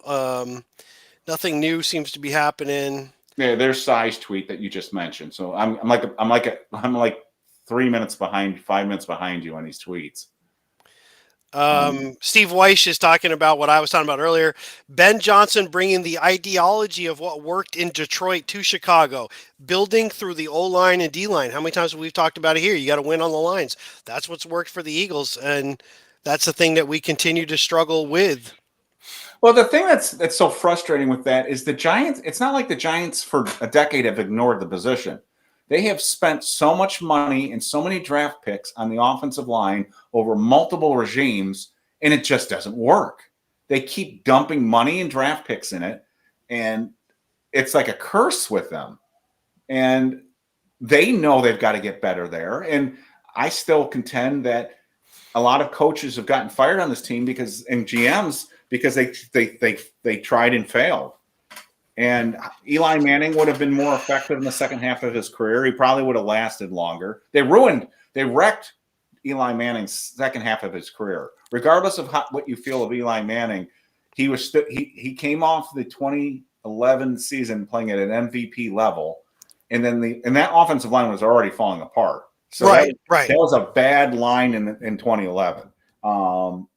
It was really starting to decay, and then it really decayed, and Jerry Reese got fired because of it, and then they haven't been able to fix it, and they kept spending money, and they kept throwing draft picks at it, and you got Eric Flowers. We go down the line. Yeah, and that's Eric Flowers, all these clowns. To me, that's always been the problem. It's the problem that I have still today with this team, with this organization. It's not just that you missed on picks. It's on the fact that the picks that you took don't always match whatever it is we are doing, whatever our scheme might be.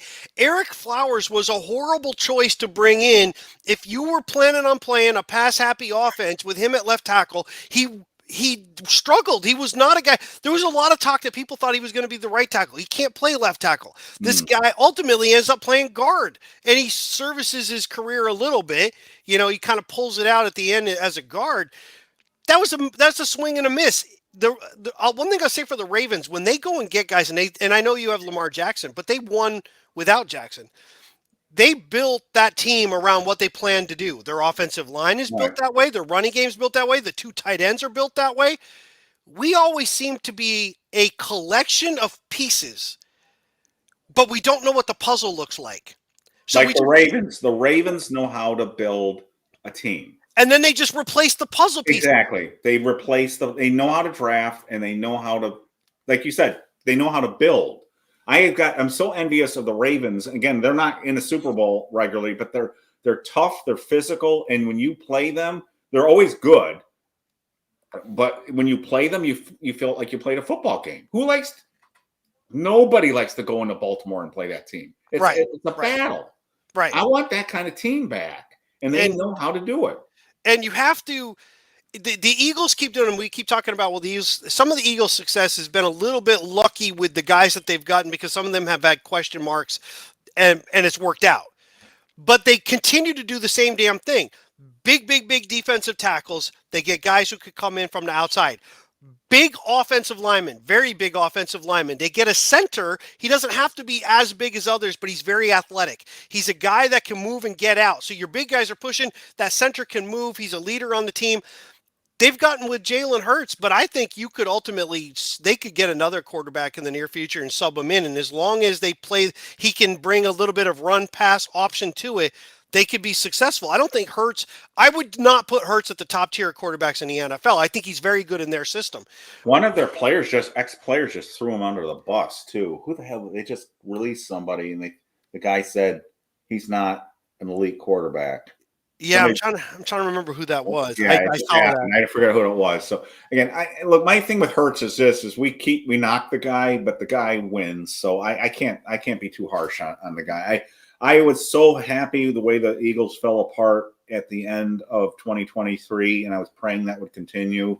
And then the whole Barkley thing with that is just a disaster. I mean, it's just what a disaster for the Giants this offseason. That Mara's nightmare came true. The whole thing was just, you could not have scripted a worse season for the New York Giants, other than the fact that Daniel didn't get hurt and cause the Giants to get hit with another $23 million because of his contract. That's the only way the season would have gotten hurt. Or Neighbors tore his ACL. If Neighbors had torn his ACL and Daniel had gotten a neck injury and it was stuck here and we were another $23 million in, that's the only way but other than that, this was as bad a season as I've ever seen with the Giants. And the thing is they wanted it to be this big 100th year anniversary, great thing. And it was, that's why it was kind of, I don't understand what they were, and I don't want to spend too much time on this, but I still don't understand what their plan at quarterback was, because we've talked about it over and over and over and over again, but they knew Daniel might not be ready for the season, and their backup is Drew Lock. I just don't understand why they haven't invested more in the quarterback position as insurance. Just simply have a backup plan. Right. As we talked about before, it went off the rails, and there didn't seem to be. It's almost like they knew it's either going to work, or we're taking this. We're taking it right down to the. We're going to take it to the bottom of the cliff. We're going to ride it right over the edge, and that's what they did with Jones until the season was done at that point in time, and it really was at that time. They just let down, and then when they pulled Jones, he was gone, and it wasn't just that he asked to be released. I mean, literally, they were putting him here. Go hang out with the what the hell do we call the team? It's been a long day. We got more on gloom and doom from Connor. If you want me to. Oh no! Why? No, just him. Rodgers. Okay. Aaron Rodgers is the quarterback the Giants want. We know that. All right. They're waiting to find out if he wants them. Most league sources I touch base with believe Rodgers is headed to the Steelers, which would lead the Giants to Russell Wilson. The problem, the Titans and others are interested in Wilson too. So again, it's either the people putting that out there to drive up the Giants' price, or the Giants are going to be left without another chair here. That's what's, or two chairs, because he seems to be saying that he thinks Wilson is the backup for the Giants, which makes sense, but we've heard nothing that they're talking to him. But I just put that out there. And Connor has kind of been leading the Giants are screwed tweet storm for the last 2 days. So there is a Pittsburgh, it's called the Blitzburgh account that says, and this was 18 minutes ago, Mike Tomlin harps on quarterback mobility. That's why Aaron Rodgers makes no sense. He can barely move. Yeah, it's not Aaron. So all right, this is what I'm doing. Which also means, I mean, for the Giants, that's a little risky. This is what I'm doing. I'm telling Aaron, if I'm the Giants right now, I'm not Joe Shane. I'm telling him that's our offer. We need a decision out of you within the next hour or so, or we're pivoting. Because we have to. Because I'm not dragging this out another day. Maybe I'm being too impatient. Maybe it's just no. I mean, but you can't though, because what you're saying is in a vacuum of us Giants and Rodgers, and at the same time, all the other stuff is still happening.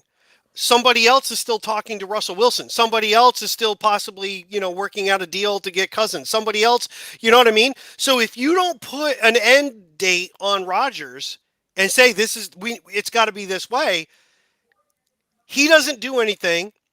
You pivot 3 days later because you didn't do an end date, and now all of a sudden Wilson's gone.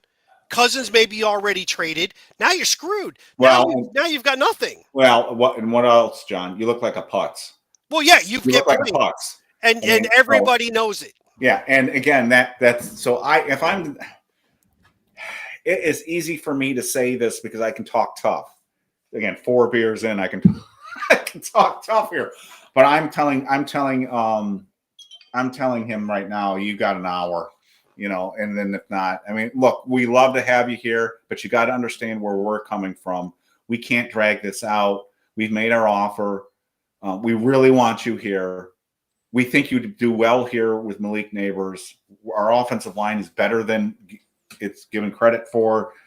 And we got a young tight end. We're going to get some weapons for you in the draft. But if you don't want to come here, you don't want to come here, and we got to move on. And that's what I would do. I wouldn't let this drag into day 2. Maybe I'm wrong about this, and maybe the Giants will be proved correct that the patience. But what is Aaron Rodgers negotiating for here? An extra $300,000? I mean, how much more money are we talking about? I would truthfully, I would suspect the difference is in the millions between the Giants and the Steelers.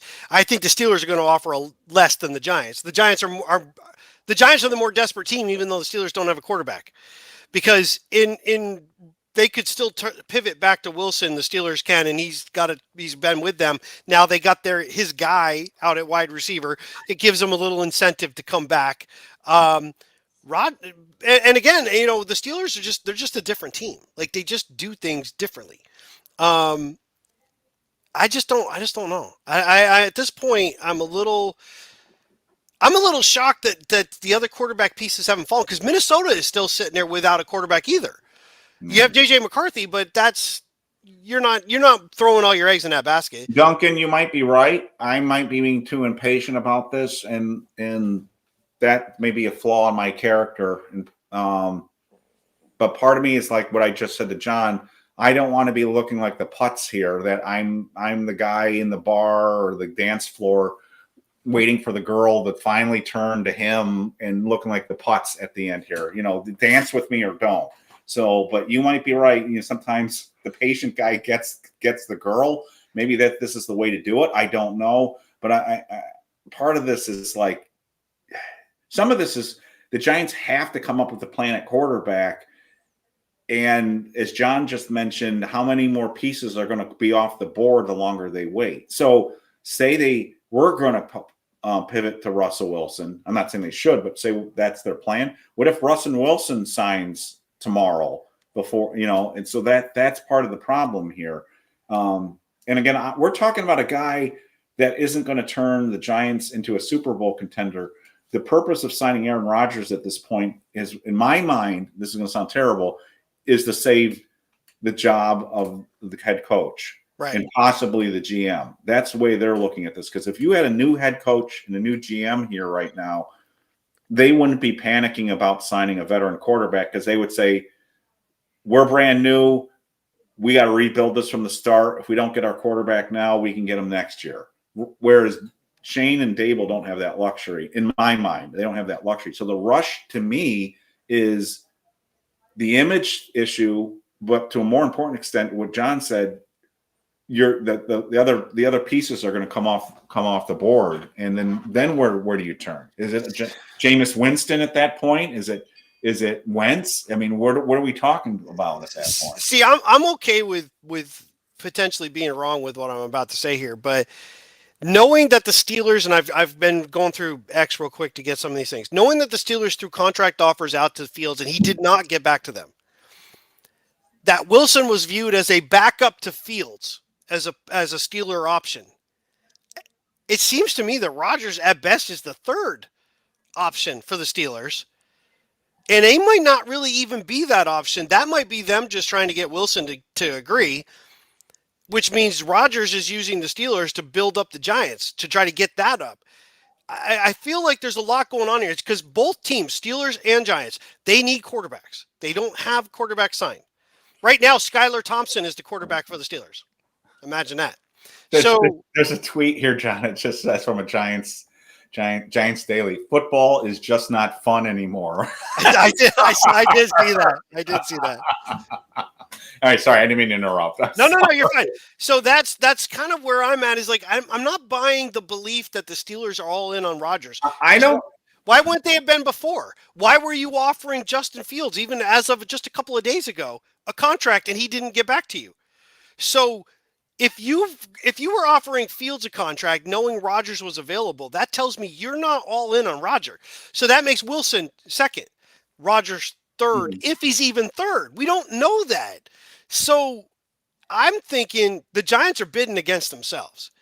And what you need to do is you need to just pull, like you said, I would just pull this deal. Here's the deal. I'm going to give you the money you're asking for. And I'll even give you some of the guarantees you want. You've got 1 to 2 hours tops to give me your answer. You don't do it, the deal's off the table, we're moving on. I'm not playing this game. I'm happy to let you have your appearances on the Pat McAfee show. We'll give you the guarantees you've been asking for. That's it. I need you signed. You sign, we move on. Boom, you don't, we move on. I don't even think you have to be a dick about it. You just be. It's business. You tell them, look, we've got to make plans here. We can't be holding the bag here. So you just be honest with them. Look, if they were, and I'm repeating myself here, but if this was a new coach, I don't think the Giants would feel like they have to sign a veteran here.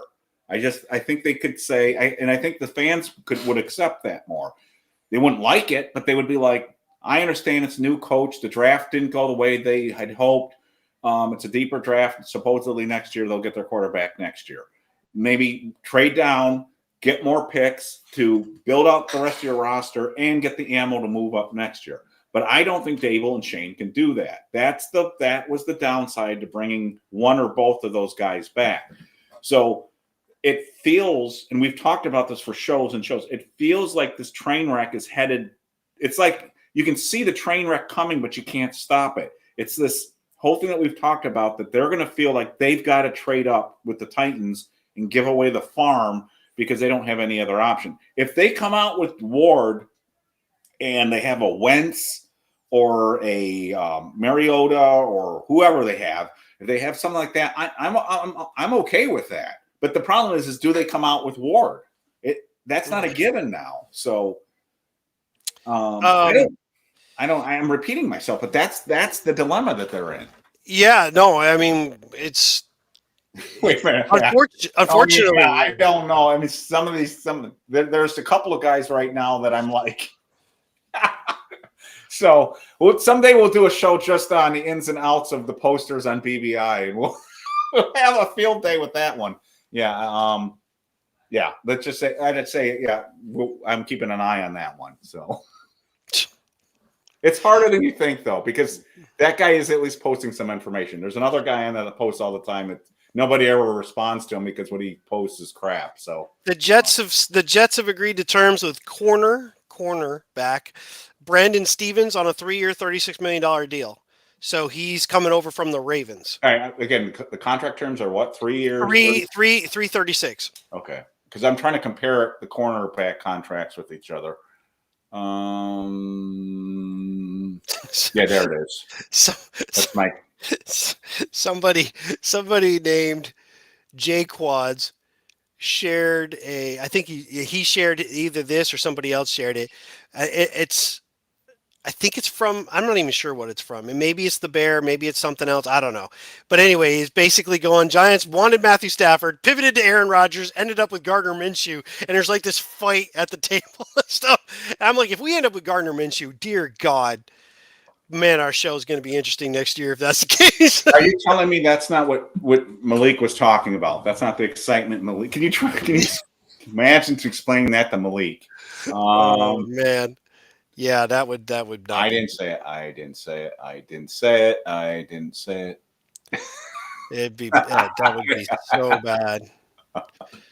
I'm telling you right now, the low key team right now that's really kicking ass, and again, it's all projection based on what they've done, is just son of a bitch. Why did you have to put it on the screen? Everyone's thinking the same goddamn thing. It's why I'm pissed off about this. I'm going to say it for the final time. Oh, God. If this was in the past, if the ramifications of this in the past, all of you guys telling me to let it go would be spot on. The problem is we have not seen the ramifications, the outcome, the damage done yet from that Colts game, because it still could come. Now, look, if the Giants get Ward and they don't have to trade up, all my concerns were dead. No, they're done. No, not you. You're talking about this, and I look down, and Gary Myers goes, 1 year ago, the Giants were coming off a 6-11 season, and Washington was 4-13. They were pretty much the same team. The difference between picking 2nd and 6th in 2024 draft was 3 meaningless, costly victories by Tommy DeVito. Yeah, it was. I'm like, God damn it, I don't want to hear it for 2 years in a row. No, but that one's harder to defend because it was 3 games. So again, it may have been 2 games, but that one's harder to criticize because they put in a rookie undrafted free agent. That guy should have lost those games, and he didn't. Credit to him. It sucked for us, but credit to him. So I don't have a problem with that because you couldn't predict that. Who thought he would beat Green Bay? Who thought Tommy DeVito would lead a comeback and beat Green Bay? Right. No one thought that. Right, and Saquon did his best to give it away. He fumbled the ball. My problem has always been is you sat your starters on defense the following week. So fuck you, Mara, that you don't play, that you try to win all those games. They didn't try to win the last game. They sat their starters. I get it. The Eagles sat their starters too. I've been a Giant fan long enough to know that we've had lots of bad seasons that when you get into the last 2 games, Giants coaches, even who are on the hot seat, have played a lot of reserves just to get a better read on them going into the next season. So there have been lots of games where you played second teamers because you wanted to get a better read on a wide receiver or an offensive tackle or something like that. They didn't do that against the Colts, but they did it the last week. And what was the only difference was Mara sat down with Dable and told him he was coming back. So how do you not put 2 and 2 together with that? That's what drives me crazy. Well, yeah, I mean that's that's true. And why would the Colts game change Mara's opinion? Why it shouldn't have changed it one way or the other. He should have made up his mind before the Colts game whether he was coming back or not. The fact that the Colts, and you've brought this up over and over, John, the Colts didn't play well. They played like dog shit on that. Yeah, they were bad. So why would the Colts game influence the owner's decision to bring back the head coach? It wasn't like they upset the 1995 Dallas Cowboys or something like that. It wasn't like some great, like epic, weird, strange, glorious win. They played a team that was fighting for a playoff spot and for some reason didn't show up. But that's the game that caused you to say, you know what? Dable's coming back. And that's what it looks like from the outside. That may not be what happened, but that's what it looks like. So No, I mean you're not. I mean you're not wrong. That's the thing. The one thing I'll say about that Colts game is I don't think they thought they were going to win. I think the Colts played so bad, but you made the point. You could have pulled Neighbors halfway through the game when you noticed that you were playing well. And the Colts got back into that game, though. Remember? Oh, they were constantly coming back in. Oh, yeah. At that point, get everybody out of the goddamn game. And honestly, we didn't really have that many people in the game, but Neighbors was the one that stands out the most. Because but remember against the Eagles in the finale, they pulled Thibodeau. They pulled Burns. They took out these guys, and they put in, like, Tamon Fox. I understand that, and I'm not arguing the point because at this point, it's semantics both ways. I know what I'm saying isn't necessarily 100% right. I know what you're saying isn't necessarily 100% right. Yes, it is. Well, from your perspective and my perspective, I think they thought they were going to lose the game. I don't think they were expecting to win. That's the problem. But like you said, they could have stopped trying once they realized, man, the Colts are really not doing that well. And they didn't. I get that. I would be more pissed off if I'm a Colts fan going, how the hell do you lose to that Giants team? The last game, touchdown. It's like they spread. It's like the Colts tried to lose the game. Everybody in the middle of the field was out of the picture. It was like. But the last game of the season, I get the difference for John Mara, who said we won't intentionally try to lose games. When you're playing the Eagles, who have already pulled out all their starters, it's very easy for you to go, we could do the same thing then. We might as well. There's no guarantee. He's trying to win every game. He just told us he's trying to win I know that, but it makes it a lot less obvious than a game with the Colts, who were playing their guys, of who was available. They were playing their guys. And yet somehow that team just laid down. I don't know if that was on purpose or what. Yeah. But again, I get it. I know what it did to us. I know it. I hear what you're saying, but the net effect of all of this, we go back and forth. The net effect of this is if the Tennessee Titans take Ward, and we loved Ward, we're screwed because of that stupid game. And that's it. I'm done. I'm going to say this. I think Ward is the better quarterback. I mentioned him way back in the summer as a guy to keep an eye on. I get this weird feeling they got a thing for Sanders. I think they might. I think it's all about this. I think they want the goodwill as much as anything else. I think they want the. All right, wait till I get to 6. Oh my God. But yeah, I just think I will say one thing. Somebody just posted it. It's very interesting. Julian. I don't know where I felt like I get a little drink around here, do you, bud? So, that's for those who missed it earlier. Sorry. No. One thing that somebody posted that's kind of interesting, and why there might be the stance that from Lock and Four about the Washington regretting this. Tunsil was a penalty machine last year and gave up a number of sacks. Yeah. So, if he's on the decline, then I'm really happy that Washington got him. But we all know what happens when guys come to another team in the division. They suddenly have a resurgence when they play the Giants. We get them and they suck ass. But when they go to another team, it's like, all of a sudden they're Hall of Famers. Well, it's like what I mentioned in the last podcast. John Runyon never gets hurt. Comes here, he gets hurt. So it's not like the Giants have, ignored the injury issue either. They draft somebody. Evan Neal, I don't think was ever hurt in college. But he comes here and he's been hurt every year. I mean, he can't go like 3 games without getting hurt now, it seems like. Which is it's just hard to do when you only play in 4. Yeah, I know. I mean, that's the thing. He comes back, he didn't even play, and he comes in and he gets hurt immediately. He's limping. Why is he limping? Oh, got hurt again. So we'll probably have to kind of figure out when we want to do a cutoff because we probably should cut off. Yeah. Now, what we can do, and we've talked about it, and we'll jump on. If something big happens, we can come on and react to it. We won't be on tomorrow. I will have surgery tomorrow.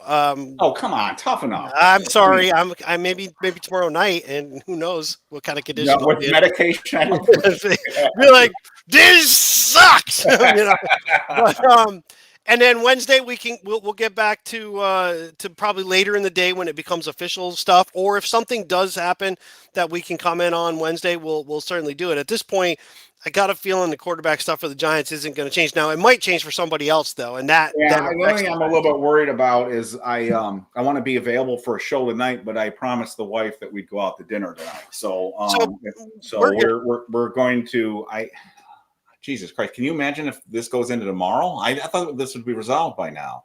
The linchpin is the Steelers. I mean, other people were saying it's the Vikings, but they're oddly quiet. No one's mentioning the Vikings now. They're really quiet. So the linchpin's the Steelers. If the Steelers sign Wilson, it's pretty obvious the Giants were bidding against themselves for Rodgers. I can't see the Vikings being a Rodgers destination. All right, I'm checking real quick before we get off. I'm seeing if there's anything. Everything on BBI seems to be related to what we're talking about. I'm getting a lot of panic tweets from Giants fans, and with a lot of expletives. And none of your insider. Oh, let me check that. Yeah, let me check that. Just curious if they have any. Wait a minute, let me check that. check. I've been doing that all along. Again, we're going to find out that my inbox is filled. What you should do is you should pause every time you say that. I got to check my ass. Yes. Hat reports. Yes. Let's see. Give me 1 second here. Nope, nobody's emailing me. That's no weird. Me. That is weird. No one's saying anything. Which was it's a little bit odd in this sense that I do get texts sometimes, like during the draft, going. Like I remember the one year we were going to take David Wilson. Somebody said it's David Wilson, and I'm like, "You got to be shitting me! You got to be shitting me!" Jeez. And of course, he actually wasn't bad his rookie year. But at the time, I posted on BBI. I said, "I know who it is, and you guys aren't going to be happy. You aren't going to be happy about this." So, no, I'm not getting any of that right now. That's a blast from the past, Eric Wilson. A lot of fun, John. Very therapeutic. Oh, nice. Thanks. Yeah, we tried, and we were really counting on that there would have been a quarterback today. I had all these videos planned. I had all this stuff because I thought we were going to get a quarterback. What the hell's going on? What are you doing, Giants? What are you doing, Aaron Rodgers? Get your. So that's why I would be like. Don't you know we took time to do this today? What the hell? I thought this would be leaked this weekend, last weekend. I thought it was Saturday or Sunday. I thought we would hear it. So now I'm wondering what the hell is Aaron doing? Is Aaron really just driving up the price here? I'm thinking that's a part of it. Hey, here's another one for your cornerback salary piece. Nate Hobbs. He is signing with the Packers. 4 years, $48 million. 16 guaranteed. Yeah, but see, he's not one of the upper guys, I don't think. We have not heard anything on Byron Murphy, right?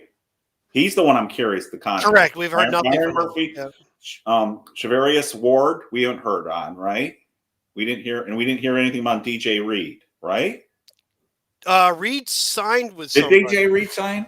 Is it the Patriots? Is it or the Jags? Wait, did DJ Reed sign? Let me Google. I thought he did. Okay, maybe it's hard to keep track of some of this.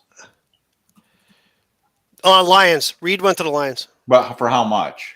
If it's $20 million, that would be in line with it was Davis. A lot.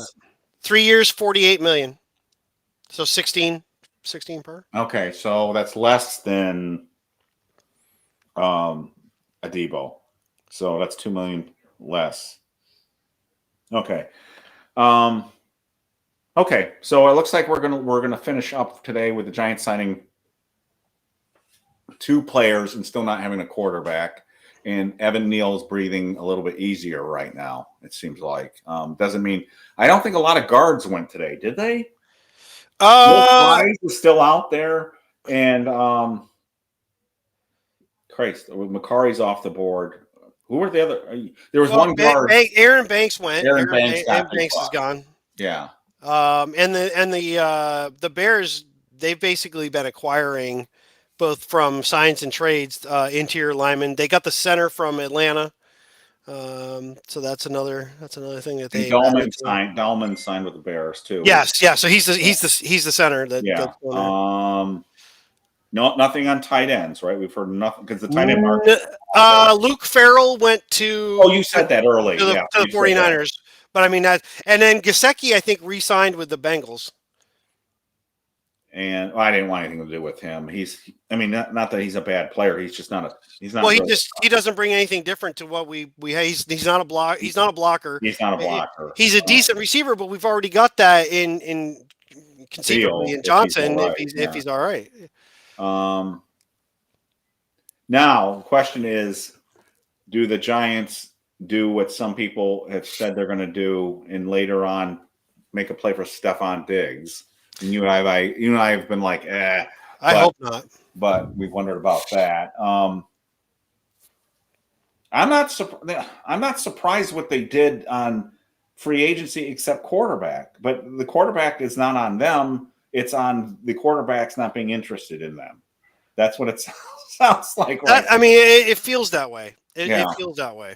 I'm just checking through to make sure. Yeah, this is it. This is what Neil just said it too. We don't have a quarterback. I'm a little bit dumbfounded here about. But again, the Steelers are in the same boat. They don't have one either.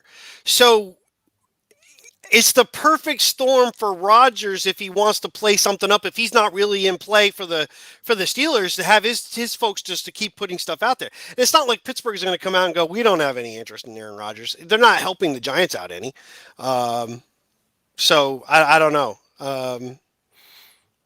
I wonder if the Giants, because of the family relationships between the Steelers and the Giants families, know what's really going on. You know what I'm saying? Because that's a good question. Connections between them. I wonder if someone can pick up the phone and just say, "Hey, are you guys really in on Rodgers?" I wonder if they can have that kind of conversation because there is a family connection between ownership. That would help the Giants if there's an honest discussion there. I would do that if I would have. I would pick up the phone and just say, "Hey, are you guys really in on this?" Maybe they can get it because if he's just screwing around, then they can call his bluff.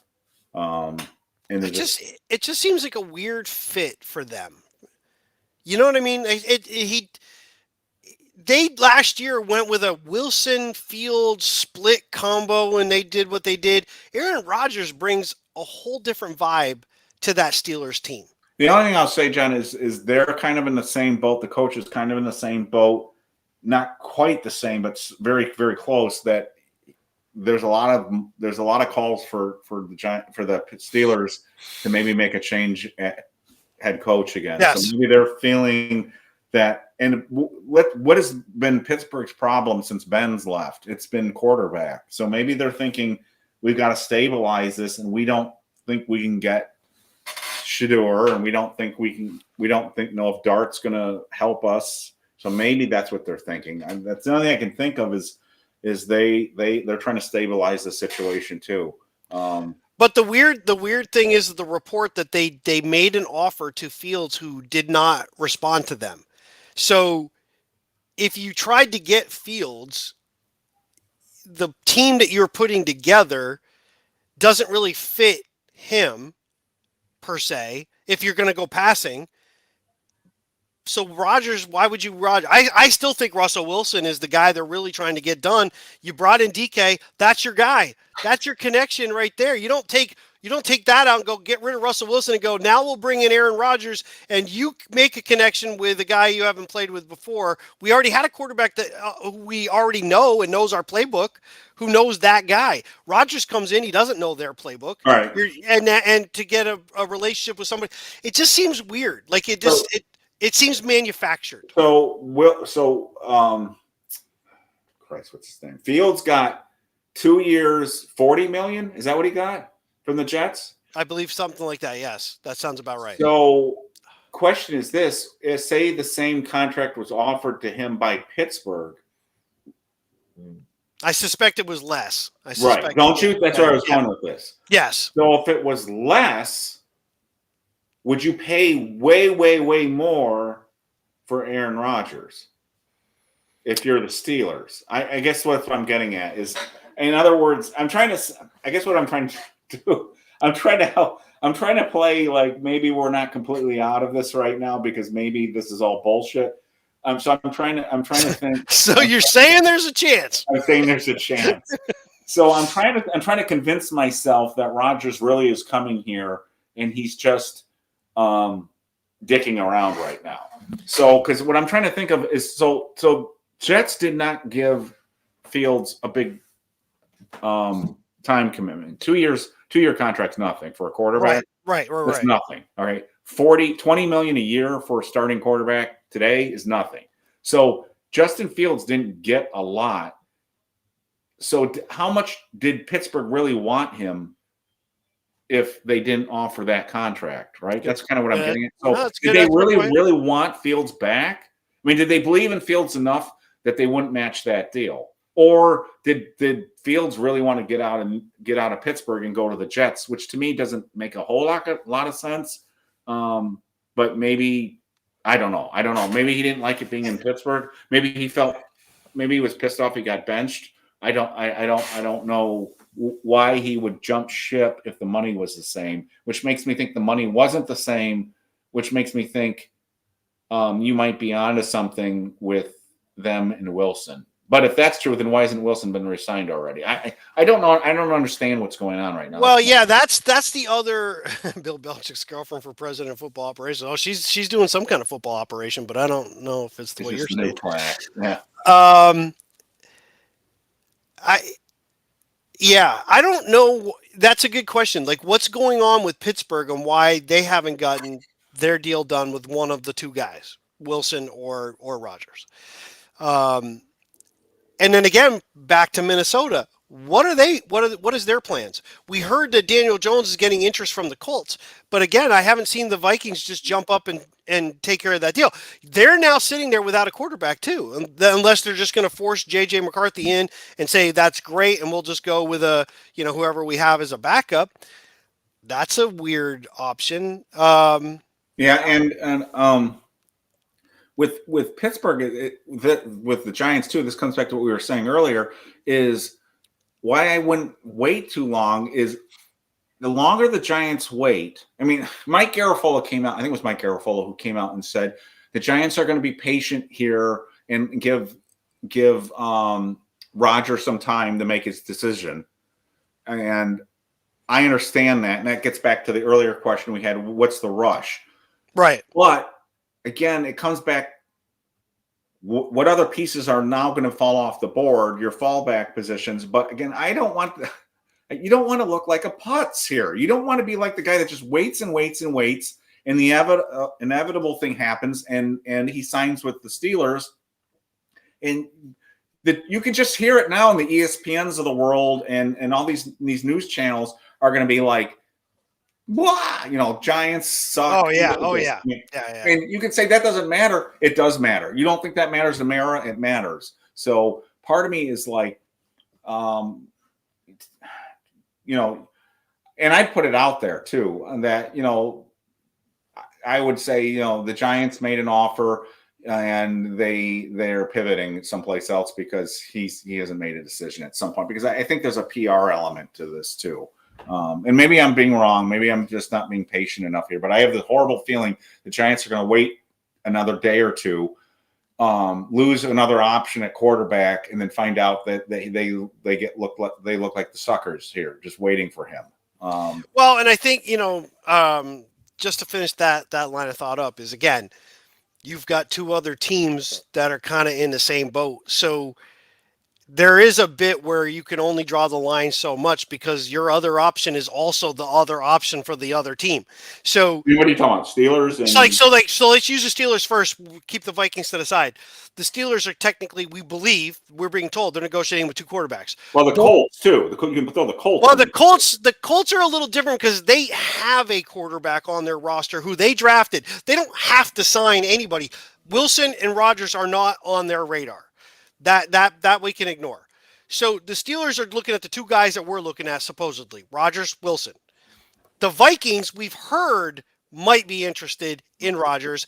haven't heard anything about the Vikings being interested in Wilson.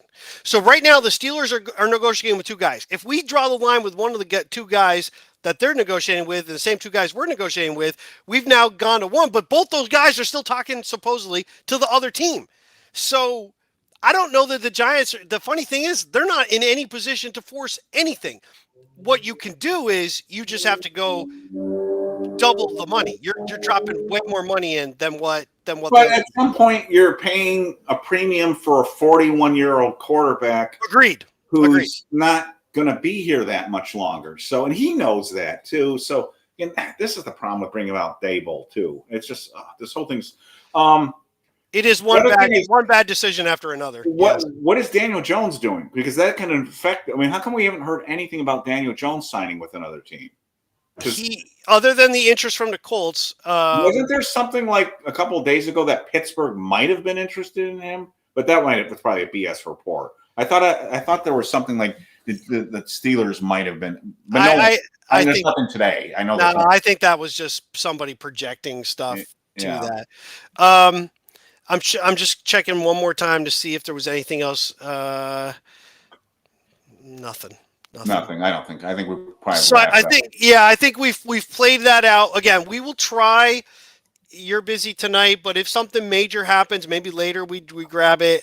Tomorrow's off the table, but we can always keep you updated within the site. You know, you'll update within the site. Well, we'll definitely. Well, I should say we don't know how you're going to feel. We'll definitely. We'll do something Wednesday. On Wednesday. We'll do something on Wednesday. I'll be fine. We'll do something on Wednesday. Well, we'll see. We'll see how you feel. So I had neck surgery on a Thursday, and I worked on the following Monday, so I think I'll be fine with a screw in my wrist. Just rub some dirt on and get back to the game. Come on, dirt on. All right, we're gonna leave it at that because this day did not go the way we had hoped it would go. But again, Debo looks like a solid signing. The defensive tackle is a piece. Yeah, depth. Yeah. Maybe he makes Nunez Roches expendable. I would glamorous, not a Commanders type Redskins / Washington football team, old Washington football team kind of off season where they're signing Bruce Smith and so the Giants don't win the off season this year either. It looks it's early yet. It's early. What I'm worried about is that we see instead just a trade up to one. It's looking likely. Well, it's not as likely because I'm not so sure the Titans haven't decided they're not moving. Yeah, you know what I mean? That could be it too. And then I'm more worried that we're locking ourselves in to go. We want Sanders, but then you've got to worry about Cleveland. Worry about Cleveland, or somebody trading up in front of the Giants. See, Cleveland's one to watch as well, right? They don't have a quarterback. Right at the moment, they have Deshaun Watson, but he's injured. He's not going to play. That's why I wanted Cousins to come free and sign with Cleveland. That's why I wanted that to happen. Can you imagine? There's someone just posted. It's really funny. The bulk of the National Football League right now is trying to figure out what's happening because we're waiting on where Daniel Jones might sign. It's true in a way. I mean, and that's what Rossini tweeted about 2 hours ago. So, and it was, I thought she was joking, but I don't think she was. So, the thing is too, and again, I'm already going to regret saying this because but the ego on Daniel Jones is a little bit hard to take. I get just hearing him speak when he speaks as a Viking. This guy still thinks he's really good. We'll see. It is. I would have been more humble if I was him. I guess you have to be a little self-delusional in a situation like this, or your ego would be so just destroyed. But you can't possibly think that the Giants were the main contributing factor to you sucking.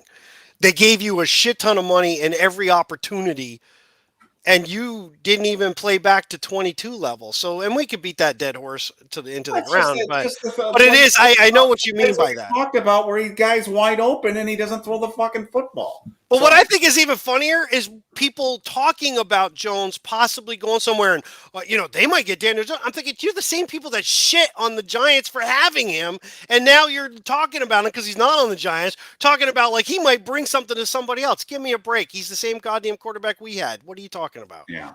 Yeah. But when you suck, which we do, it makes it easy to be the target. I still can't believe Matt Parrott is still in the league. That was something I didn't know, and I probably should have known. I didn't think he was still around. I really hope that he would develop. He was a really big dude and could have been a big force at right tackle, but he looks like it. He looks the part. But again, we all saw it. It was like he wasn't a very physical football player. Oh my God! I don't watch a lot of Denver, so I didn't see him. So I'm very curious to see him play now, because when he was such a soft football, I mean, that's not a coaching thing. That's just who you are. So who was the other offensive tackle that we had from Connecticut years ago?